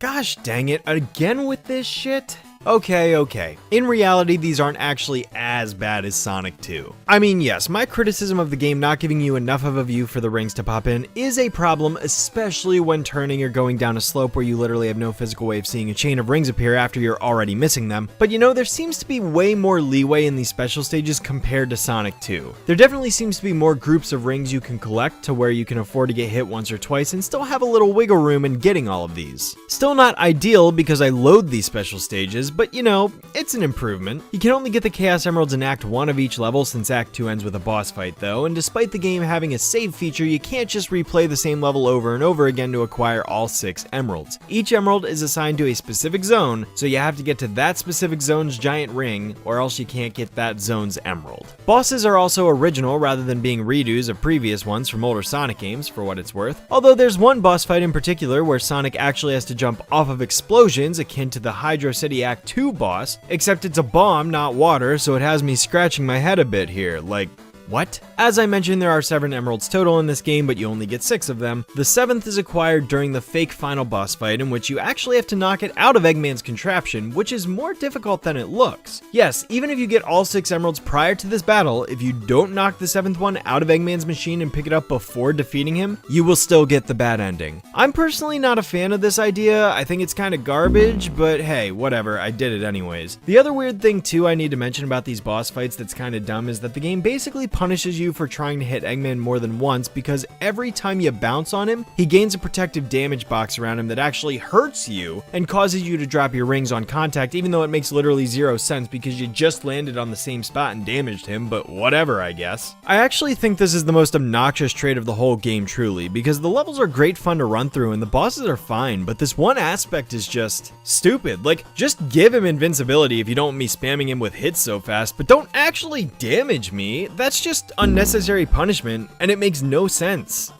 Supersonic's fight is interesting though, because you basically have a similar fight to the Doomsday Zone, except instead of guiding the missiles into the giant egg robot and then ramming into it as it flies away, this one launches missiles at you that you have to ram back into the robot, basically combining the concept of Sonic 3 and Knuckles' final battle into one for this fight, and you know, it works. It's not too bad. Another interesting tidbit about this game that some of you may have noticed is that Eggman and Sonic actually resemble their adventure redesigns as opposed to the standard classic look they used to have. Although Eggman seems to flip-flop in some of his boss sprites, but yeah, the more sleek look of Sonic is here to stay, green eyes and all. Unfortunately, Sonic is the only playable character in this one, so no Tails or Knuckles or Amy or anything of the sort. Although this game does have a 2-player versus mode where one player can be Tails in that mode only. There's also a time attack mode and a puzzle mode featured in the game, with the latter being the side feature where scattered throughout every level are these yellow puzzle pieces. Every time you pick one up, you get a puzzle piece which all combine together into various different images. Now, I couldn't be bothered to get them all because this is just an optional side collectible to encourage replayability, but it's there if anybody's interested. There are 6 in total, with 3 complete ones unlocking a sound test, and the remaining 3 unlocking special stage mode where you can play the special stages directly. Honestly, Sonic Pocket Adventure at the end of the day is harmless, simply put, but my biggest issue with the game is that it just doesn't have an identity of its own. The whole thing is just a recycled compilation of things we've already experienced before, which is a shame because if this game consisted of unique ideas and creative level themes and new music, I'd be willing to give this a more glowing review. The game is functional, it's playable,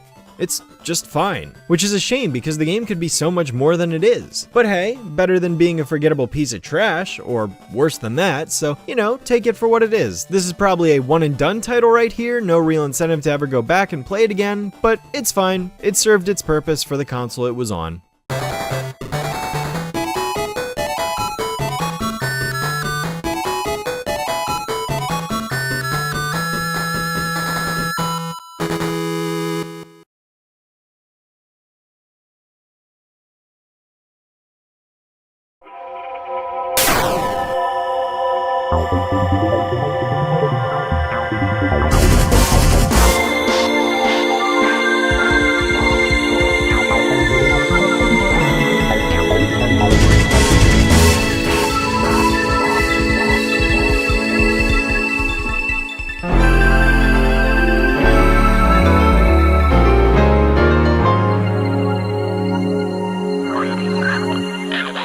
If I could summarize Sonic Shuffle into one succinct statement, it would be great fun in 4-player multiplayer, utterly miserable experience otherwise, because Sonic Shuffle's immediate go-to comparison is that it's a Mario Party knockoff. And, like, yeah, it is. But that's because it was developed by Hudson Soft, the same developers that created the first several Mario Party titles. So it makes sense there would be obvious comparisons here. I guess with Sega needing to push more titles onto the Dreamcast and with the success of the Mario Party franchise, they decided to commission a similar title for their competitive mascot. But honestly, there's a reason why Mario Party carried on for decades to come while Sonic Shuffle remained as a standalone title. And no, it's not because this game was initially going by the name of Sonic Square. Man, thankfully Sega changed the name on that one, but admittedly, I do like the promo artist's rendition of the main trio outside of Sonic's oddly mangled fingers. Story-wise, it's a bit different from your typical Sonic game. The main 4 characters find themselves having arrived in Imaginary World, where a villain named Void has shattered the Precious Stone and Lumina requests the help of Sonic and friends to put it back together. Then they do that, and at the end, Lumina and Void form back together into Illumina, who somehow was separated after the stone was shattered, but Void shattered it, and Void is part of Illumina, so how did that work? I don't know. Either way, there's not much of a story going on here. Something about needing to save these dream worlds and yada yada yada. It's not a very compelling story. This is a party game, it's not the focus, and it doesn't matter. We're here to play a board game. Graphically though, I really do enjoy the cel-shaded look the game has. Honestly, I think this makes up for the fact that the game reuses a lot of voice clips and animations from Sonic Adventure because I'm a sucker for cel shading, just look at my Borderlands playtime, and I kinda wish we got another game in this sort of visual style for the Sonic series. The core of the gameplay though goes like this. You have 4 players on the board who all get dealt a hand of cards at the start of the game with numbers on them. Each of these numbers represent the number of spaces you can travel from where you currently stand, and you can only see the cards that are currently present in your hand. But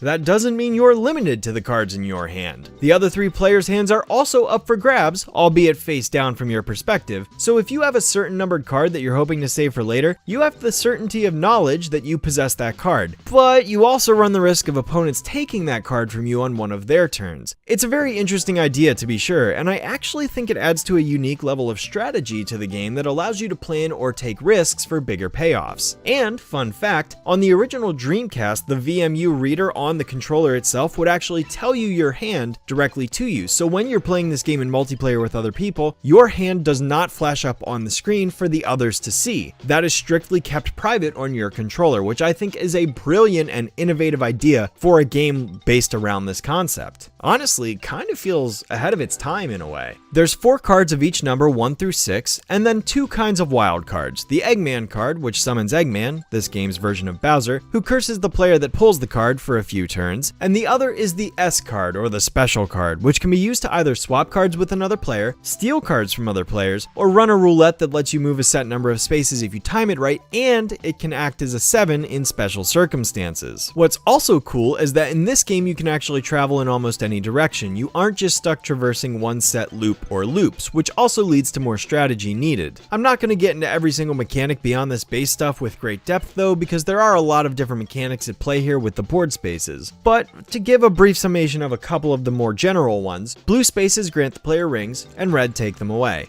pretty standard for this kind of game. Rings are also used to buy items in the shop. Green event spaces are minigame and or mini event spaces, which allow you to participate in one of 49 potential minigames or almost 30 miscellaneous events such as a slot roulette or guessing game. Yeah, fun fact, in this game you actually don't play a minigame after every round. In fact, there is no set number of rounds. The game goes until all 7 precious stones, this game's power stars, are acquired by the players. So you do have the potential for a game to be relatively quick, within half an hour, or depending on how unlucky you get with the way the computer players act within a match, you could be stuck on a board for hours, which is lovely. Minigames just pop up when you land on the space though, which is different, but not bad. Pink spaces are battle spaces where you fight against a monster by pulling a card higher than the number they show. Beating them earns you a force jewel, and tying them earns you 2. It's considered a critical attack. And losing these fights costs you rings. Force jewels are this game's equivalent of items and produce a plethora of effects from movement limitations to board modifications. You also need to perform these battles to earn precious stones, otherwise you fail and cannot acquire it, allowing another player to come in and snipe it before your next turn. And even then, you need to land on the space to even get an opportunity to acquire a precious stone. You don't just move past it like you would in Mario Party. And then beyond that, there's also quest spaces that earn you emblems, spring spaces that bounce you across the map, reverse spaces that send you backwards, stop spaces that won't let you progress, shop spaces where you can spend rings to buy force jewels like I mentioned, board specific spaces that do various things, etc, etc. Achieving various milestones during gameplay will also summon Eggman to the field at random points. Collecting a precious stone causes him to smash the furthest player away from that space with a weight, which costs them rings. For every 10 red spaces you land on, he might show up to shrink or grow them, which affects the penalty of that space accordingly, and the same goes for blue spaces too. It's a nifty level of interactivity from the villain that's different,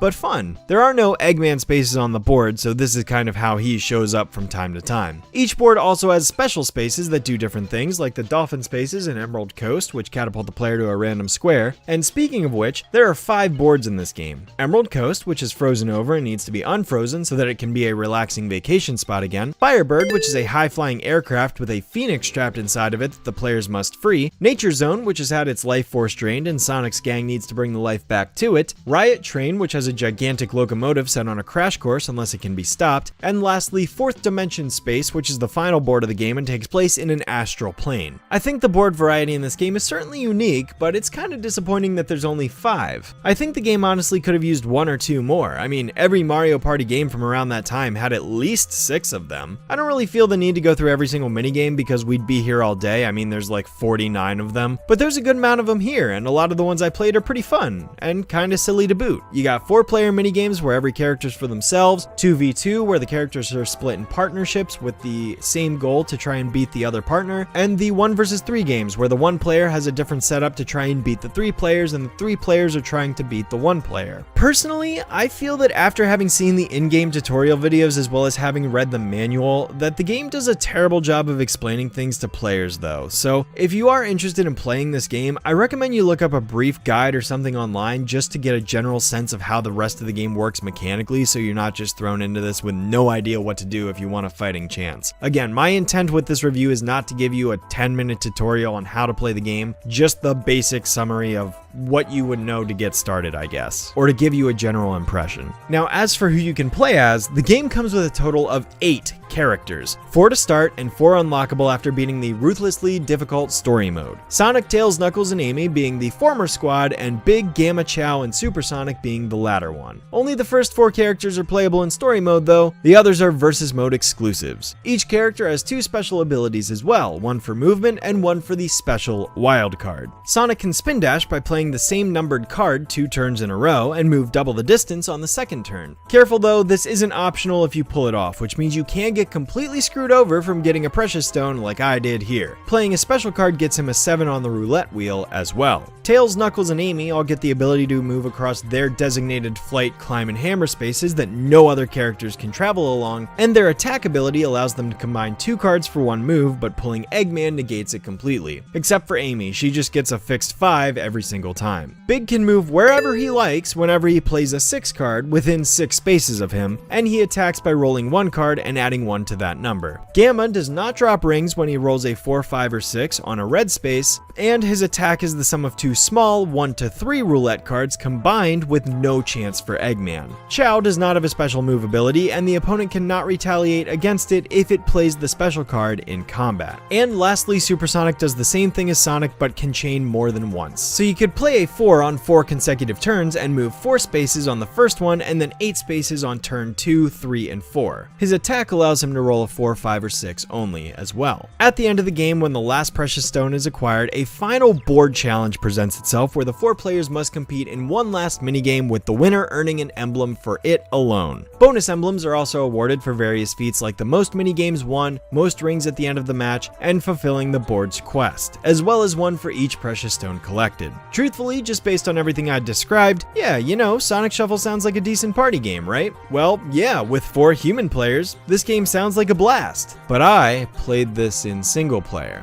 When I tell you that this game's AI cheats, that is an understatement. The computer players of this game, even on easy difficulty, cheat in every sense of the word to where it's completely unreasonable just how much of an advantage they have. This sucks. Story mode is not fun. Honestly, it's so brutal that it's no wonder the vast majority of people have never finished this game. Why would they want to? The CPUs are relentless in their actions, and you're up against 3 of them at once. Should you ever find yourself wanting to 100% this game, good fucking luck. You're gonna need it. I personally didn't have the patience to waste my life on accomplishing something like this right now, which is why I ripped the unlockable character footage from YouTube, because it's not worth it. Maybe someday, but probably not in the slightest. Story mode sucks. The gameplay doesn't suck, just the computers. So if you're gonna play this game, please do yourself a favor and play it with 3 other people where it's actually fair. Otherwise, you're not in for a fun time, because even so much as one computer player has the potential to just ruin the fun for all of you with how blatantly weighted it is in their favor. I mean, it's literally known that the AI knows where every single card is and what number they contain, regardless of the fact that the player could never know this information, giving them an obviously unfair advantage, and their minigame AI is pretty spot on too. It's just not an enjoyable experience. But hey, maybe you're up for an unfair challenge, and if that's the case, more power to you. I have better games to play though, so I think my time with Sonic Shuffle here is finished.